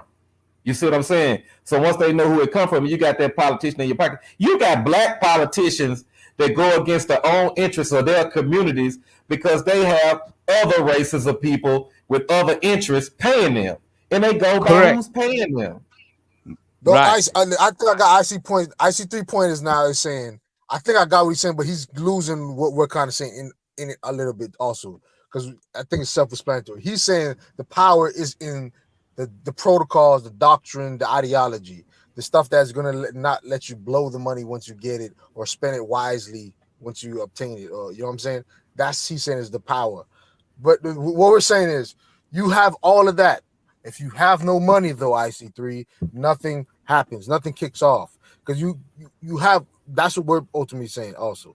But I get what you're saying. Power comes from the protocols, the doctrine, the ideology, the common glue that all of them have, the like the common denominator that keeps them solid. Like you said, not killing each other. But but we bring back to gangs and criminal whatever organizations. If you have no money in those organizations, you can have great protocols, great all that. It amounts to nothing. You don't have no traction. Followers don't go to that or to that cause. You know what I'm saying? Without I heard that point. Yeah. But I totally disagree. I am saying when you have that order, when people smell, they can tell when certain people are starting to move with a certain vibe, a certain consistency, even if they're poor. Yeah, you could tell the way the person is moving, the way they're handling themselves. And sometimes you know that rich people, they just see the way a certain poor person is carrying themselves. And yeah, well, look, the bottom line is you carry yourself in a certain way with another certain group of people, and the money comes to you. You don't go hunting it. The money people will find you.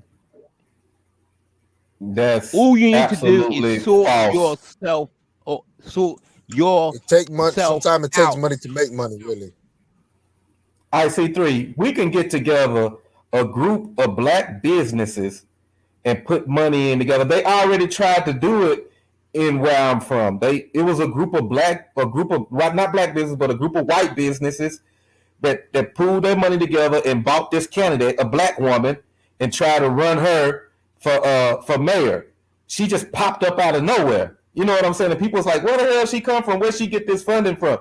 After she ended up losing the election, come to find out, it was a group of white businessmen in the downtown area that propped her up, paid the $10,000 for her to run, and so she could so she could lobby to change some type of law that taxed them on liquor or some type of shit. But you can do it. They just got exposed with it because didn't nobody know who she was. They did it the wrong way. She just popped up a month before the election. You see what I'm saying? But you can plan and strategize this shit and push these commercials. You know what I'm saying? You can funnel money through all different type of ways to pay for commercials and stuff like that.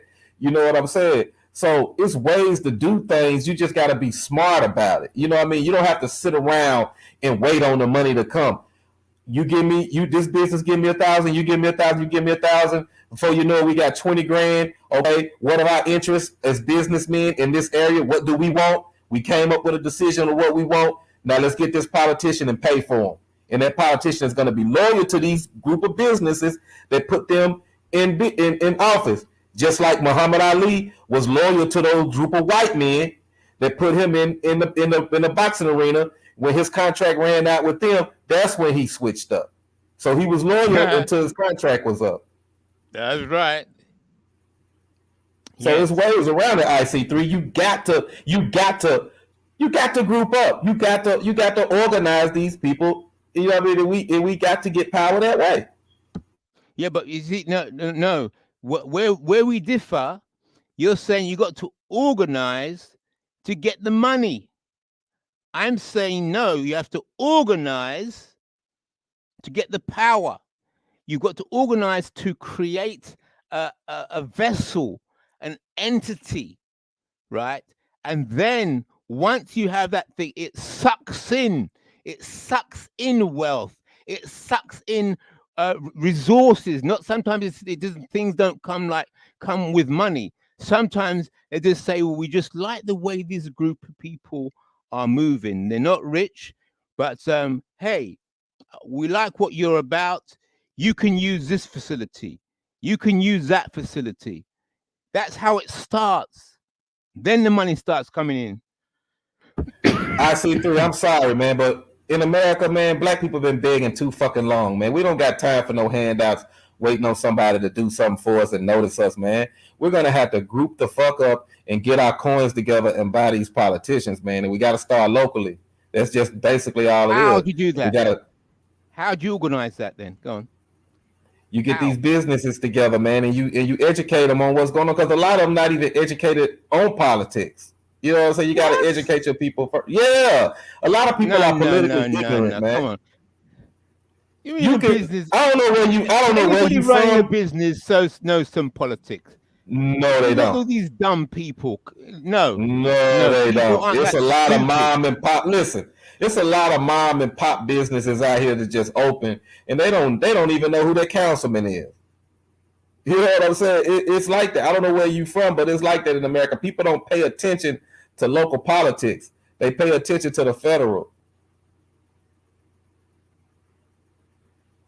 And it's so simple for us to just organize each other, man. It's like, but you gotta teach. It's not simple. If it was simple, it would have been done ages ago. It's not. It was done. Simple. It was done. But we had this thing called. What's happened now? We had it was called integration. That's why it failed, because we integrated. Everybody wanted to go to these white establishments, but wasn't paying attention that it was taking business from the black establishment. Why would you want to go? I just don't understand. Why would you want to go sit in a restaurant that didn't want you there? You know what I mean? At the same time, we had this black restaurant where everybody went to. It was a structure in the community. You know, we was all messed up and split up from the whites, but we had our own thing. But soon as integration came, fuck this black-owned restaurant. I'm finna go and sit in this white spot where they didn't want me at, and then we lose everything. We had it. That's a good point. That's a good point. We had it. We had it, IC3. We had it. And look what happened to it. So what you saying is, I feel what you saying, but we already been through all of that, man. We got to go back to the basics, man. We done looked at every fucking movement to this day since after slavery, and we should take a little bit from each one to make this shit move. And the most important thing, IC3, is unity amongst black people. And then the first unity got to be against black people.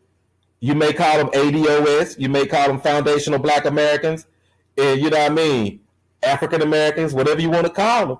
But these group of people, they got to unite first in order for anything to change. It's only right. Right. Okay, you raised a good point. You said we had it, and then we lost it, and you said integration. Integration caused you all to lose what you had. So, listening to you all speak, you're saying, look, we had it and lost it, so let's go back and get it again.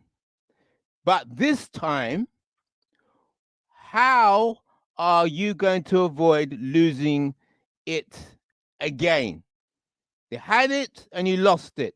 Does any of you, or do any of you know, you say it was integration that caused you to lose it. What would stop integration causing you to lose it all over again? What would you do differently this time round? We got to educate IC3. I'm not saying that this job is going to be, you know what I mean, done overnight. You got to educate people on who they are and who and what they represent. You know what I'm saying? We got to go out and have some type of pride as ourselves as a race. You know what I mean? It's like we got to educate the black businesses on customer service. You know what I'm saying?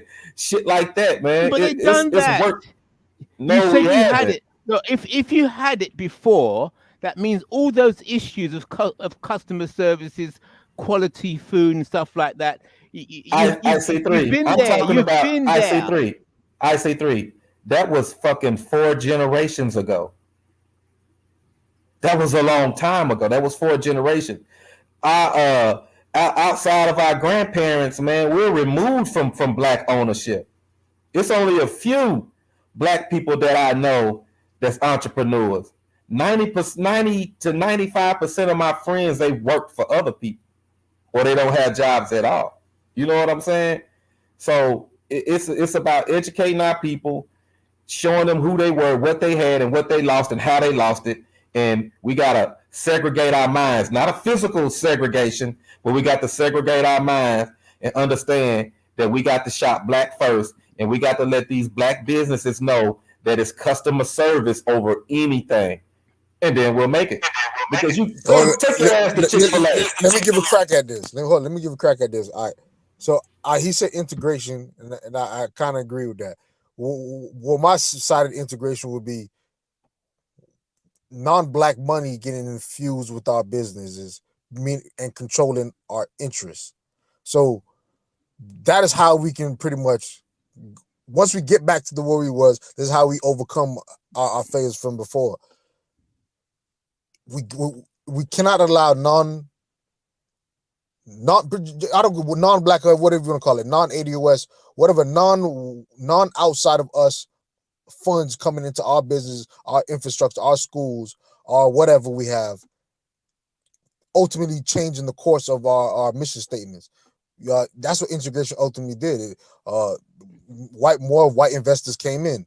You know what I'm saying? More white investors bought up black companies. So that's what happened. So if we don't allow that to happen, meaning we have our own funds circulating for our own interests, I think that's ultimately how we would overcome this, I guess, integration or failure that we had before. Okay, watch this. You made a good point now. So let's say, look at this scenario. This happened before, and it's happened many times before. So you, I, and there's about 12 of us. And things are going good. Black unity's happening. The black business is working together. And we're starting to be able to do small insurance, and life insurance and stuff like that. So we're rolling. And we're all black, and we all started off here on Born Rich. And as time goes on, we're making profits, the money's flowing, and everybody's happy, and we're all black. Now, then the white person arrives and says, I've been watching and seeing the kind of things that you're doing and how you're expanding. It seems it's about making money and profit. I'd like to invest in a particular project that I notice you're all working on. You want to get involved in your business?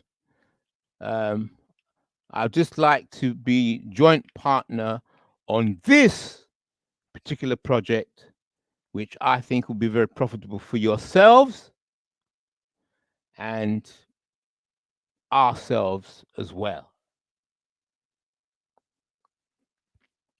So then we present that to the board. Do you think everybody in the board is going to say, don't take that white person's money, even if this project is a surefire success and that we will make money on our investment? Let the white man make his money, or the white woman make her money, and go off and do her thing. We just one project. That's all it is. One project. Let's make our money, get our cut, and let the white man get his cut, and then we'll continue as normal. Would you accept that as? No, I wouldn't, because I want my son to own part of that. I don't want my son to go to another people and have to work for them and ask them for something. It's the same scenario.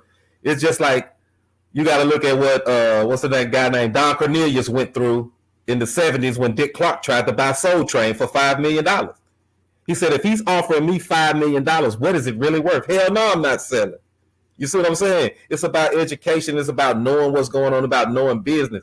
Now, we're not going to be put together with people that don't know business. When you're on that level, man, that's when the successful people start gravitating towards you, when you got money. So, and we're looking for all black successful people, intellectual people, business people, and all of that. So the whole point of the black empowerment is to be black empowered, not half black and half white. So we wouldn't do that. That's not an option. We wouldn't do that. Hold it. So I'm sitting on the same board, right? You're on the other side of the table, and there's other people around on this board table. And I'm going to say to you, listen, this white person just wants to invest in this particular project. It's just it's a one-off project. We stand as a group, as a black group, to make good money on this project, and the white person will make good money as well. So it's just a joint venture for this particular project. Once it's over, they go their way, we go ours. Why would we What need is them? wrong with that? What is wrong with that? I'm saying, why would we need them though? It's not about. I would then say, well, it's not about need. It's about business. Business. See, It's this I live by joining. needs and not Wait a minute. Wait wants. a minute. Joining up with this white person for this particular project makes good business sense. It's profitable. It will be profitable. So, from a business perspective, why not link up with this white person for this one particular project? We're not asking Why them would to I let become him own? shareholders Why would I let him own half of that? Why would I do that? because this business project opportunity is only available to us if we link up with this particular white person on this particular contract. Well, we don't need that particular If we go contract. by ourselves, we will not get this business opportunity. That's the whole point. IC3, so we won't be in those situations where we need them. That's the whole point of it. We don't need them. We don't. I live for needs, not wants. So if I don't need them, then fuck them. You can go to hell, kick rocks. I don't need you. I may want that extra money. I may want it, but I don't need it. So get the fuck out of my face. Simple as that, IC3. You got to have some type of principle. You got to stand on something, man. Right. Now, what you just presented there for a few hundred years, people like you have been pushed out of the meeting because it somehow it does not sound like good business sense. I understand where you're coming from, but when it comes to coal business and people are sat around the table and they're talking big finance, right? You can't talk like that. And people who talk like you, those black people traditionally have been kicked out, and then that's why there are no black banks and there's no black organizations in control by black people, because the people that talk like you get shoved out. That is the historical pattern. It's been going on and on and on and on for decades. So the battle is going to be in the boardroom with black people, and sometimes you might get a few mixed race people in there that will say, "Look, you're just going too black. You know, you're not being realistic." You know what I'm gonna tell them, IC3? You know what I'm gonna tell them, IC3? Read the fucking bylaws. It's where we started. It's black empowerment, dumbass. We blackity black. That's what I'm gonna tell them. To the fullest, to the end, to the death. You feel me? So don't get me wrong, IC3. Now, if we was in a situation where we needed to do something to survive, then I would think about it. But if I don't need you and you just got a business, you be like, okay, man, you could probably make an extra 30 million over here. If I already got 100, 200 million, man, I don't need you to make that 30 million. I go somewhere over here with my own people and make 10 million here, 10 million there, 10 million there. The work may be a little harder, but the money gonna come in, and at the same time, it's in black hands. That's my whole objective, man. It got to be in black hands. We can't have no business 50-50. Now, I can do a business deal with you 90-10, with me having 90 and you got 10 as another ethnic group. But it ain't going to be no fucking 50-50 when it come to our shit. We always got to have the ruling majority of it if we're going to do business with anybody else. You're dead. You see that? That 10%, you're almost there. That 10% of the stranger gives them entitlement to information about what else is going on in the business. So I would not even give them 10%. IC3, you're not listening. I said if it was a situation where we have to in order to survive. You see what I'm saying? Like I told you at first, I live off needs, not wants. So if it's a situation where we have to do something to survive, then everybody got to do some dirty shit. You know what I'm saying? You may have to make a deal with the devil, but you're not gonna get 50%. You see what I'm saying? IC3. It's all about a needs basis, not a want. Can't get too greedy now.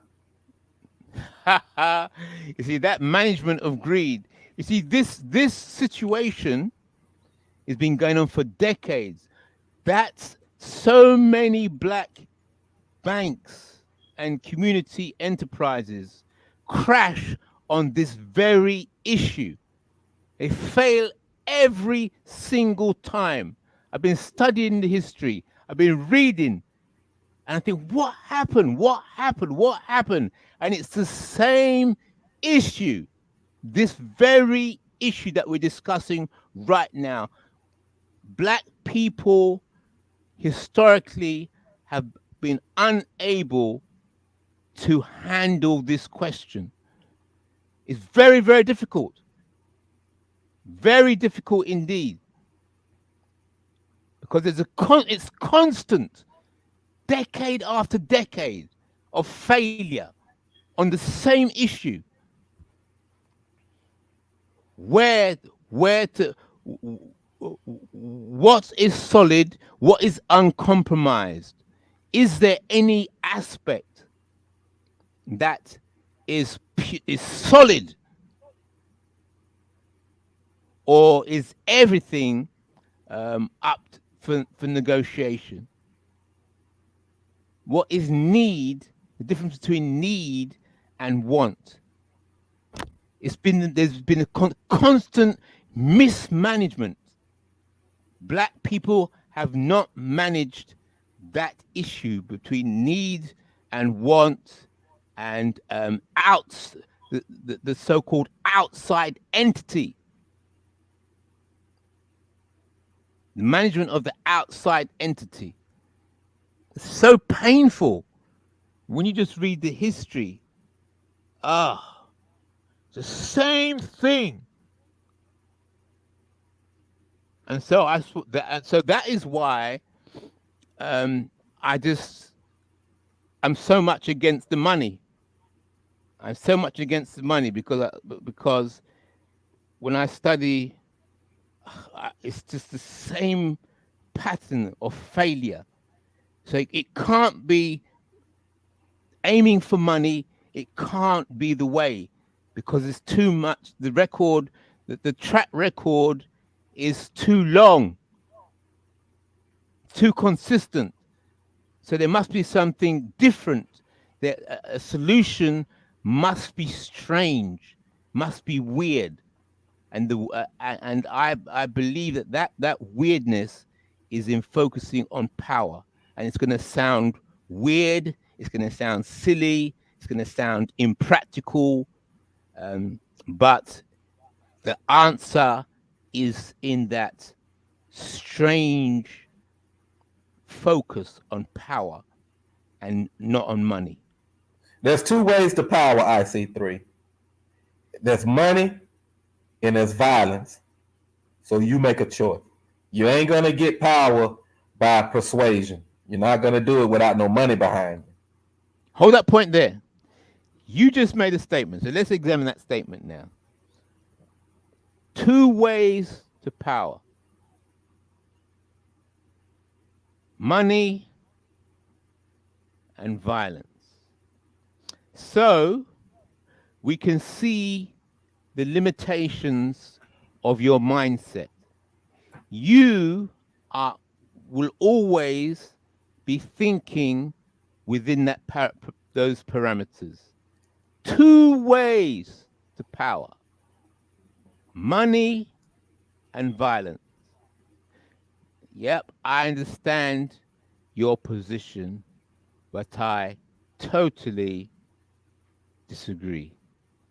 But IC3, you hadn't gave me any type of explanation as how you're gonna get to power. You still haven't told me how you're gonna do this. Of course, that's right. That's right. So yeah, don't worry. It's all well thought out. It's all well thought out. So I just like to take time. Listen, to IC3, you can have all the greatest. You can have the greatest ideas in the world. Yeah. Listen, IC3. I like nobody gives up power. You have to take power. If I have power, I'm not gonna let you come and take. I'm not gonna give it to you, IC3. You're gonna have to take it from me. You're gonna have to have more money than me. You're gonna have to have more guns than me. Then I'll leave. I'll get out of your way. But until you show that, man, I'm right here with the big bucks and the big guns, talking shit, smoking a cigar. Okay. Right. Okay. And it's gonna be filled with Kush, IC3. Nothing but the Kush.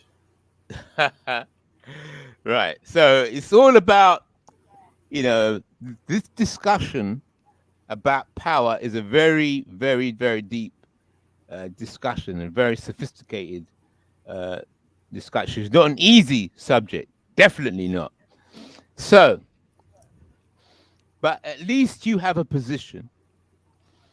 The only way to power, from your perspective, is money or violence. And then I just said, I disagree with that. And then, so what do I disagree with? And in what way, what is the difference in my position? I would say the only way to power is through propaganda. You need money for that.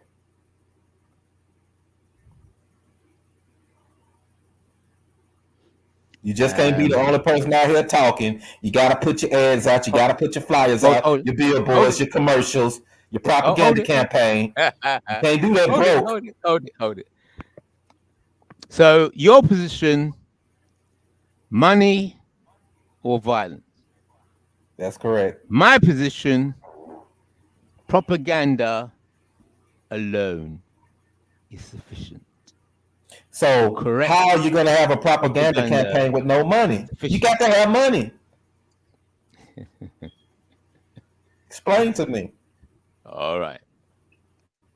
So, yeah, I understand from your position just what you would say. You have to get money or you have to get guns. That I know you would say that because I understand your ideological position. Yes, you got to. Yes, but my position, I say, no, you don't. So, propaganda versus money and violence. Now, propaganda is the quality of the propaganda. The power is in the quality of the propaganda. The propaganda is what carries the ideas. And ideas move people.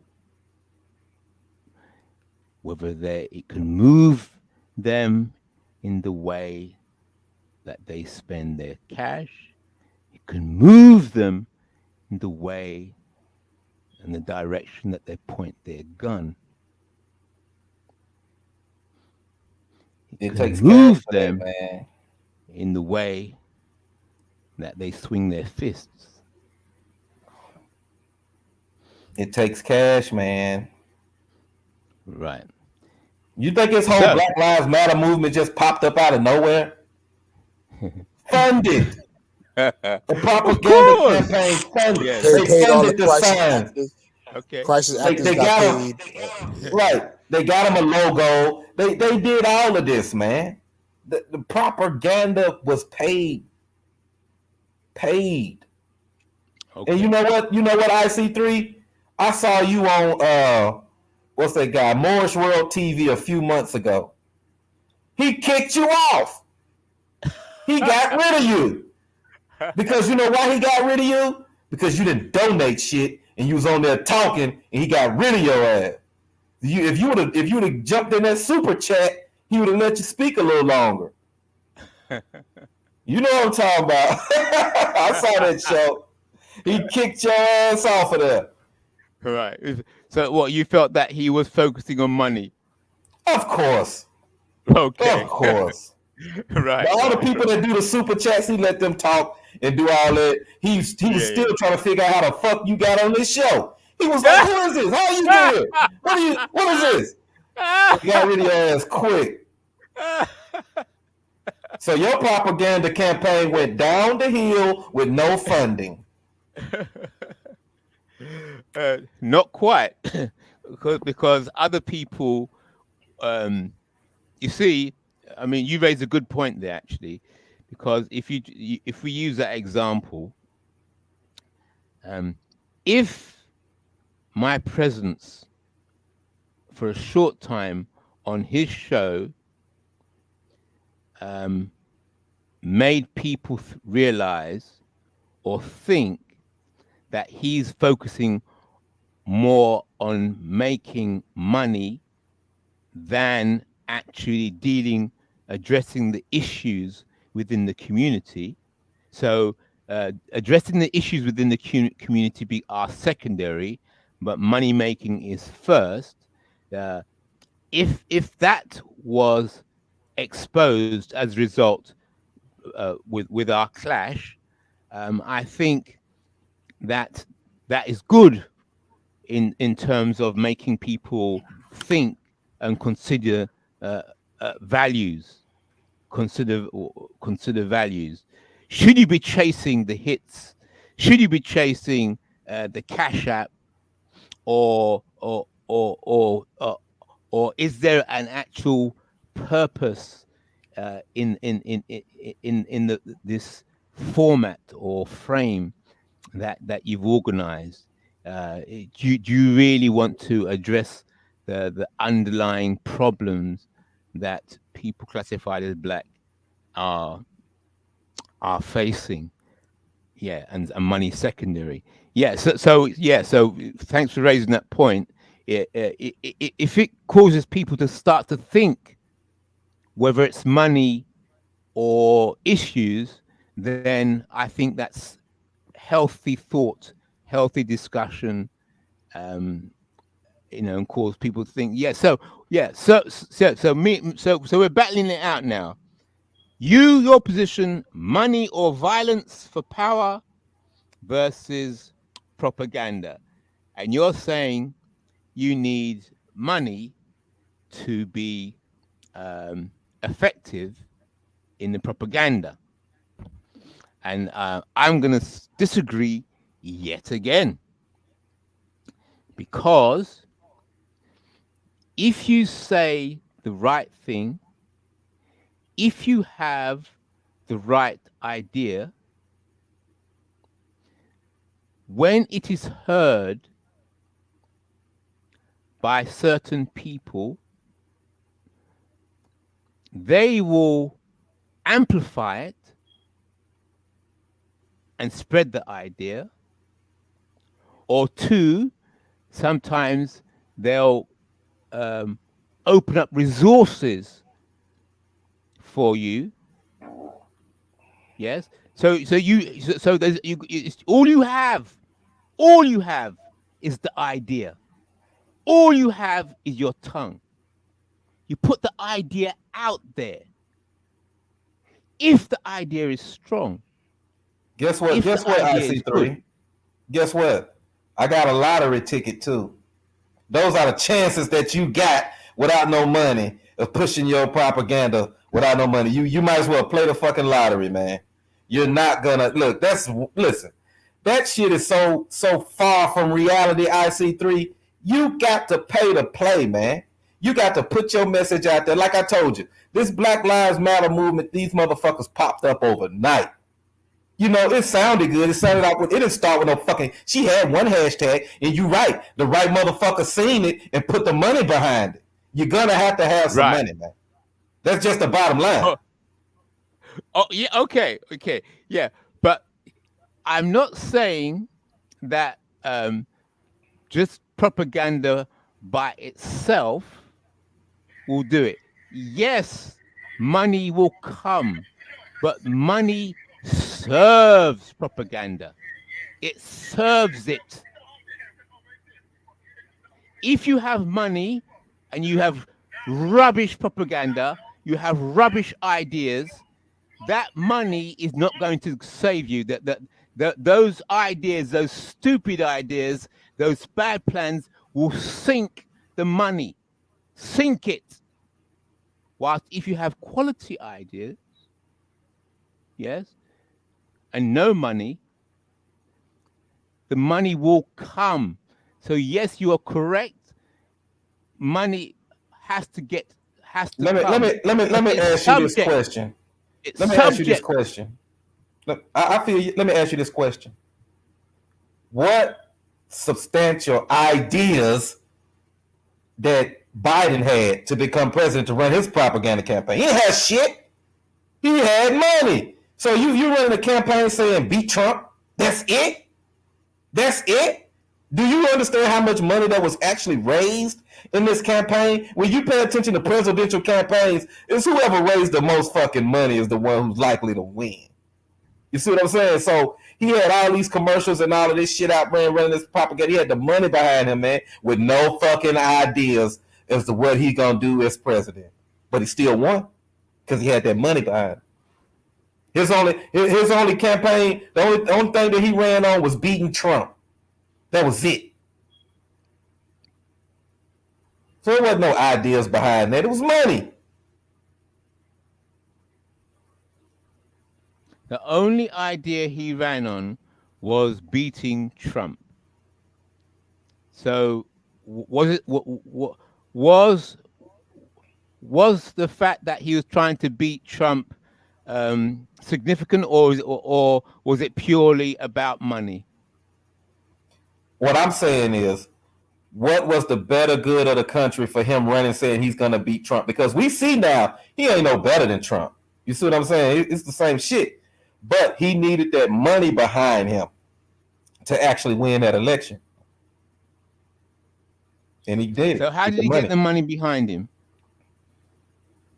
The super PACs, the Democratic Party put a lot of money. They got a lot of fun. A lot of black people fundraise for the Democratic Party.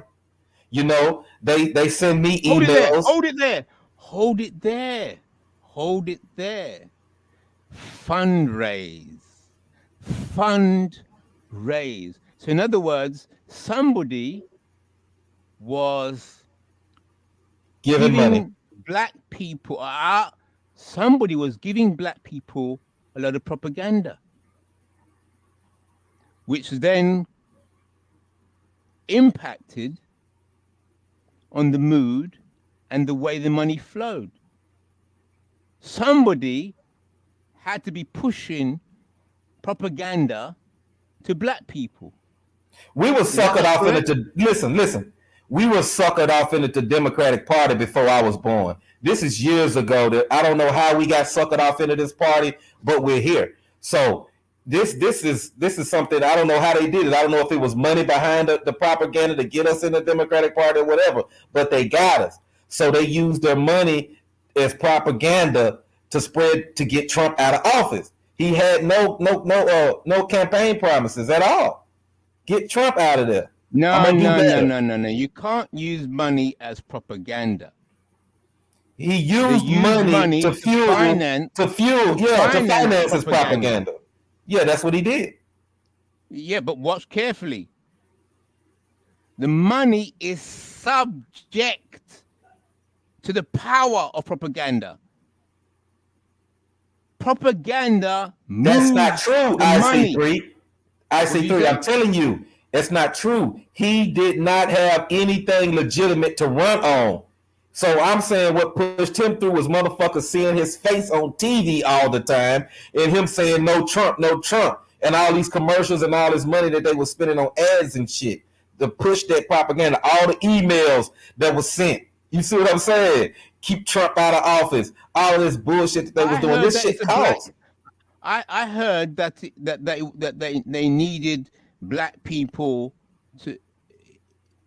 They needed the black people to believe.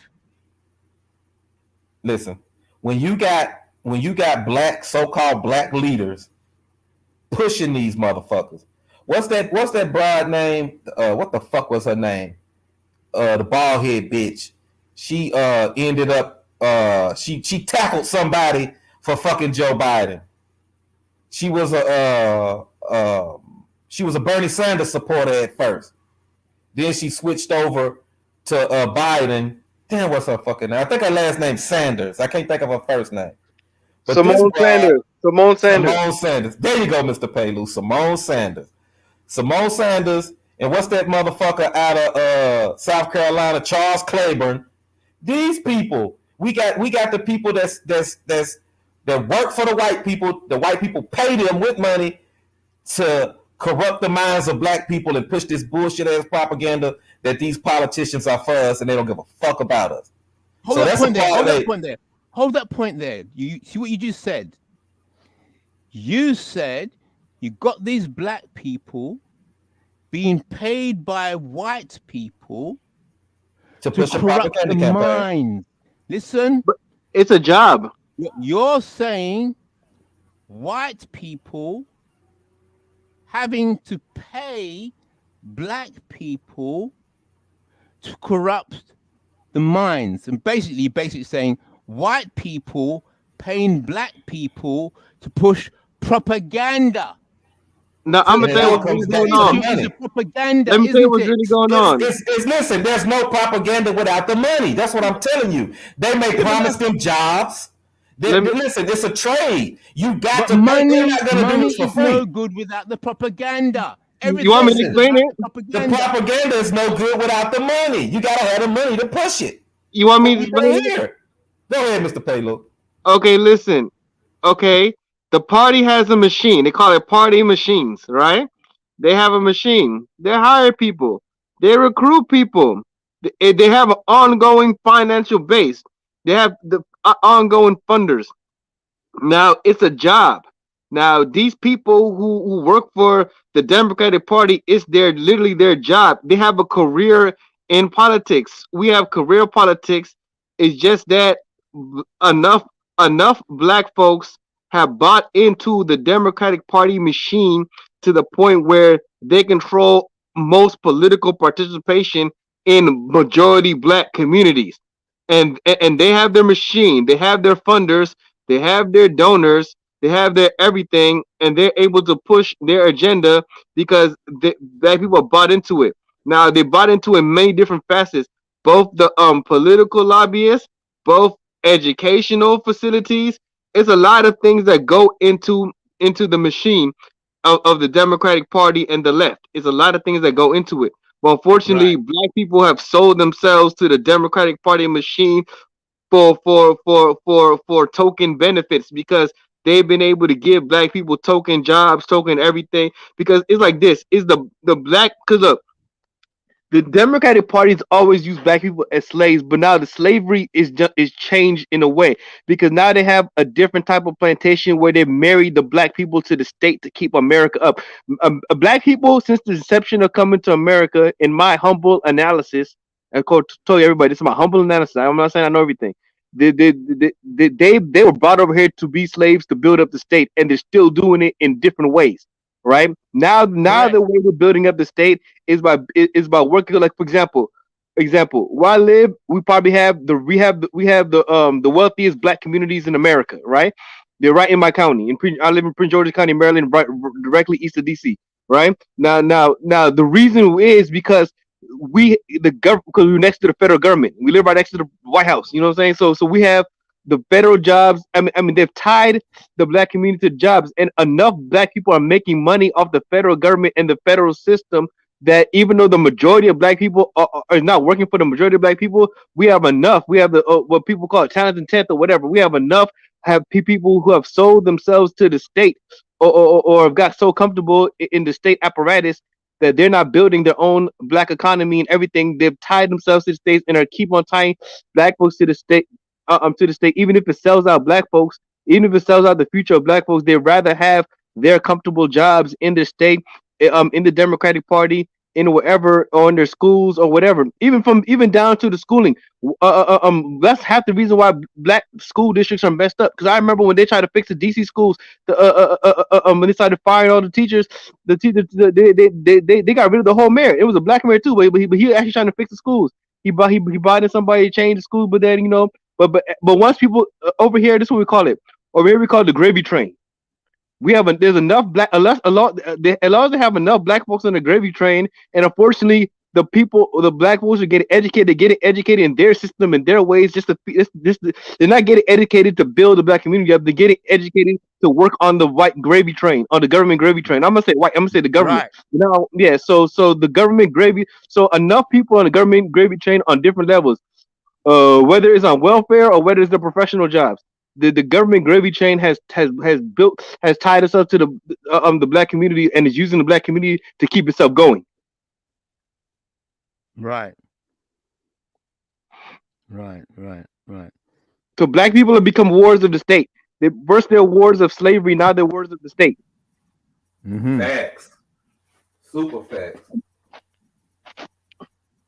Right. And how that situation is maintained, some of you might say, well, because they just want the money, and then the gravy, the money is flowing. And then I would say that yes, obviously it's money, but the mindset, there's no belief in anything that's of value outside that world of the gravy train. Unfortunately, yes. The gravy train is working in many different ways. From all the black community is tied to the gravy train at all levels, from the highest professional paid people down to the people in the products on welfare on food stamps. Everybody's getting the gravy train. Too many people have got so accustomed to the gravy train they don't build an independent financial base. I mean, there is some independent financial base, but definitely not enough. Right.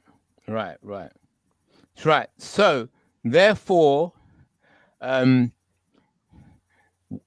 you have to use high-level black intelligence to know how to find a solution to counter the power of the gravy train, which is ultimately destroying black people.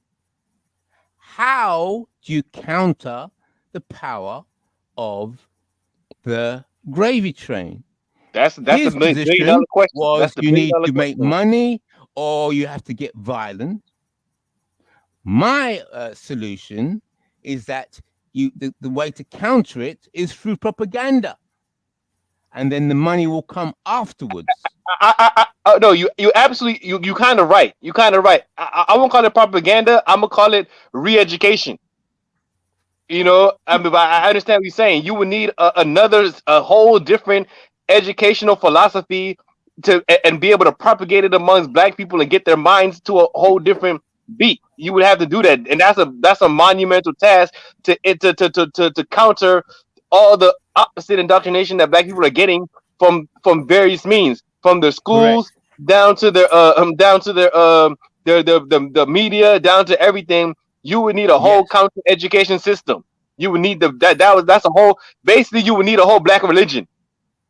Right. For lack of a better words. Now you're talking, Mr. Pillow. That's right. You are now moving in the direction and onto the level where I am at. That's right. I've been trying to get the others now. I wonder if you caught it. I wonder if the others have caught it. Where they keep pushing money, and violence. Listen, Did you catch religion. what Mr. Pillow just said? I Did understand you? what No. Mr. Paley just said. I don't understand have what to he be a said. religion though. It could be a culture I or something. understand what you said. Yeah, I understand what you're saying, Mr. Paley. I don't think IC3 understand. IC3 is thinking like a real religion. Mr. Paley was talking about getting it like, you know, it got to be, you got to treat it like a religion. You know what I'm saying? Yes. It's that serious. It is that serious. Yeah, and like I've been telling you, it comes through education. Like I say, man, it's a lot of black people that's ignorant of local government. They just don't know anything about it at all. So what's the solution? It's not money. It's propaganda. You gotta have money. Like I don't like how I'm gonna hear your message. You gotta go propaganda. How I'm gonna hear it? Where I'm gonna hear it from? No, he got a point. Hey, brother Mike, he got a point. It's gonna take a lot of dedication. It's gonna take a lot of dedication to re-engineer a whole counter machine, because they have one machine, right? The dominant machine in the black community now is the Democratic Party. However you try to slice it, that's the dominant political machine. Now, how do you make a counter machine? How you basically you have to make a whole counter machine, and that's going to take a lot of dedication, and it's going to take a lot of money. Even if it's small money, it's going to take a lot of dedication, because the Democratic Party machine is how old is that machine? That machine has been going on for a long time. It's going to take a huge investment, a huge machine to counteract that machine. Yes, hey, real quick, guys. Let me just check. Trilla, is that you, Trilla? Yo, G, big up the panel. Yeah, what up, Trilla? All right, y'all go ahead, brother. Just making sure we good. But like yeah, you said, interesting. It's interesting. It's gonna take money. I was gonna say, I want to know. I want to know a little bit. I want to know a little bit more about IC3's spiritual sort of like way of doing things. I mean, because you mentioned spiritual and everything else, right? In terms of making this whole into some new identity, new religion, kind of new way of doing things, right? In a way. So like, doesn't it more co-align with the whole globalist idea though, IC3? Or because again, I always imagined you came from a nationalistic front. Yeah, that's right.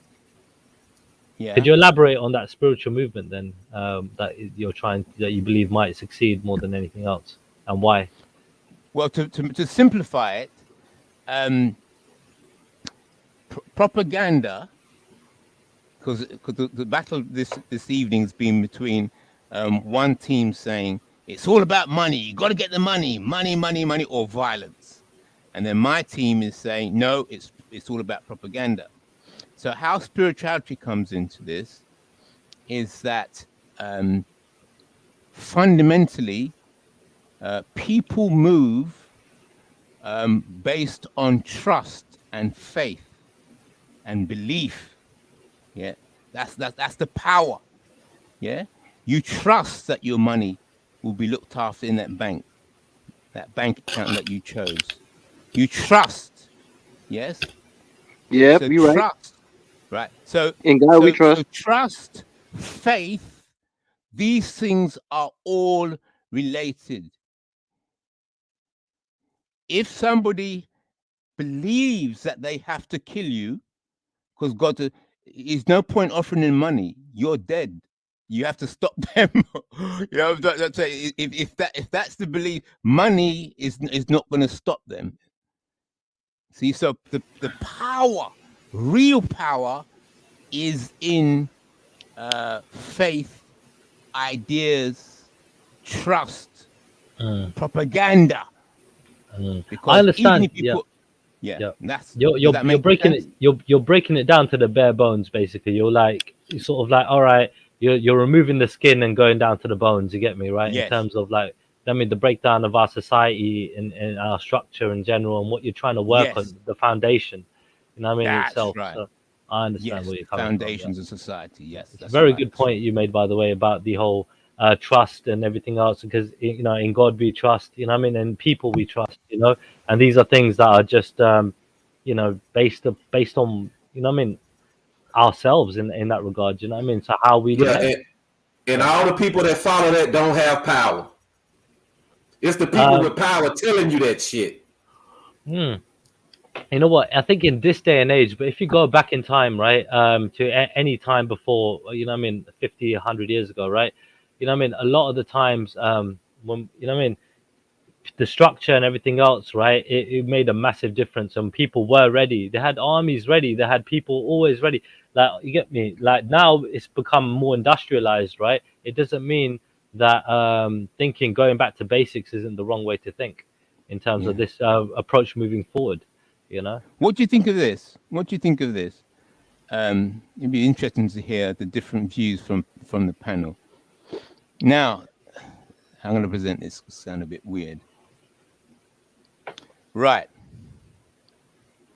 Somebody presents what they call a truth or an idea to a group of people. Then that idea goes into the town square. And then people hear this new idea. I believe that sometimes, the majority of the time, the power of the idea is not that people actually believe it, but enough other people are believing it, so for the idea to be of practical use. So they don't actually believe the idea, but hey, let's all believe this. Let's all get on board because it's helping the water to flow here, or we'll be able to build this bridge here. You understand? So there might be people who have skills in building and bricklaying and whatever, and then somebody comes with the idea that God told them that they have to build a bridge from here over to there. And that we want you, God wants the community to get together and build this bridge. All you say is agreements. And so some people will say, whether God told him or not, it's irrelevant. I think the bridge is a good idea. We'll be able to shift some stuff in there across there. So yes, I see practical use in the idea, whether it's of God or not. So all you saying is agreement. Let me ask him this question. That sounds great. So what do you do when that powerful person in the community got the money, got the army, and that bridge goes against his better interest, and he hire a fucking army to stop you from building that bridge, or he do something to sabotage you building that bridge? Then what are you gonna do? Because you have no money and you have no power. You just got a fucking idea. Wrong. No money, but this issue of power is a separate entity altogether. Just because you may have a lot of people on your payroll and they all got guns, yes. If those people that you are confident are going to do your bidding decide that their brothers and their sisters and their cousins and their friends think that you are starting to lose it, when you give out your command, you'll find that your orders are not being obeyed and you'll collapse. And not only that, sometimes somebody from within your own ranks will take you out. So don't think that your money is enough to buy the loyalty of all those people around you with their guns, and they can turn on you in a whiff just like that. Yeah, that's no true. guarantee. That's fine. Money, Yeah, no guarantee. you're right. You're right, IC3. But they're gonna turn on you quicker than they're gonna turn on me, because I'm gonna pay them to get your ass out the way, and they're gonna get rid of you. Listen, let me ask you a question. I'm gonna ask you this one question, IC3. I'm gonna ask you this one question. I'm gonna ask you this one question, IC3. Okay, so you're saying that when the United States invaded Afghanistan and stayed over there for 20 years, right? They showed power. It took 20 years of them fighting back Same aggression, even more aggressive, to get them out of their fucking country. It was power being used, and you needed money to buy weapons and to fight. You see what I'm saying? So it was money and power being used to wage war. When you waging war is the last level. You're killing people. You see what I'm saying? So listen. When you on a level to take somebody's life, that's power. Hold it. Okay, I got the point. For 20 years. For 20 years. Let me address that point. Have you heard, with all this, I'm not an expert on Middle Eastern affairs and Afghanistan, but all I keep hearing is that we've got to win the hearts and minds. So it's not all about guns, is it? No, that's what they're telling you. All about guns. Let me tell you. The people with power, Mr. Palin, hold on. The people, IC3. Why invest in that? That requires intelligence. The people with the power are fooling you and telling you that. They're putting out a propaganda campaign saying, let's get the hearts and minds, but behind your back, they're blowing fucking heads off, man. Don't believe that bullshit. It's smoke and mirrors. It's all about the guns, bro. It took them 20 years. Listen, if I got some power, you come to my country, your ass gonna be gone the same day.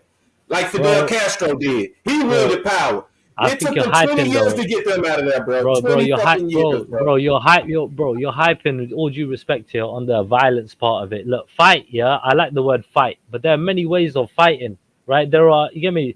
Again, more that are more substantial than that are more effective than just fighting physically. Do you know what I mean? Right? Correct. With weapons and so on. There are other battlefields. There are other fields of battle. You get me? Fields of war. And you gotta appreciate. You get me? Like if you don't have no money, you can't fight on the other fields. If you don't have any money, bro. The real power is knowledge, bro. Regardless of what you say, it is knowledge. I know that. Knowledge is power. It's a real power. So we gotta educate, re-educate, voice your opinions.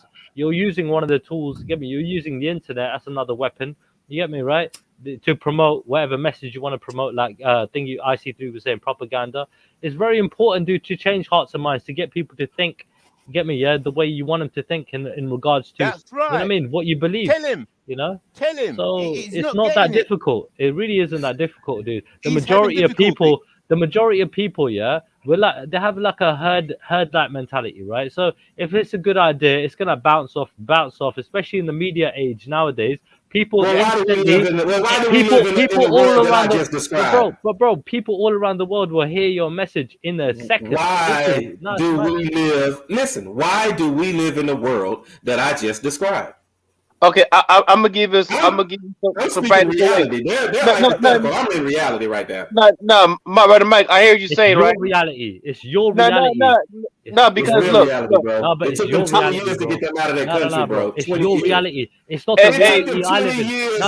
Mr. Pelly, I don't, bro. 20 years, bro. Yeah, but I don't live there. What are you talking about? I don't live your life. Yeah, you didn't see the United States in there for 20 years. You didn't see that? Yeah, okay. I'm gonna tell you. Go ahead, Mr. Palin. Go ahead. It's a lot to it, though. See, look.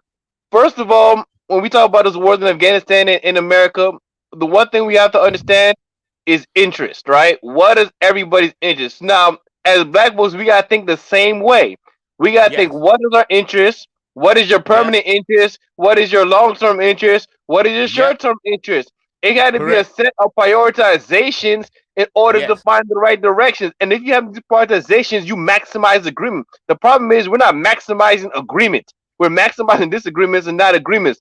We have to prioritize the more people agree on further. The more you prioritize, what more people agree on, the more you move forward and get things accomplished. So that's the first thing, is organization with prioritization.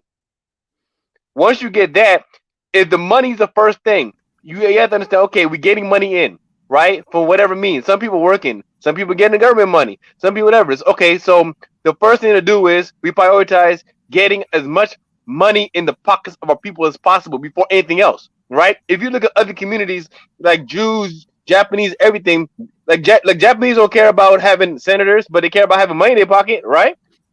You know what I'm saying? The Indians don't care about having senators and congressmen and all that bullshit, but they care about having money in the pocket. That's first. So you got to prioritize what's first. We need to find money in our pockets as much as possible, first and foremost. And that's It's a your point, tool. brother Mike. It's a tool, Mr. Pelu. Like money is just a tool, right? End of the day, it's not like anything else, right? Look, you ain't wearing clothes in society. People But ain't you gonna need take you tools. The army seriously, is a right? tool.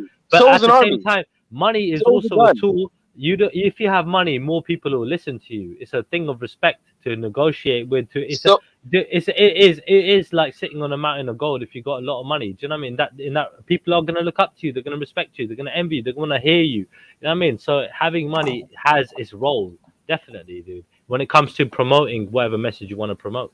So the first thing black folks need to do is say, how do we maximize the money in black folks' pockets? Before anything else, you gotta say, how do you maximize black money in black pockets? That's the first thing. Yeah, you That's guys true. like. I think IC3 was talking about it a few months ago about having his own bank. You know what I mean? Having the black bank and everything else. That might be a way to go. But obviously, IC3 would be the better man to ask about these things, man.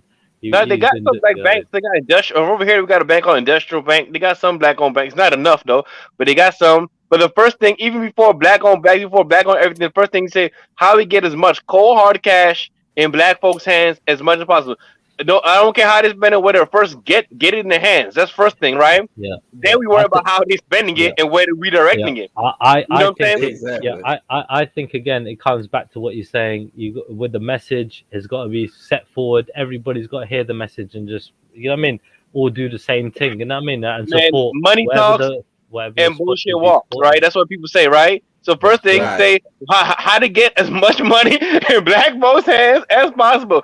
Okay, if you don't talk about how to get the money in black folks' hands, people gonna listen to you. If you ain't talking about how to get money in black folks' hands, black folks gonna listen to you because they want money in their hands. Everybody wants Thank you, money in Mr. their hands Pelu. more than Thank you. anything. Thank you. If you want to get people listening to you, first and foremost, tell people how to get money in their hands, and then work on everything else. If you prioritize that, you get more people listening to you, and then you can add the second, It's the next thing not on really. priority It's not list. really. As soon as I hear a money making ad, I basically just always turn that ad off. I'm not interested because at the end of the day, like you know what I mean. It's just mad. Like I understand Because it you're takes time. ignoring It's hard. reality. You're I'm not ignoring ignoring reality. it. That's No, what I'm you're not. I'm not. doing. What I'm doing is You I'm like, got to listen, right, hold Mr. up. Pelu.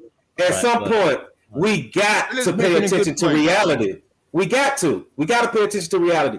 Like Bro, it's a what's lot of more shit. what's more Listen, important? there's a lot of shit that Money or goes on. salvation? Yeah, go on. Listen, it's a lot of shit that goes on that I don't agree with, but I listen to it because sometimes I want to know what my enemy is thinking and what they're up to. I'm not gonna just because I'm totally against it, I'm gonna turn my back away from it. You see what I'm saying? Sometimes.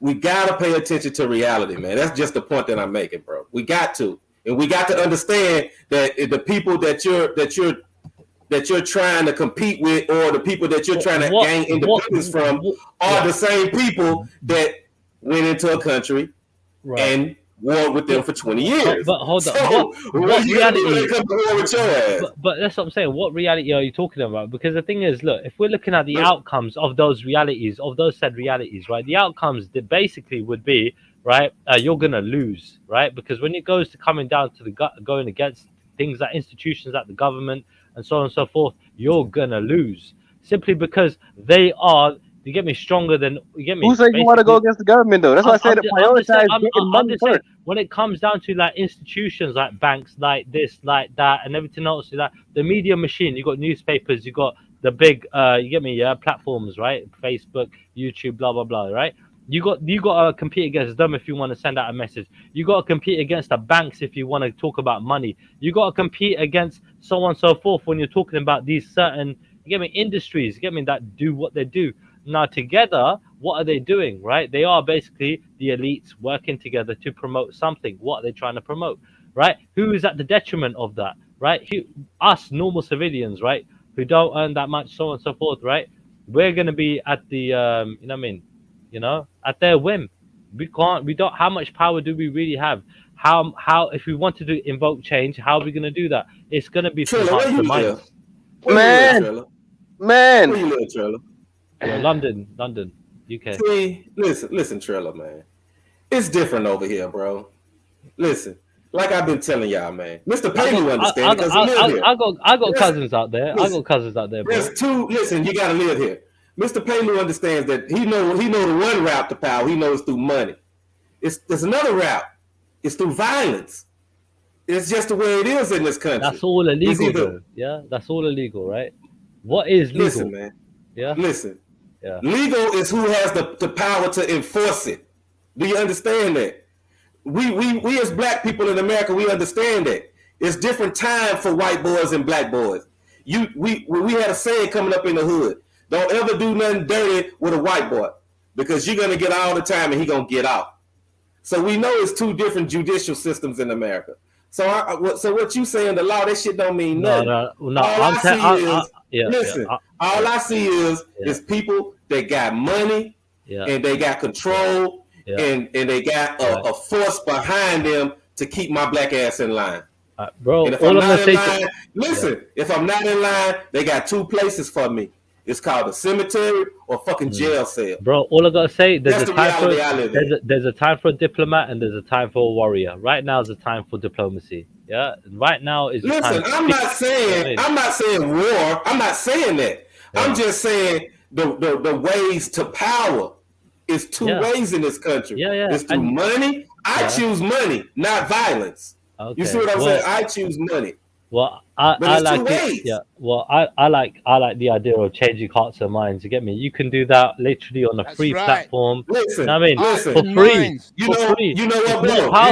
It's more powerful. When I rule the world through my power, I'm gonna have you keep telling people that shit. See how far they get. Okay, man. All right, we'll see. We'll see how far you get with the hearts and minds.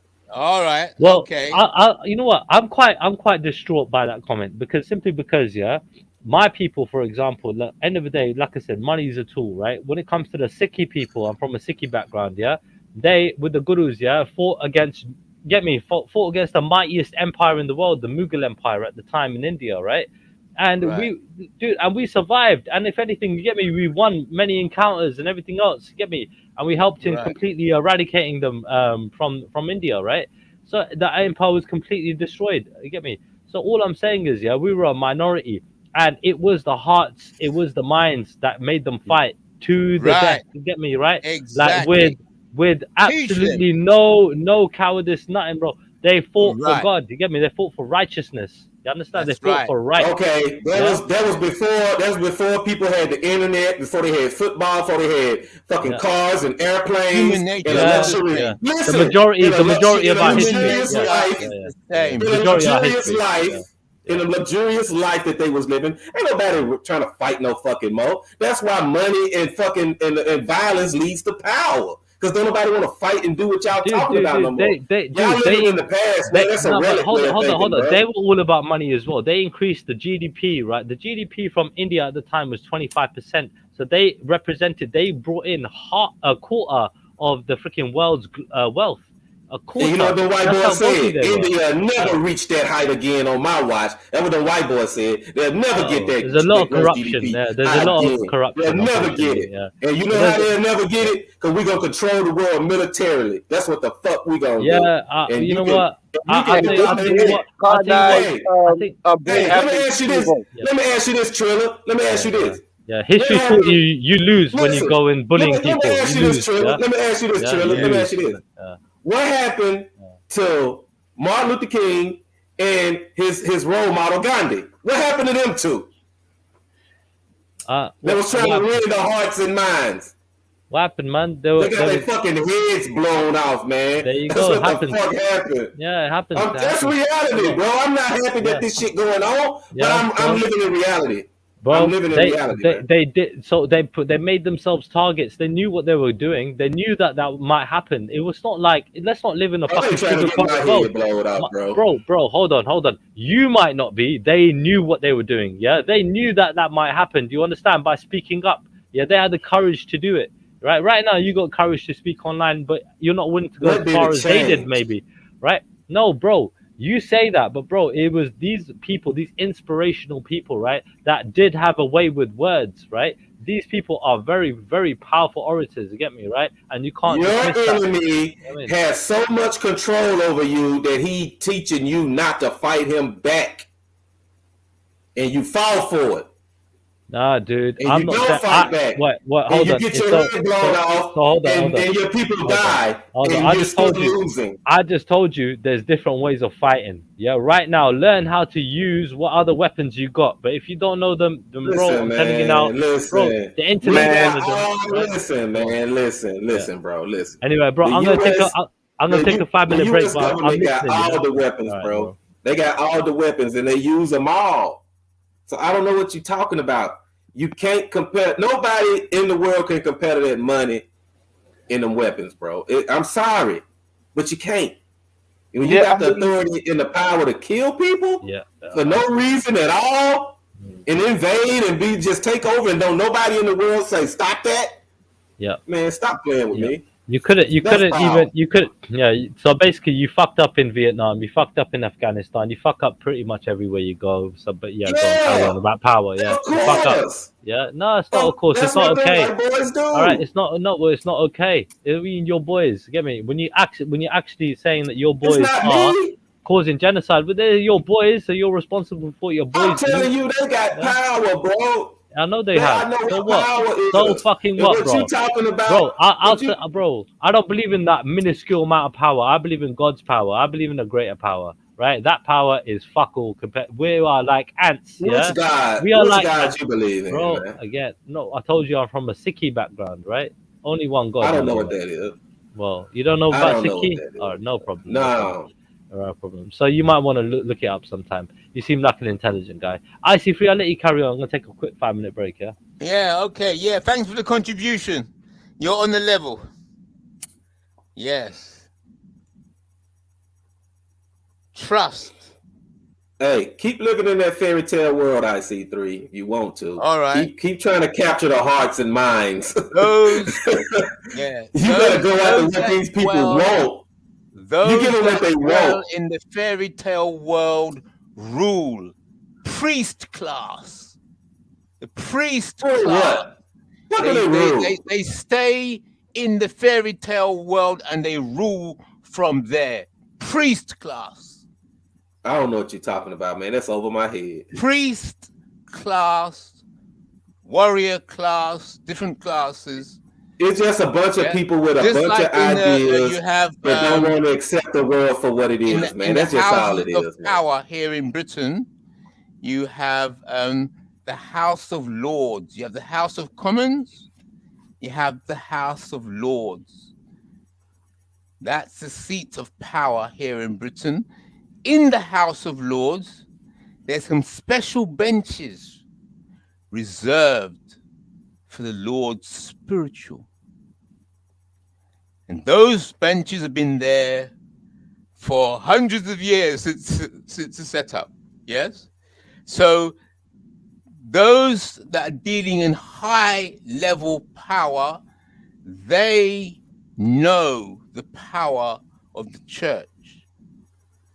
What the church, the establishment, that's all in this fairyland. That's all this fairyland. Yeah, they're the wizards. But don't mess with those people. They're the ones that manipulate and move power. Who are these people? Who are they? Who are you talking about? Who? Give me a name. Class. Give me a name, man. Come on. The spiritual people. What's his people name? That manage births. When did he live? Where he from? Who are you talking about? When your soldiers come with their bullets, come home in their dead bodies, and you see IC3. And then you freezing up, bro. Yeah, all those that soldiers that live and die. Yes, who is it the one that manages the impact of death, life and death, and how the bodies of those soldiers with all their guns, when they get taken out and their bodies brought home with a body bag? How is that body bag body managed? How is that body handled? If you don't handle the dead properly, right, you can demoralize the entire nation. And it doesn't matter how many guns or boats or ships. If the people are demoralized, you're finished. IC3, do you not understand that they don't give a damn about no bodies? They're dropping bombs on hospitals. Kids are dying. What are you talking about? What are you talking about, man? The people who are dropping the bombs, yes, they are soldiers with their families, yes, and people and cousins. Yeah, they're part of the military. So they're dropping bombs on other people.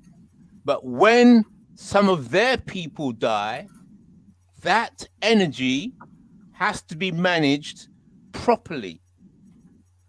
And that's when you move into the realm of fairy tales and spirituality, which you don't see any value in.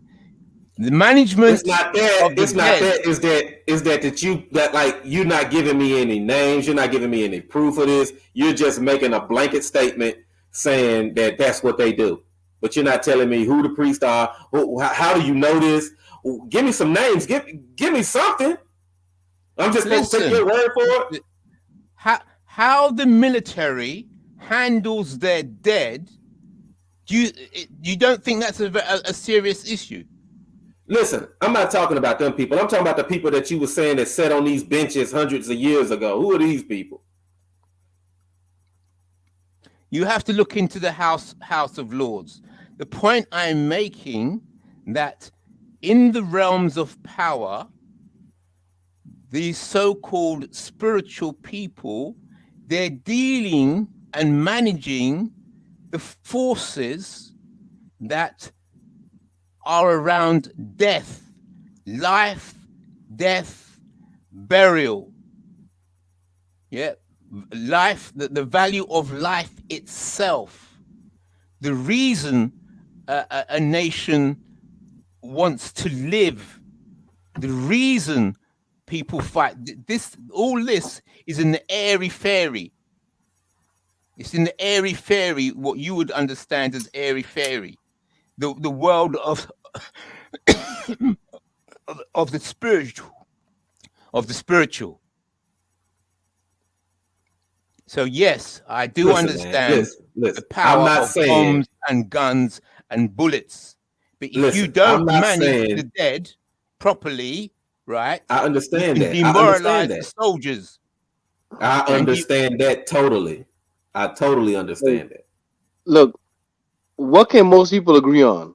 Most people could agree on we need money. More than anything in the world. That's the one thing people, everybody agrees on, we need money. Nobody gonna tell you they don't need money. No one in the world gonna tell you they don't want some more money. So the one thing, if everybody says, you know what, how do we maximize more money in more people's pocket, and that be the continuous focus. I'm not saying you don't have your own spirituality, your own everything, but everything is like a mafia. The government's like a mafia. The British government's like a mafia. All them house law you're talking about, they operate like a mafia. They got a whole mafia going, and they're making money. You know what I'm saying? So it's like no matter how you slice it, it's like the iron law of oligarchy. It's like there's gonna be a mafia. Black folks need a mafia instead of the Democratic Party. They need their own mafia. They need their own mafia. They're getting money in people's hands. Because look, people kill for money and they'll fight for money. You know what I'm saying? Like, for example, the British Army, the American Army is basically the army of the mafia. That's all it is. It's the muscle of the American mafia. You know what I'm saying? And they're paying the people to go fight for them. And when it breaks down to it, people join the military to get a job. That's why people join the military. 90% of the people I know in the military, they needed a damn job. Bro, you can get the money, bro. They needed a damn job. Look, there was like, I might as well get a job instead of getting shot for free. At least I get shot and get paid. You know what I'm saying? Mr. Pelly, you're missing the point. It's not about the money. You're saying it's about the money. Listen, yeah, you can get money. Then what are you gonna do with it? Yeah, you gotta have a certain way of thinking, yeah, to invest that money properly and everything else. Otherwise, you might just blow it. Having money is one thing; it's a tool. Doing fuck all with it is the wrong thing. Obviously, you're gonna need money. Having too much money is a good problem. That's a good problem. Having too much money is a good problem. Hold on, bro. Yeah, all I'm saying is, yeah, when it comes down to it, yeah, IC3 is just saying, listen, yeah, freaking the money will come. He's not saying you don't need money. You're saying you need money first. He's saying the money will come. He's saying promote the message first, yeah? Man, that's the most important y'all thing. just talking. Y'all just want to talk on the internet. See, look, I'm actually really talking real sense. Like, Bro, you want this to. is what he's saying. I'm Why not can't here you to talk on the understand it? internet. He's not I'm trying to say disagreeing some with real you. shit. But he's not disagreeing Man, with you, bro. man, You're saying money. You're saying money first, yeah? I'm saying no. I Message can't. Oh first. my God Almighty! Message Damn. first, bro. When you got kids, for example, yeah, when you want to teach your kids, yeah, like I'm sure you want to teach them. This ain't about teaching kids, Hold man. on. You want to teach them? They're human beings. They're the future, bro. What are you talking about? They're the future. When it comes down to it, yeah, you're gonna teach and instill beliefs in them, instill things in them first before teaching them about values and stuff with that. Before teaching them how to get money. And if you were a wise parent, you teach them. Man, money talks and bullshit walk. But you God teach them damn. beliefs first. You teach them beliefs first. That's the point. Correct. When you get money, listen. Let him When you get money, you get a whole new set of values. You get a whole new set. I mean, it's like everybody is just trying to make it more complicated than what it is. That's selling out to the money, bro. Man. That's selling out to the wealth, bro. Okay. Chilla, Shut up for a while. Okay, chill. But if you're firm in your beliefs, innit? I let you talk for a minute, and you still let me in talk, and then you just keep talking. Okay, can I cut in now? Go for it. I let you cut in like 1,000 times. Let me cut in now. Okay. Anyway, look, man, it's like this. If you just tell the people, it's like this. I don't know about Asians or Indians in Sikhi land in England. I'm talking about real life America, right? Let's talk about real life America. Where we at? Black people need to know behind all stuff. Yes, everybody got their own different religion, their own different way of thinking, and that's going to happen. I'm saying the one thing all black people can agree on, whether if you're pro-black, not black, what if you want interracial or not interracial, whether you're Muslim, whether you're Christian, whether you whatever you are, right? The one thing I could tell you that the only thing I could think of that all black people can agree on is how to get more money in black people's hands. All right, I have a question for you. I have a question. Yeah. Okay. All right. Right. Let's move this conversation up a gear now. We're gonna get heavy now. We're gonna start see who loses it. Right. So let's talk about money. Okay. Oh my God, Mr. So Pelham, now, okay, what?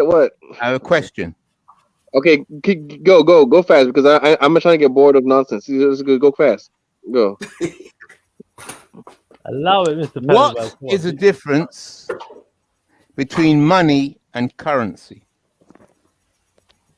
I don't know. Well, what's your philosophical answer? Just hurry up and finish because I ain't got time for a lot of whatever. Just say whatever your whatever you want to say. Just hurry up and say it. Just get it out, and so we can move on to something serious. We're talking about money. Okay, just you're going say what you want to say. on about money. Since it's so big and so important, what do you know about it?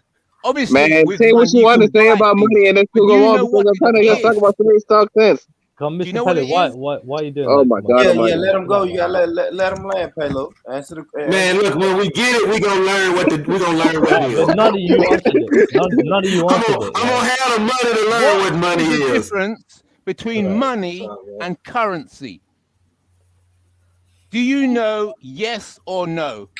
Man, let me Google it right quick, man. I have to say I don't know. Tell us, man, what's the difference, man? What is it? What's the answer? Yeah. What's Do the answer? you know the difference? Yes or Just no? tell the answer. Say it then. Just say it. We don't know. Say it. Tell us. Teach us. No. There's no Teach us. I'm talking to you. You, Mr. Pello. I don't know. Tell me the answer and let's move on. Don't interrupt me. You, Mr. Pello. Do you know the difference between money and currency? Yes. I don't know a goddamn thing. So tell me.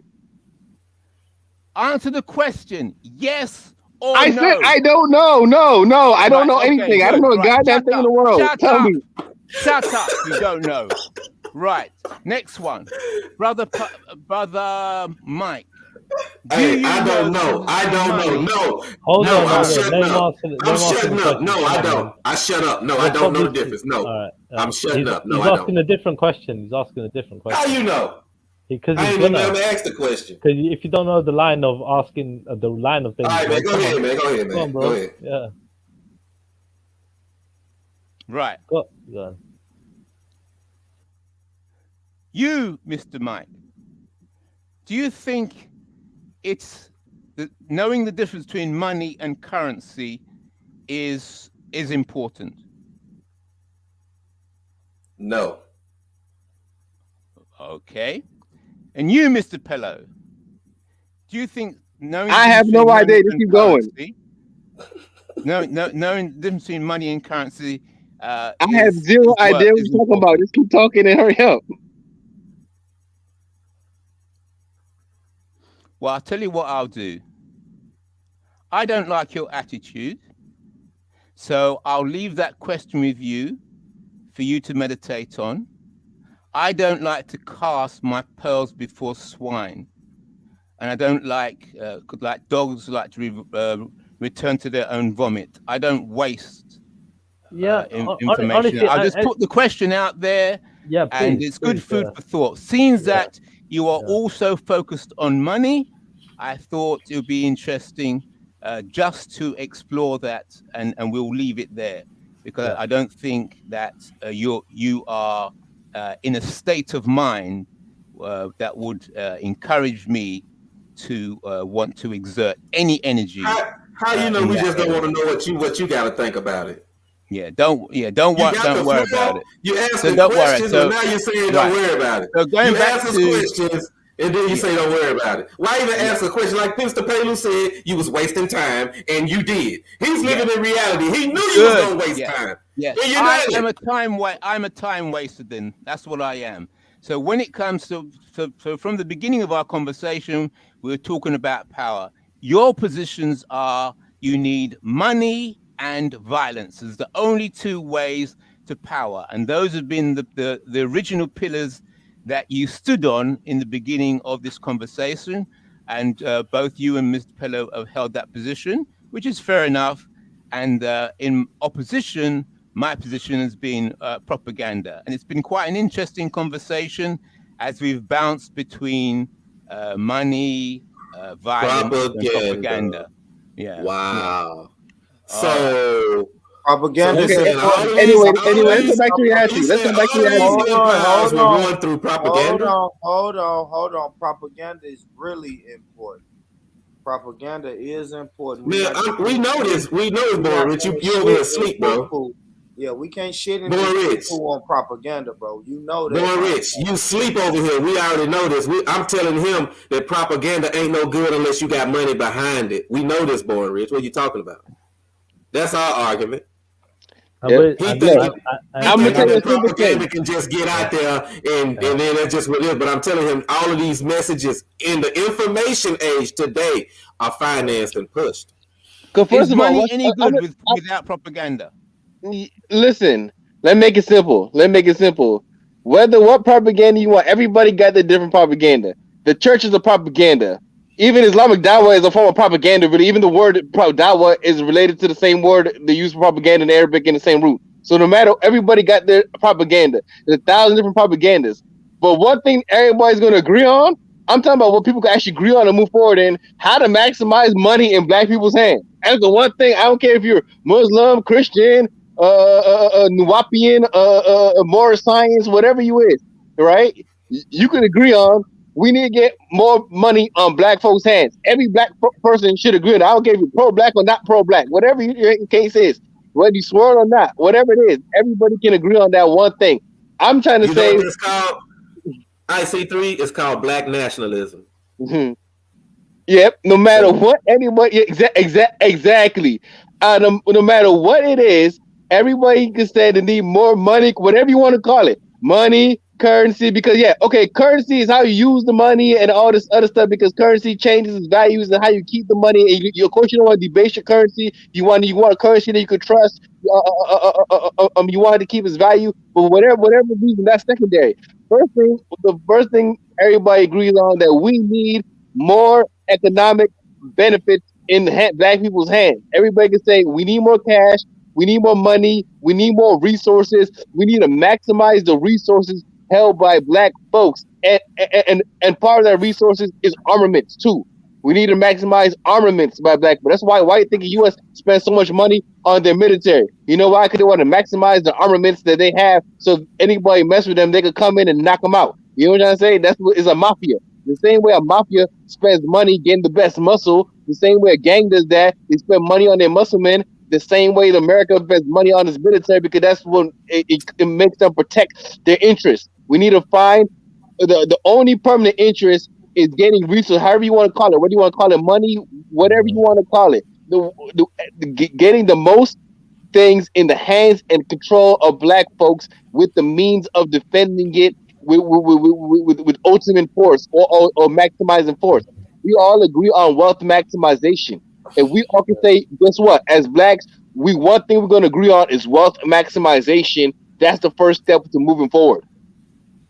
Right, I agree with and you you. I gotta agree have with that. and you gotta have arms to hold on to that currency that you have. You know what I'm saying? If I want to put it in a suitcase and bury that shit outside, I gotta have guns. That's not gonna lead to a war between black and white people. You see what I'm saying? Only thing that's gonna do is gonna make us stronger as a people. And if somebody come over here and fuck with the people in this country, we're gonna team up with the white people and kill their motherfucking ass.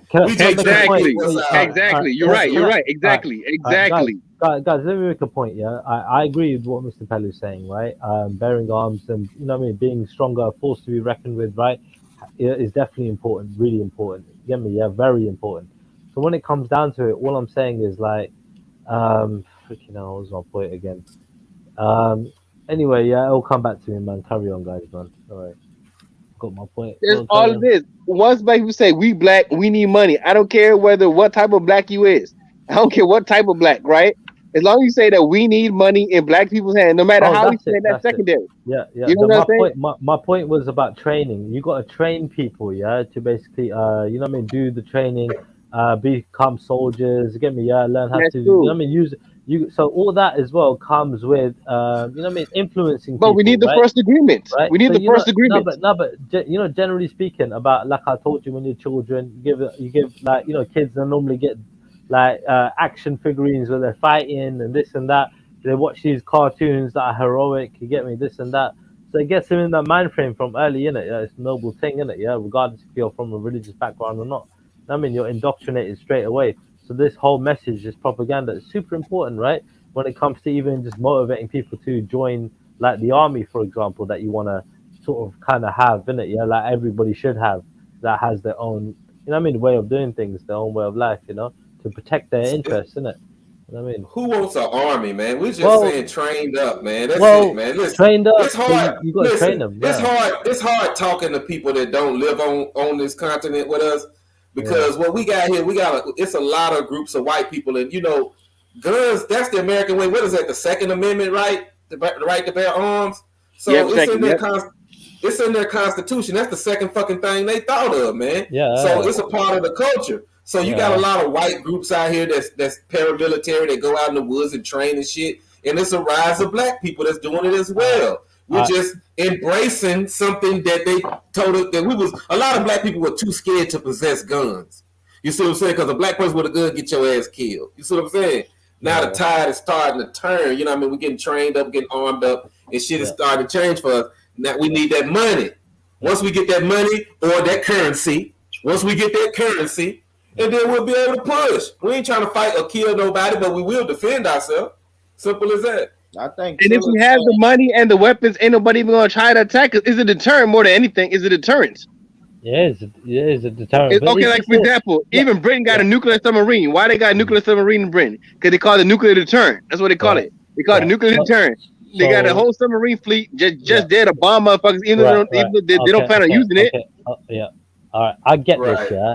My thing is, look, like I told you earlier, right? I'm into this whole globalist idea. Yeah, I'm really and truly buying into it. Yeah, and I think it's the only way to go. Everybody is treated equally, and you know what I mean, right? We've got fair opportunities, and everyone's being looked after. Generally speaking, you get me? It's all kind of equal in that regard. You get me, right? So my thing is, get me? We've got to share the resources we've got left in this world and just make it work. Eventually, I think that's the way the world is going anyway. You know what I mean, but if you keep arming yourselves to a T, You know what I mean? Really and truly, look, like I said, yeah, it's hard for me to disagree coming from a Sikh background, but really and truly, don't you think that detriments the whole globalist sort of aspect in terms of trying to move to one unified Man, we are cohesive? empire. We conquer. We don't. You talking about globalism, and all we know over here is conquest. That's what we know over here. What empire? You say we an empire. What do you mean we? Who's we? The The Americans? United States, everybody manifest destiny. Manifest destiny is an imperial ideology. We come from an imperial ideology. Yeah. We call it manifest destiny. Is it right? Will it work? Will it work all around the It's world? working now. We're gonna keep working. We're gonna conquer that. It's not work. Wait, hold on a second. So basically, what I see the Americans doing, they devastate any places, yeah, that might, what you call it, sort of like, I mean, become a nuisance to them in the future, right? They just decimate them, leave them 50 years, 100 years behind. I mean, economically, Hey, it's a and that's cold it. game over here. We dealing with this cold game And then over we here. move It's on to the cold over next here. one, you know. So Hey, this that's is what power will get you, man. It's Have cold you game fucked over up. here. It's cold game over here. This cold game. This is America. It's It's cold not a game. We call game. it cold game. These are people's lives. It's not a Hey, game. it's cold game. It's cold game, and then day it's cold game. It's just But cold this game is over here. That's what we well, call it's it. not We call right. it cold game. Well, it's not right. It's not right. Hey, And you whether can he's concede right that. or wrong, whatever it is what it is. It is what it Well, fucking is at this it point. is what it is. We need to It's not maximize wealth at this in black point. hands. Hold on a second. I don't seem to think that you appreciate what kind of world we're living in. We live in probably the best world the world has ever seen in terms of, like, you know what I mean? There's a lot of fuckeries Why? that Because go of the on, but American Empire. we Because have American advanced. Empire. No, but not. But what do you mean American Empire? UK. You're a product of the UK. You are Okay, no, USA you is a product you of the exactly UK, right. You right? exactly right, So what are you right? talking But about? that's the You're UK. part of our empire. I'm more That's not your UK than you empire. are. What you mean? You But was Sikh land and got conquered. What you talking I'm more about? British. I'm You more British you than was you Sikh are, land and got right? conquered. So if anything, yeah, I'm probably, yeah, but that's You because got Sikh land and got conquered. You got conquered by the motherfucker. What you talking about? You got conquered and you moved over there. What the fuck you talking you about? can gas You all moved you over want, there. mate, Last right? generation got You conquered can before gas fourth all you generation. want, yeah, gas all you want. All right, you got it What from the us, fuck? You innit? got You got conquered. it from us. You got it from us, innit? I didn't get the shit from No. you. You got Like I conquered. said, That's yeah, what the but fuck you got. you're American. I'm British. You get me, right? So it's what it is. You get me? You got conquered. It's what it is, bro. You got fucked over, bro. We gave you You got everything we conquered had. by Everything Britain, you and now got you moving is over to from the British. Britain, and now you What saying the you fuck are y'all British. Okay, talking about, man? What's going on, man? What y'all Anyway, talking go on, nah, about? carry What's up? on. he just talking about some shit. Yeah, he I'm was done. saying I'm done. he's I'm done. I'm he done. was saying he's British, and Mr. Palu was just saying, how are you British and you was born in India? Me? Now he could be British, but the way he's talking is like, oh, we got it from Britain, like something we got it from us, and Yeah, like his people was you, there. you wasn't even there when they was building the whole right. British My Empire. people were where? What do you mean? Where? You was in the England. British. You was in British India getting conquered by the British. My family were in India. Yeah. You were in Hey, Pakistan. You was in Pakistan getting check conquered. this You out. was, you was Check- somewhere hey, in check South this out, Asia getting bro. conquered by the British Hey, Hey, check times are this moving, out. under man. British Times are Raj. changing. Times are Hey, changing. my We're people. the And Queen world Victoria was forever. the Empress of Hey, India. my people were over here fighting the British with these white folks over here today. We was fighting the British with them, and then they put our ass back into slavery. Told us we was gonna be free if we fought and helped them out, and lied to us and put us back in slavery. Hey, because y'all made the wrong choice. Y'all should have fought with the British. This is my ancestors. My ancestors fought with the British, and they sent us to Africa and shit. Sent us back to Africa, but then made us free. But see, now we coming back for everything that's owed to us. But look, the way the long and short of it is like this: is cold game. It's about maximizing resources and trading and learning how to maximize your resources and make networks. Not all about forcing everything, but it is about maximizing your wealth and resources. Now, I'm not saying you shouldn't have your faith. Me myself, I'm a religious person, right? But I'm being practical of what people are going to agree with, right? Not everybody's going to agree to be Muslim. Not everybody's going to agree to be Christian. Not everybody's going to agree to be Hebrew Israelite, right? But everybody can agree that we need to maximize money in black folks' hands. All black folks can agree to that shit. That's the only shit I see black folks agreeing to ever. And we need something to. What's that? Right. What's that? That's the only thing we need to be discussing anyway. Hold on. Let's take one step back here. Look, you're saying agreeing to this and that, right? There's one thing in believing in something, and there's another thing, right, in actually doing something about it, right? Those are two different kinds of people. I might believe in Sikhi. I might doing something about it. You know, actually trying to like take steps towards it. No, do you know what I mean, right? So there's two different kinds of people when it comes down to these causes and things like that. Am I willing to die Good for night, it? Yes. all. Have a good Am I one. willing to live for it? You get me, right? By my actions, no, right? So that is something that is really fundamental in my belief, right? That's my religion, right? Salute.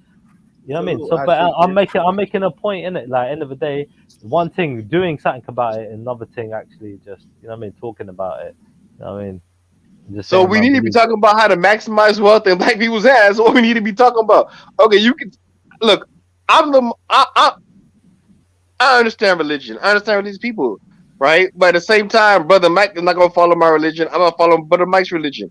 I ain't following Boris' religion, and Boris not following my religion. But we can all say, do we need to maximize our money in black folks' hands? We can all say that, right? So for black folks in general, right? We can have religious debate, but that's a whole different conversation. Yeah, But yeah, the only 100%. thing tying black folks together is maximizing wealth in black hands. It's the only thing that's ever going to Yeah, tie black yeah, folks in America together, or yeah, even the world together. How you right, maximize resources in black right, hands. The right, only agreement. And if we right. have to say, no But matter how we slice it, we have to say, what are right. we going to do to maximize black Okay, resources in okay, black but hands? Mr. Pellu, you're a man, right, who believes basically in the word of God, right? So at the same time, to me, you would come across as somebody who would, right, want to, you know what I mean, has more interest in the message than money, right? Because end of the day, right, money won't take you to salvation. The message will, right? So when it That's comes fine, down, but that's nothing to right, do with black folks agreeing because black folks are here, and the only thing they're going to agree on is maximizing wealth in their hands. So, and since black folks are here for whatever yeah, reason, there's something called black folks, right? For whatever yeah, reason, right? So, as yeah, long as black folks exist with yeah, different ideologies and different whatevers, the only thing black folks are going to agree on is maximizing wealth in their hands, and that's the only thing the conversation needs to be about. If we talking about black folks, that's all black is. Black is one card to get money. It's like the Visa Black card. We need a black card to get in fucking dollars and or money, whatever currency, pounds, euros, all the currencies of the world in black hands. That's the black card. That's the no, only black card. dude. I accept it's a hard argument for me to like. I could easily agree with you and just say, yeah, all right, yeah, we need money. That's the most important thing. But really, realistically, I know that it's not the most important thing. Like It's I not said, the right? most The important message, thing, but I'm saying, it's one of the look, because again, if you got if no food, you can't survive, right? You need money's a tool to buy you shit, isn't it? Yeah, it's just yeah, one of those okay. things, When I right? mean money, I mean So real. yeah, Okay, I'm making Freedom, broadly Zach. resources, the means of survival, yeah, and prosperity. Whatever you, yeah, however you yeah, want to slice it, yeah, means of survival and prosperity. Whatever it is, because look, prosperity is only thing going to black folks are going to have different. Look, it's one thing to have a religion, it's one thing to be black. All black is really, realistically, ever going to be is a card of unified communication of some level of prosperity if we get it. And that's all we need to be focused on is black, because black has no other purpose. What's the purpose of blackness? Nothing. The only purpose blackness has is a means to call people to unified economics. That's the only purpose it has. Everything else is That's different. it. Yes, yeah.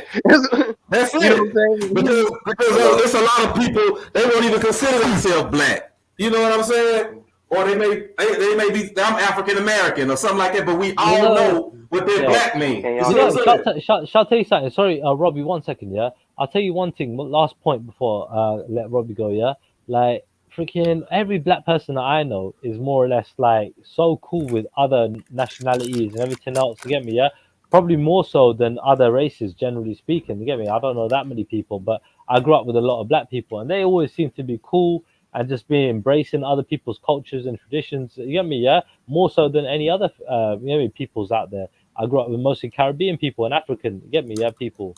So uh, all I'm saying is, get me, yeah, there are benefits, you get me, right? And you know what I mean. Just shouldn't ignore that. You know what I mean? Like, I mean, it's not all like all this thing where like, you know what I mean, what you like are talking about, all this one way thing, man.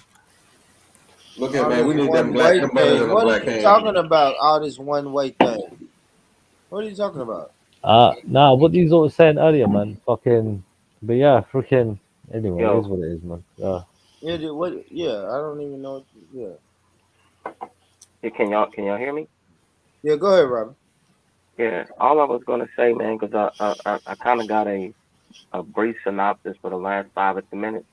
of the topic kind of shift around a little bit, but I'll focus on economics for a second, and I'll just say, um, at a fundamental basis, the system is going to have to change if people want to have more economic power. And I heard Trilla say, okay, well, what are people doing about it? Well, the first thing people are doing is they're working every day and they're paying taxes. And in addition to try to maximize whatever finances they do have, the average American, unfortunately, does not have a lot of surplus income. Now, you could go to some extreme measures and try to consolidate resources or stay in one house or whatever, but the system is set up like the Squid Game, whereas certain games are going to require you to think as an individual because we're all given a social security number. It's like if you don't ever establish any credit history, living history, things of that nature, you can't have another person bail you out unless they have a lot of surplus, capital, right? So we already know that, you know, a very small number of people here in the states make over $100,000 a year, let alone are millionaires. So the other day, I think Born Rich and I we broke down like a median income of like $43,000, and when we got done deducting all of the expenses, right, and this is for somebody working 40 hours a week, probably has a degree or whatever, just getting their feet on the ground, we pretty much came to the conclusion that some people will be in the red or at most only have $200. So it's hard for someone to develop an economic base if they only have like $100 or $200. And this isn't somebody splurging, living above their means or whatever. It's just because this is the elephant in the room that I was telling some other brothers about on another chat when we were talking about gentrification, right? What you have going on right now is going to make the rest of the country look like California, like Oakland and some other places where the price of housing is so extremely high, people are forced to live on the street damn near because there's no rent cap. Like you have corporations right now in Atlanta buying up whole neighborhoods. You got vulture capitalism taking advantage of people who foreclose on their house or they're falling behind, and the banks are sometimes willing to pay over the property value. And then what happens is when these people lose their job or their credit is less than perfect, they change the regulations to get a house. So now someone's income has to be three times. In other words, they have to be able to make their income needs to be large enough to support three mortgage payments, like as one payment if need be, right? Just to qualify. So that eliminates a lot of people from owning property. Here in the States, home ownership is probably like the only form of wealth that people have, besides if they can, again, if you have the surplus income, to invest in some type of Roth IRA or something like that. So if people don't have disposable income to do investments, it's going to make economic growth slow. And now they're getting ready to take away housing, right? Which can affect, property taxes, voting, political power. They're going to lock you out. So what's going to happen is, from what I see happening, you have a lot of people who are trying to apply for, say, maybe a $1,300 mortgage, $1,400 mortgage. They say they don't qualify for it, but then they'll charge them $3,000 in rent. And they'll sustain that because maybe they're forced to pay rent in this area because they don't want to be driving 2 hours to get to work or an hour and a half. I mean, I hear people brag all the time in New York or other places. Oh man, I pay $2,500 a month for rent or whatever. I feel like that's ridiculous. If you could help it. Now, if that's because everything around you is that price, which I'm assuming it is, paying $2,500, $3,000 because you're downtown, it's like something has to be done about two things in America: housing and education. But that's not going to really happen anytime soon. I think until like a huge bubble pops, or again, there's so many contractions in the system financially that they're forced to be fair. Because, like I say, man, you got growing numbers of tent cities. And in those tent cities, they're not all just drug addicts or people who didn't want to try it. You have people who literally were priced out of their home, or they deal with a divorce, or they deal with a medical issue, and then they lose their job late in their life. And then you got these insurance companies that are scumbags. They don't even want to repair people's houses when there's tornadoes or hurricanes or natural disaster, let alone you lose your benefits when you lose your job. We don't have universal health care here. Everything is about profit. And for those who are super greedy, it's about vulture capitalism. So unless it affects them directly, it's real easy for us to sit on our thrones and tell everybody else what they should do. People don't. The vast majority of Americans don't have disposable income. They just are extending their income off of plastic, off of debt. We are a debtor nation. It's always been set up like that to try to lock people out. In a few rare occasions, maybe somebody like myself or people who are willing to go to the extreme end, you might be able to compensate for that for a little bit. But in all honesty, depending on people's geographic location and where they're born, they can't even afford to move to like a place in South Texas or somewhere else where property is cheaper. And then keeping it real, even if they did move where the property is cheaper, they're going to find out the same thing, that there's not a lot of jobs there. There's just a lot of service industry jobs. Again, jobs that are going to keep you living paycheck to paycheck, where you don't have any surplus. And the only thing that saves some people here is they may have a grandparent or somebody else who paid off some property, so therefore they can alleviate rent that way. So you could work at Walmart, but all you got to do is just pay the property taxes. But the house may be getting ready to fall to pieces. You know, eventually, in other words, you're only going to be able to sustain that for so long that eventually what ends up happening, I see a lot of times, people don't, they lose, same thing, they lose their job, some misfortune happens, they aren't able to pay the property taxes, or somebody wasn't educated enough to pay the property taxes, and guess what? The government comes in, or some other investor comes in. So that's what I've seen, like all the But you major... know what, bro? Breaking it down from the bare bones, yeah. Like end of the day, you need to make sure that your people are eating. So you need a food source, right? When it comes down to it, right? So you know, people giving out food, for example, this and that to the local communities. That's a start. You know what I mean, right? And that's just the way it should be. Everyone helping each other, making sure everyone's fed. Number one. After that, you get me right. Create opportunities for people to work. Right. But So that's you the got thing, you have to enhance nobody wants to whatever be qualifications that you look, got, listen, and then you got to increase nobody your wants to chances of be getting a job. given food. What I'm saying is, and that's the issue here But in the no, States. And it's not hold on, about that, wait, brother. no, Yeah, wait, it's not don't about cut that. me off. I'm looking No, at no, the don't cut me off but for one 1 second. second. I Yeah, bet you if I yeah. make this point, I Right. bet No you if I worries, make no this worries, point, no you'll worries. better Yeah, understand what I was trying to say. yeah, What I was sure. basically trying to say was, and it's about income, right?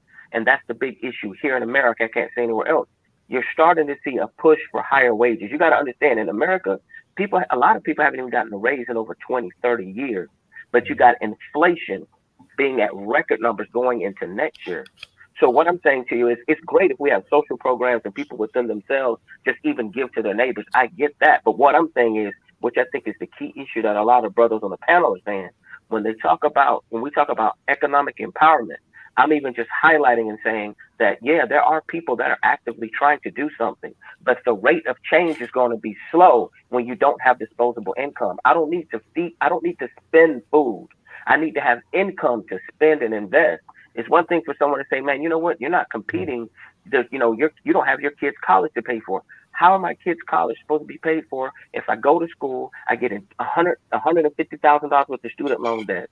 The job I get starts me out paying $50,000 a year. So now you're paying your student loan, you're paying all these other expenses. You may be in a metropolitan area where just to live decently, at the end of the day, you only got a couple $100 to play with.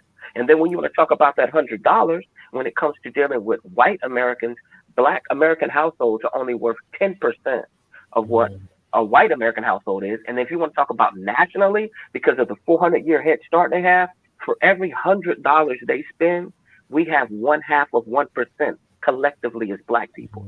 So that means we only have 50 cents of investing power to their $100. So when somebody sits on their high horse and tell us what we need to do, that's either being disingenuous or just being a liar. How there's no fucking way I'm going to compete with you. I think You know what I whether you're mean? rich, whether you're $100 to 50. yeah, but when you're rich or poor, you can look at somebody's system and look at the people and have an opinion about it and think whatever they want. You know what I mean, right? It doesn't matter. End of the day, they're gonna have their opinions about whatever. So it's not about disingenuous or not. You get me, right? People that are looking, that's a good start. You know what I mean, right? That's the way I look at it. Oh yeah, I'm So not talking about you. You're cool. When I'm talking, remember I'm talking about the United States. For us that are in the United States, we hear it all the time from like the elitists here that like to do bait and switch. And sometimes they'll divide people by race, they'll divide people by class, they'll have all of these buffer issues. But when we get to the main issue, which is why I have my moniker economic freedom, people don't want to budge on that. And for some people who speak of reparations, I totally understand and I get where we're coming from with that, because that is to compensate for that gap of uh what is it? Like I say, 50 cents per every $100. Now this is my thing. Whenever I have white people get in some chat rooms and they'll say all these disingenuous things about black people, how I shut some of them up is, let me tell you, you had a 400-year head start. Then you had 90 years of white privilege during the Reconstruction and Jim Crow era. And the best you can do is live in a trailer park and talk shit to me. You need to shut the fuck up. You know what I mean? Because you're struggling too. You know what I mean? And maybe to agree worse. Like in other words, you have the least number of excuses. We're not making excuses. Almost everybody on this panel works Yeah, or but you has know, worked. on that point there, when it comes to that person giving you some criticism, right, to try and almost to push you, because you know you got to take it as fuel to try and, you know what I mean, get further with, right, negative or positive criticism, right. No, it's It not might be, fuel, bro, because they're living in but a it kind trash of can is, trying to judge because somebody. you got to take the positives out of every outcome. That's basically what I mean by fuel, right. So when it comes Bro, down to that scenario in particular, that just might be that might just be his way of trying to encourage somebody, because some people no, Trilla. do You don't employ understand negative racism criticism. here No, but from a some people, historical standpoint. but hold on, I'm just saying, right, some people do employ negative criticism to try and push people to become better. Do you know what I mean? That's a That's just new concept on the now. That's kind of, called trolling. What I'm trying to it's tell not you right new, it's now. old, mate. It's like, you know, No, you no, give, no, no, yeah, no. I'm saying it's new with technology. I'm saying like people okay, getting on well, chats and disguising their identity and all that. What I'm trying to tell you is, all right. and which is my fear and concern, and a lot of these white supremacists are letting us know here. Like earlier, somebody was talking about militias. You got to understand, man. Whenever there's a hiccup in capitalism, so that the white population doesn't look at the government and the system. It's kind of like the Wizard of Oz. The little illusion in the front will say, "Don't pay attention to the man behind the curtain." In other words, don't look at the bankers, don't look at your politicians, don't look at the people who have set up the system Yeah. and also is exploiting them. What they want them to do is look at us as the scapegoat. Now, it goes beyond trolling and just people talking. You have people who actively act on their racism. That's why we have school shootings where people have white supremacy manifestos and they do shootings. You have lynchings that take place. You have Oh police shit. brutality. So see, it's one thing when people are just talking. See, like you may talk to try to motivate some people. This isn't even about motivating. This is about people tapping into their insecurity and animalistic instincts. And what's crazy and maddening is I'm starting to see in parts of Europe, you have this same kind of alt-right, white supremacist type movements rising up, where a lot of these, like, you can't necessarily call them neo Nazis, but it's pretty much basically the same thing. There's Yeah. documentaries that talking about this stuff all the time. So you got to understand, they what is it? They start resisting immigration. They start looking for somebody else to be their scapegoat because they don't want to share not only the resources of the globe, but the resources in the country. And what I'm saying is, you're doing well there in the UK. Let there be enough hiccups in the system where you got enough propaganda, somebody speaking online or on the radio, putting a battery in these people's back. The next thing you know, man, you'll have one of these maniacs hurt your family or hurt someone or try to attack your businesses solely based off racism. It has nothing to do with any of the things that we're talking about civilized. And the main reason why they'll act on it, which is the danger here, is when you create a climate letting people know they can get away with extremism. Almost most of the guys who stormed the Capitol on the 6th, they're making a handful of them examples, but the most of them have just gotten probation or a slap on the wrist. Some of the people who are threatening governors to go kidnap them and do all that, they've gotten a slap on the wrist. Okay, Why? Because yeah. hold on, you know why? Hold on, let me Yeah. finish. You know Right. why? Because the FBI knows a lot of these idiots are armed to the teeth. You got a whole All right. bunch of them right now talking about the they call it the Great American Rebound. When you get a chance, get on YouTube and look that up. These people are consolidating power in like the northern Okay. northeast east part of the northwest part of the Yeah. country. And what I fear happening, Yeah. we'll have the same fate as Rome did when it All right. split. All right. All right. You know? All right. Bro, look, everyone's talking about your state separating for a while now. You know what I mean? So that's not going to be a surprise if it does happen in that regard as well. You're going to have mad civil war, definitely. I don't know how it's going to happen. You guys could revolt to that point. You guys may not. I don't know, innit? Yeah. Let's see what your National Guard do, innit? Yeah. So, like, end of the day, my thing is, get me, yeah. Like, see, divine, yeah, you're here, yeah. Distracted me. What was I thinking? Yeah, I was thinking a few things still, man, with your point, man. But like, bro, you Americans, yeah, Man, you're on a different level, man. Carry on, Robbie, man. I fucking forgot my point. I had a good point to put to you. It'll come back to me, bro. Don't worry. What you saying? Well, anyway, man, I'm just thankful that you guys let me on the panel. I'm gonna keep it a buck. My wife doesn't like me getting online. Nah, She's you're like, good. man, sometimes You're a good you should, panelist, bro. shit. Yeah, Huh? yeah, you're a good panelist, bro. I swear down, because you say it straight up how it is. You're an intellectual guy, so yeah, man. Trust me. You know what I mean? You're good to have on, bro. Well, Trust me. in an idealistic standpoint, Trilla, I think you know from previous discussions, I agree with 90% of what you say about a human holistic view. And I think the main reason why we agree is because people of color who are natural to this country, who come from places that had a lot of resources, I think instinctively people knew how to share, and that's why people had more spirituality, that spiritual system that kind of governed the way people lived, because people were able to barter and trade. Every now and then there's tribal wars and differences, but not on the level, you know, of what has transpired, you know, hundreds of years, decades later. Now with the system that we have, I think what's going to happen is it's just going to be a choice between greed and empathy. All right. I So think yeah. I think that some people in power are going to have to just learn to become a little bit more empathetic and understand that the things that the policies and mechanisms that they're promoting that are destroying the environment, that are causing social division, that are keeping populations in fear. Because I think a lot of this saber rattling is just WWE theater. Like they don't ever really plan on going to war. It's just more or less like two guys saying they're gonna fight. They take their shirt off, they push and shove each other, and it's like if you don't study history enough, this is where I look. Russia and China are never gonna fight the United States, because if they ever wanted to, they have plenty of time to do it in the past. Vice versa, because of globalism, people are making too much money. Now, when there may be a little bit of tension, I think what they do is they fight proxy wars. Because again, the military industrial complex, China's starting to do that in Africa. The United States has done it for a while. Britain has done it for a while. So when it comes to the military industrial complex, it's like that's kind of like the safety net to save your economy. So in a way, if we don't get this inflation under control, I'm pretty sure the United States will think of another boogeyman to fight somewhere. All right, cool. I really can't think of another boogeyman they can fight. Look, I'll address your points here. I want to get to the point of going back to the original point about racism in America, right? Why is it that you guys have a problem of racism in America, of all places, right? The United States of America, right?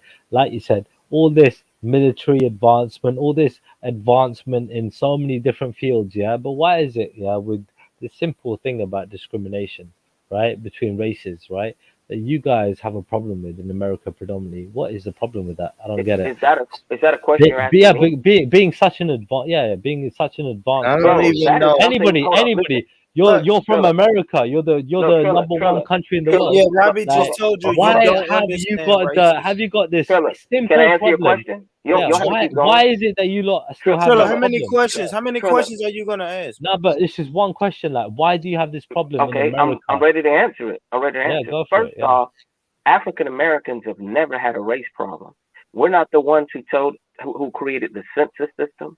We're not the ones who created the marriage certificate, which was based on what's it called? I forgot the word that they used when there was interracial dating. Like almost everything in this system from its inception was based on white supremacy, ideology, and some warped interpretation of Christianity to justify their manifest destiny mantra. So to ask us, that's like me asking a rape victim, why is rape? No, that's like me going to somebody from Epstein's Island. Why did Jeffrey Epstein decide to traffic and take advantage of girls? Person will be like, I don't. You need to ask him what was sick in his mind. Hold on. Listen. Let me say something. All I can tell you is on the point of why is it, you get me? You're so big in America. Look, American racism compared to UK racism, you don't get shot by the police out there on the regular, right? Generally speaking, and that's what's been happening for years. We know even like back in the day in the 60s and everything But else, this is the thing, like it bro. was even worse to get me, yeah, Triller, bro. can I Like answer all it? I'm saying, we got cameras and The stuff now, and shit still historical. happens, yeah. Listen, So what I'm like, trying to say is the historical trajectory of both countries have been different. I don't think you guys had the equivalent of a Ku Klux Klan. I don't think that you guys had slavery in Europe to the point where there were plantations. Maybe British was imperial and had other territories, but the history of this country is unique and different. Now, in some ways, that's what makes it beautiful. But what I'm trying to tell you is African Americans, right? Foundational Black Americans in America, we've been loyal to America. We've never staged some major revolt where we tried to take over the country. We've fought in every war. We've never had violence to try to get the rights that we have you had. fought in the So, wars, definitely, yeah. so what I'm trying to say to you is it's not an issue with us. By default, we're here. I'm not leaving anywhere because my family has put sweat equity into contributing to America. And I've had a lot of people in my family serve honorably as veterans. If a white cop has a stick up his ass because he's angry that capitalism isn't work for him, because this is what you got to understand. But what about black police officers? Wait, man! When you ask a very complex question like this, you got to let me cook this. This is what I'm trying to make another point here. I know you got a lot of things to say. Hollywood. I just want you to kind of like stick to the sort of certain dynamics that I'm trying to go with. You get me? So I'm talking about basically why is there systemic? Yeah,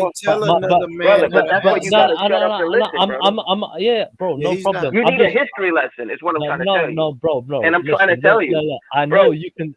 Look. My point is to you. Hey, well, Robbie, don't answer the question. Like, if I'm not even asking. I'm not even asking the question. I'm just saying, bro. Yeah, bro. You can obviously talk about a lot of things for a lot of time, but I just want to give you that dynamic, like, or where again, I'm talking about systemic racism in America, predominantly more in America than other countries, right? Why is that the case? Like the UK, it's nowhere near as bad as it is in America than it is the UK, right? UK is far less racism compared to American racism. You would agree on that, right? I want to kind of stick to that point. I've never been to the UK. Yeah. I've never been to the UK personally. But so I can testify that it's not as bad as you guys, right? You guys are getting shot up there regularly. U.S. soldiers in World War I and World War II could attest to what you're saying, which is what caused the civil rights movement to kick off here, because there were soldiers that went over there. They were able to sleep with Italian women, French women, date British women. Some brothers even got married, and then when they came back here, they couldn't even bring their wife over here. So in terms of enlightenment, this is what I think. I think the British Empire learned over time. They said, look, ruling with an iron fist, right, as opposed to setting up puppet government and actually trying to have diplomacy to a degree with the people, you're going to lose power. That's what the United States has learned now. That's what we lost in Afghanistan. When you're an occupier, you're going to lose in terms of the long-term objective. But what they've learned to subsidize that with is making money in the short run. So even though you're shelling out money to occupy or fight a war, you're going to make a whole lot of money doing reconstruction of infrastructure and all of that. Is this answering why black people are targeted more in America than the UK, for example, in terms of the way you guys are being oppressed? Okay, I was trying to answer that question earlier, but I just need you to agree before I start talking that regardless of what I say, you could just at least give me. I'm gonna try my No, bro. Take your time. Take your time. I don't mean to be disrespectful. I'm sorry if I come across that. Just give me 60 seconds. The one thing that sticks in my mind, right? And that's what I'm saying. When it comes to understanding something like this, bro, it is so multifaceted. You can't just make one little point. I would be disingenuous to the complexity of the system, right? The main thing that I can think of right off is this idea of American exceptionalism that plays on the insecurity of the average white person. This idea of American exceptionalism came into fruition when we started having motion pictures. And there's a documentary that's on YouTube that I would tell you to look at it that talks about how motion pictures basically gave rise to shaping society. They actually kind of low-key learned from the Nazis in a way about propaganda and shaping the minds of people. But in this case, what they were trying to do was have a positive push for capitalism. Because remember, there was a big fight between capitalism and communism, right? Now, there's always been racial issues in this country. But what made it hyperbolic was at the end of slavery, when black people, right, were introduced into the working population. It's no different than today when there's immigration issues. The insecurity comes from economics and people having to share resources and fight for jobs and so forth, right? So that made people targets of uh, not what's it called? Not passive aggressive envy, but malicious envy, because we didn't have rights. So if we didn't have rights, my dad used to tell me how the Ku Klux Klan could go in his town, and this was like in the 50s. And if a black man was walking down the street and some white boys got drunk out of their mind and they decided to beat you up, you try to go to the sheriff, nothing was done. If you got beat to death, people knew to keep their mouth shut. Or if a white woman complained and pulled one of these Karen roles, like now we're seeing on camera, and this stuff has been going on for centuries, there would be retaliation. So I mean, yeah. I mean, Robbie, yeah. If you could sort of like put it down to a point for me to address. What I'm trying to say to you is, racism is kept alive by their insecurity and this simple dynamic. As long as you're doing better than a nigger, you're okay. That's it. In a nutshell. Whenever they start complaining about why jobs go overseas, whenever they start complaining about why there's inequality within the greater society, they use us as they've used us as a scapegoat. So if you got some cop that's angry that there's a black man driving a Mercedes and he works a whole bunch of overtime and he still has a pickup truck, or he's been listening to some talk radio stuff telling him about immigration and all these bullet racist points that people come up with in tropes. Somebody can already have a preconceived notion and idea in their mind because they've put it out there that it's okay to harm you. It's okay to harm you because you don't have any rights. It's okay to harm you because we've already. And see, this is the evil genius of it. Robbie, wait. Yeah. This is the evil genius of it of image. On one end, they come up with this idea of American exceptionalism for white people to subscribe to, right? Lifestyles of the rich and famous, people having abundance, people having surplus. But how they did us dirty was they glorified the ghetto. So what that did was it caused this psychological divide in people's minds that, you know what? Anytime you want to associate crime, negativity, something that's less achieving, not only with their Darwinistic pseudoscience stuff that they used to even have in universities to justify racism, you got to understand that it's passed down generation to generation to generation. And sadly, even right now in 2021, when I read the comment section with some of these rednecks and hillbillies talking, they always bring up monkey stuff. They always bring up this intelligence thing. They always come up with a way to justify their hate. Because at the end of the day, if we're going to be honest, when COVID hit, a lot of white Americans know that the system's not even working for them. But when they get angry, they have enough white privilege and they have enough protection within the system that they really don't want to change it. So it goes back to that Squid Game dynamic. I know the game is fucked up, but as long as there's a higher probability that I can win, I don't want to change shit. I only want to change shit when I'm forced to change it. Robbie, bro, I'd rather just have a little back and forth between me and you instead of having the long, you know what I mean, like, you know, prologues and that, you know what I mean, like, me and you just have a little discussion, whatever, and obviously I ain't gonna interrupt you, I'll try my best. At the same time, you get me, yeah, if you want to interrupt me, feel free, no issue, you get me. At the end of the day, like, what I'm saying is to you, bro, yeah, freaking, oh man. Hold up, before you start, let me just say this one thing, so you can have a better clear. Agree, you're not African American. Yeah. So we live in a free country. You have a right to come up on this platform, and I'm not gonna tell Born who to bring. See how nice we are as black people. Because I'm gonna be honest with you, if you go, I already know that. I know that from life experience. You ain't gotta prove it to me, mate. I'm looking at who you are. I'm looking at Born I'm not proving I go it. by how you treat me individually. Right. So what I'm trying to tell you is, sometimes when you give your opinion, some people may take it a little disingenuous, just because no matter how much you try to relate, you're never going to totally relate. One, because you're in a different country, and two, at best, you're just getting secondhand experience. It's like a tadpole trying to talk to a frog about what the land is like. You know what? Even if I totally detest, if I came from the opposite mind frame of somebody you were at war with, for example, right? You would still be interested in their opinions and views, right? Regardless, you know what I mean, of where we are in terms of understanding each other. Yeah, I might not fully understand you, obviously, right, and where you come from and so on and so forth, generally speaking, among so many people that I don't know much about. Yes, that's inevitable. However, it doesn't mean that we can't have the conversation, and it doesn't mean that I can't understand to some degree. You know, Look, it if is you know what it this is. globalist utopia that you talk of and that I agree with, what we need as black people or other people of color to help us eradicate white supremacy. Like, don't make excuses for it not existing, right? And when you are confronted with it, like let's say if you ever came to the United States and you're trying to buy some property, you're doing whatever, and you happen to be at the country club and you're there with a bunch of white supremacists, not only talking but saying, hey man, we're going to redline this district, we're going to make sure we, intentionally lock people out of power play. That's when we need someone like you to stand up and say something, or just say, you know what, man, I'm not going to do business with you. Why? Because this isn't even about racism. This is about globalism. That's not healthy for globalism. Because we're saying resources are going to be available to everyone regardless of race and color. So we both can agree with that white supremacy has no place in globalism. And what I'm trying to tell you, if you listen to the rednecks here, you know who they call Democrats and liberals here? Globalists. Yep. See? That's a code word for communism in their mind. And guess what? Yeah. Unless you're Danette D'Souza, that Uncle Tom butt kissing, that motherfucker right there is a racist Indian. To be honest, I've seen him say the most fucked up shit. Thank God you're not like him. He'll sit here and tell you that he disagrees with you.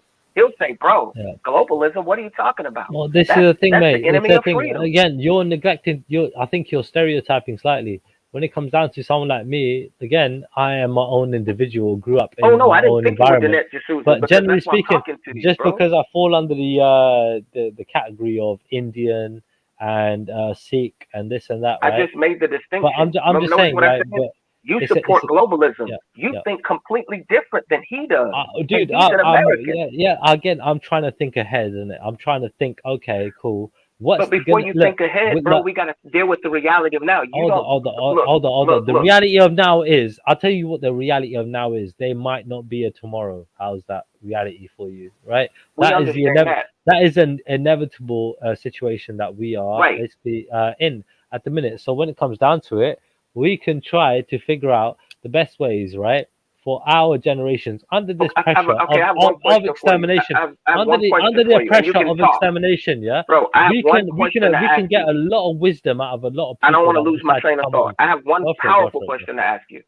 So that way it should change your conversations moving forward in this panel. Go on. Do you feel like black people that you've come across, specifically Americans and people in the UK, are we generally for globalization or are we against it? Because I can tell you right now, with the moral standards that we've always shown as African Americans and being all inclusive, we're on board with globalism. I think we don't have a problem with it. I think from a long time ago you were with it anyway. You know what I mean? And when I say with it, you know what I mean, not in an urban way, but yeah, generally in that way too. You know what I mean? You guys are proper down. Most black people down are for not like, engaged in politics. Let me tell you something. I'm gonna tell you a little secret. This whole equality thing. Yeah, go for it. Dude, before Obama ran, most black people that I talked about didn't even care who the president was. We didn't get all bent out of shape and get our blood pressure up over politics. Now Negroes get their blood pressure up over politics. You know why? Because we had too much real shit to deal with in terms of survival. We always said, like, ain't nobody black running that looks like me. So I'm just going to pick the lesser of two evils because they've shown us that they bait and switch and they lie. And then you have people who openly tell you that you're a communist, that you're a globalist, that you're a liberal, if you even just talk about equality and trying to legislate things, right? So my whole thing that I'm trying to tell you is, and I think maybe you should make some more trips over here to the United States when you can and get into some conservative circles, and will see how archaic and brainwashed they are. You know what? It wouldn't surprise me. At the same time, I've got YouTube to look at what your country's doing, and plus I can talk to people. So really and truly, it's an unnecessary exercise in my opinion. The only reason I'm going to go down to America is for a vacation, and that is it. You know what I mean? I'm not going to go down to create any change or anything else. Mate, you guys have your own fucking nest of havoc, and let alone having an outsider who knows fuck all about your country. But apart from hold up, Tupac. you know what? You know Let me correct you on that, though. I have to correct you on that. That's what I mean by media propagation. And when you were cutting me off, when I talk about the power of the media, look, These fuckers will make us think all of India's fucked up based on media. They'll make us think that Africa, everybody's living like savages until I have people who take a camcorder and go to places that have beautiful sand, water, clear blue, white, you know what I mean, and Good resorts point. That's a and good beautiful point. buildings. So the same thing I'm trying to Yeah. tell you here goes back to what I keep saying. They always try to paint black people as the face of poverty in America. But let me give you a little bit of disclosure about me, my friend. With all this stuff that we're talking about, I got a 3,500 square foot home, right? My mortgage is under $1,000 because I refinanced my house, got my interest rate at 2.7. I've been retired since 2005. My media room, I have a screen that's 180 inches. Next year, I plan on putting a swimming pool in my house. For me, as a black man who served in the military and I'm not a felon, I'm doing okay. But guess what? When I start seeing a pattern of police brutality and I saw it go across the class diaspora, that's when I got concerned. Because at first somebody could say, oh, it was just those black guys over there in that part of town, where a lot of drug activity. Okay, he should have complied with the police. But then when I see somebody who's a veteran and they get drug out of their car and basically called a nigger to their face, I get concerned. When I see a black woman drug out of her car and body slammed because there's no black man there on her on the side of her neck, and all because a police officer feel offended, then I'm like, wait a minute, this is not somebody that's ghetto. When I see somebody get shot reaching for their driver's license, to this day, it gives me PTSD when I get stopped, depending on where I am, to deal with an officer. Why? Because for a long time, all they had to say was, I felt afraid. Now, this is Hold on, interesting. before you talk and say one more thing, I have to say this. Go ahead. When I was living in America in the 90s and the early 2000s, I'm pretty sure every black person here can attest to this. We didn't have those problems. I never felt threatened by a white cop.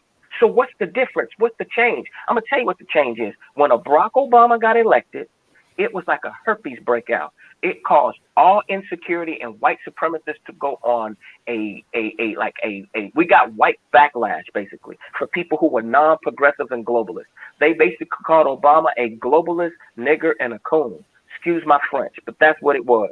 So they hated seeing a black man's face for 8 years. So what they did was they voted into power somebody who was the total opposite of Obama, but had just as much charisma. And Trump knew how to speak to that base, to those people that are angry, that have felt left out. And when you read between the code words, they're not about, when they talk about making America great again, the people they consider American are WASP, white Anglo-Saxon Protestants. Anybody who thinks different than that, you'll get your nigga wake-up call. And that's what happened. And that's why when Trump was in office, you started hearing people who were Muslims complaining about it because everybody started feeling it. And then in spite of all of that, the police killings got bolder and bolder because I said to myself, well, now that they have the body cams, for sure they're going to stop. Man, the killings got worse. Here I am, a veteran, disabled, trying to talk to my white psychologist. How did they get thinking worse? Like though? how you're thinking, trying to find some common ground, trying to keep my sanity because I'm like, bro, I can't believe this is not the country that I grew up seeing because at least there was Michael Jordan, there was pro wrestling in the 80s and 90s. Racism has always been an issue, but it was never hyperbolic. You know why? Because exiting the civil rights movement, people at least tried to do right, and there were some laws. There was a cultural norm that shamed that type of behavior.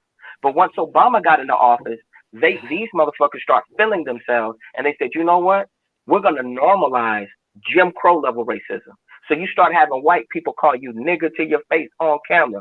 Only when they lost their job, only when Twitter picked it up did you see them crying, did you see them boo-hooing. So that's the reality of what we're dealing with right now. The reason why there's an uptick in racism is because of progress. That very thing you're talking about, globalism. So you better believe there will be fights and skirmishes to create the world that you're talking about because they don't want to share with you. They want to, as quote unquote to Trump, India's a shithole. Haiti's a shithole. Nigeria's a shithole. All the Latin countries are shitholes. That's his attitude. That's a leader of the free world.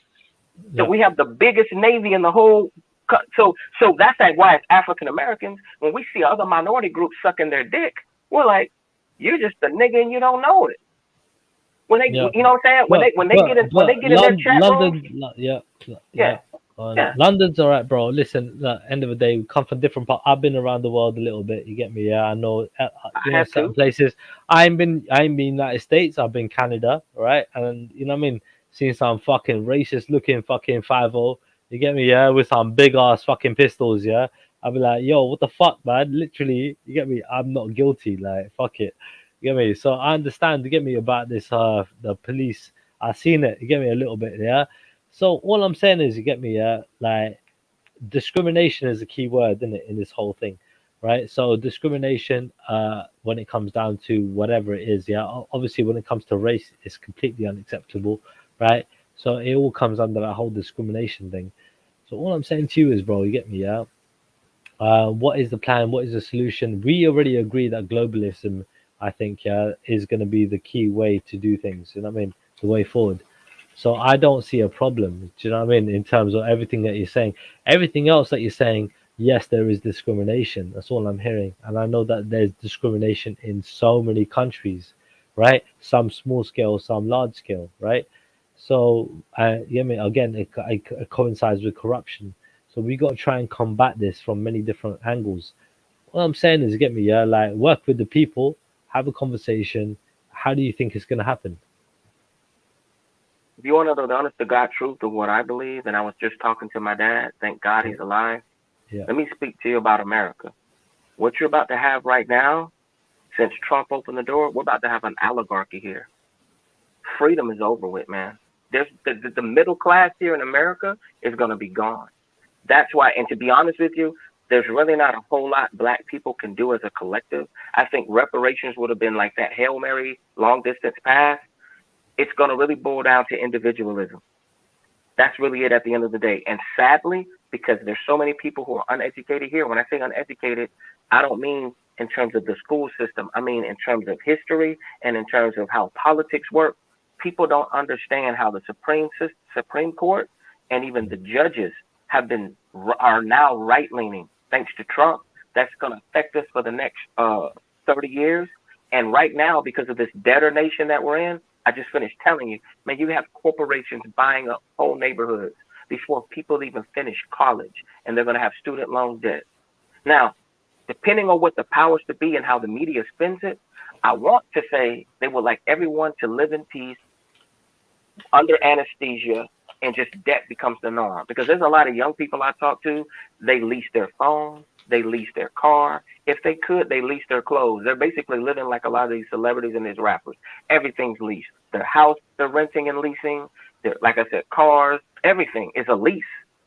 So when you have a situation where no one has ownership and you have all of that consolidated, in terms of policy and in terms of changing, I'm all for globalism, but until it happens, I'm going to have to look out individually. And the same thing you're going to have to do there in the UK.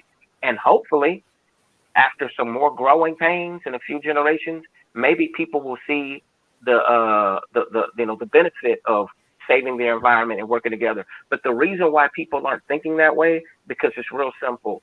I don't have to play nice and negotiate with you when I have more military power than you.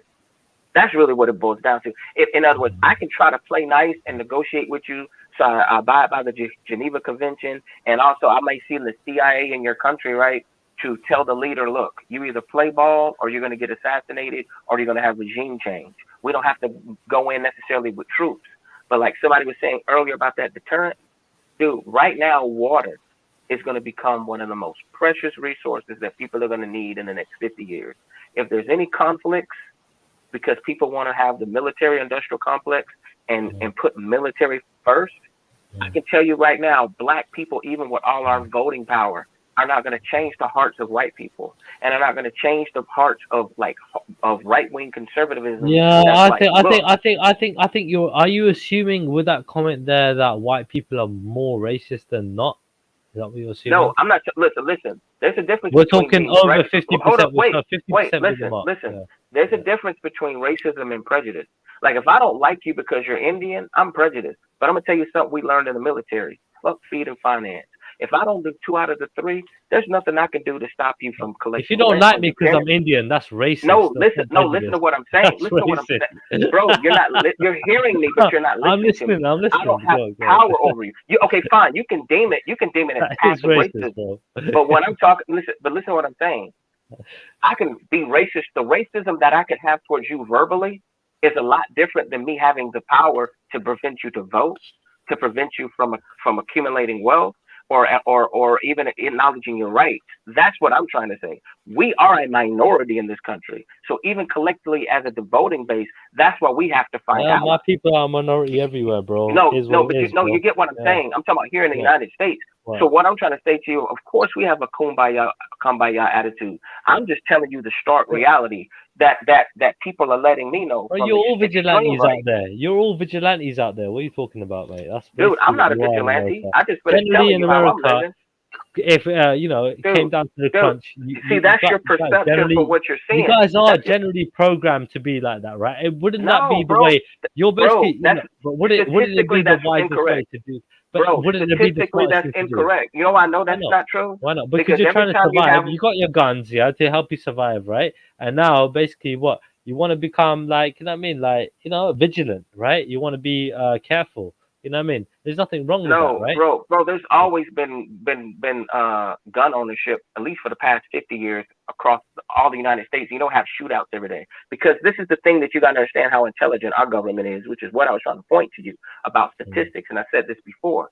They know that only 10% of the people are really with the shits. That means if I had 100 people in a crowd Yeah. and I wanted to carry out assault, I only have to worry about 10. All right, but About you got to 80 look of at them the are, hold on, gun. wait, Jesus, you cut Yeah, me yeah. off. Yeah, About but you 80 got to of look at them the are going to gun. scatter.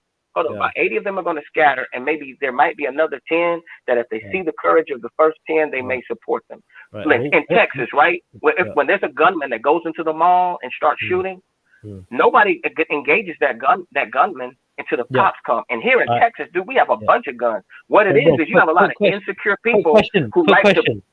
Quick question on this, yeah. Like, what's the most I lost powerful my train weapon of that thought. you But can? you know what, Trilla? What's I'm the gonna most let you powerful talk. As weapon a that you can have? non-American who has Yeah, yeah. judgment over how I live and calling us vigilantes, and I'm trying to explain to you how that's a misconception. And see, that's how the white supremacists win. Because even all the way over there, you got propaganda that they're putting out there telling you that it's a war zone over here and everything's out of control. It And then nobody wants to listen to the boogeyman that's there. And It I'm trying kind to of listen. is out there. I mean, It's dude, not like that, bro. everyone's got a gun out Dude, there. you're telling me. It Listen, kind of dude, you're is. telling. Hey, listen, you're telling me, and I live here. Look, More than countries that Trilla, haven't got guns legally. But Trilla, You're that's telling the me, point, are you though. serious? You're Hold telling on a me, second. and I live Hold on, here. hold on. Yeah, Trilla, if there's You a lot big are war playing like that, cowboys and cowboys out there. I don't Trilla, know. Trilla, you're telling me, and I live here, bro. What you talking about? Don't worry about it. Hey, guys, now you know what, man. Listen, I'm thinking ready to go to bed, man. That's another thing. I'm thinking ready to go to bed, fellas.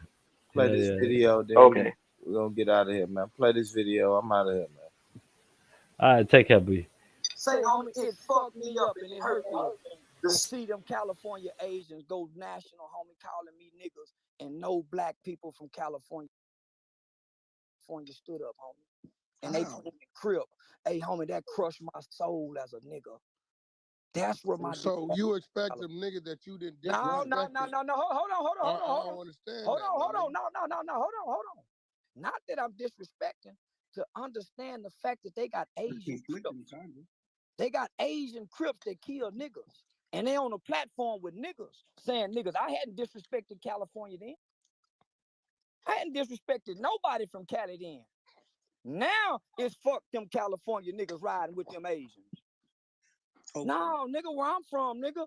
If the nigga wrong, we gonna be wrong with the nigga. We deal with the nigga later, but we ain't standing with these people, not against no nigga. Say, Charleston, I got a quick question. I got a quick question. We with niggas, homie. We ain't standing with nobody. So you said that they was supposed to. I ain't saying nothing, homie. All I'm saying is just like everybody have something to say about what I'm saying, it was supposed to be an outrage in the hip hop community, nigga, with a bunch of Asians on there saying nigga. But what if, I'm saying, but if this Asian put in all this work with me and say, homie, but he put in work with you against the other niggas. He ain't put in work against his people. But that's one that's one. Nah, homie, nah. You done committed treason, nigga. If you put in work with an Asian against your own people. No, that's not. I'm from Chicago. We do things. Was that what you just said? What if this Asian put in work with me?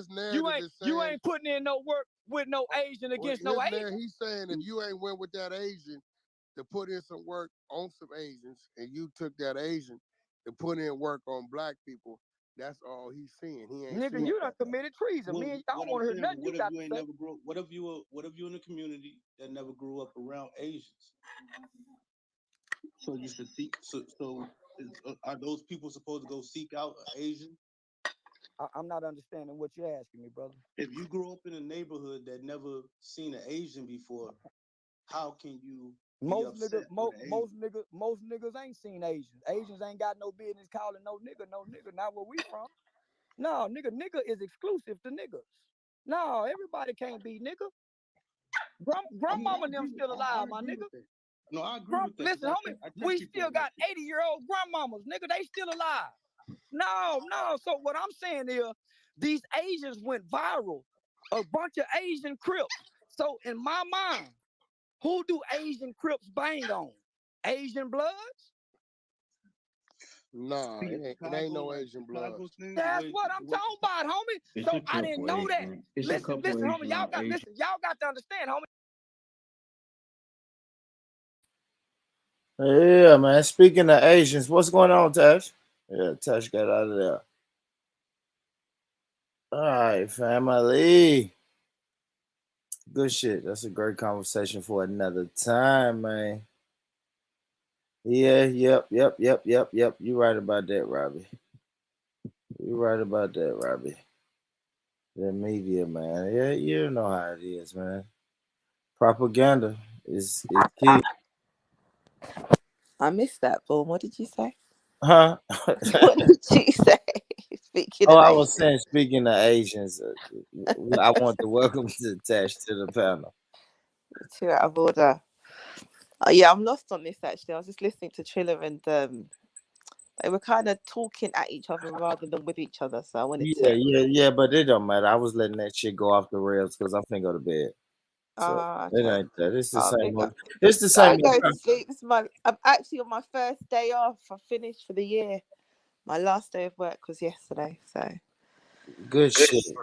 Good shit. Yeah. So that's it. End of the year, 2021. Big up, Lynn. Big up, sis. Big up yourself, Bo Rich. Yeah, I'll call you. Bo Rich, you're still holding up down the fort, though, yeah. Yeah, man. Yeah, don't get drowned, man. They're trying to drown you out here, man. Make sure you swim. Make sure you keep swimming. Yeah, I ain't worried about that, y'all. But family, I know y'all just now waking up over there, but shit, I'm taking my. You sound tired, man. You sound tired. Yeah, it was a good stream though. I promise. I did not plan on going 6.5 hours, but it was a good stream, man. Some great panelists today with great conversation, man. It was dope. Can you leave it up? Can you leave it up and not put it on private? I'm gonna leave it up. That's what I was gonna say. I suggest y'all rewind it, man, because we got into it. Like I said, this conversation I just played a snippet of was a conversation between Charleston White and Whack 100, and it was just kind of like about gangs, you know, how did gangs start? And fast forward to 2021, are gangs still beneficial? So y'all go back and y'all check that out. Check that out, man. All right. Yeah, Chemo, you jump on, man. Chemo. If you jump on, I promise I will jump off the panel. Yeah, that's what I would do.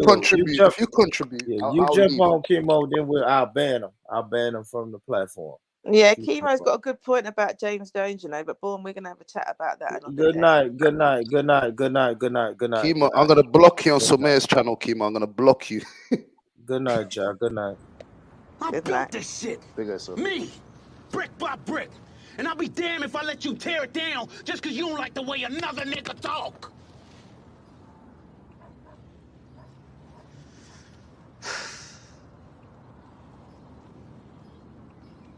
Drive, motherfucker!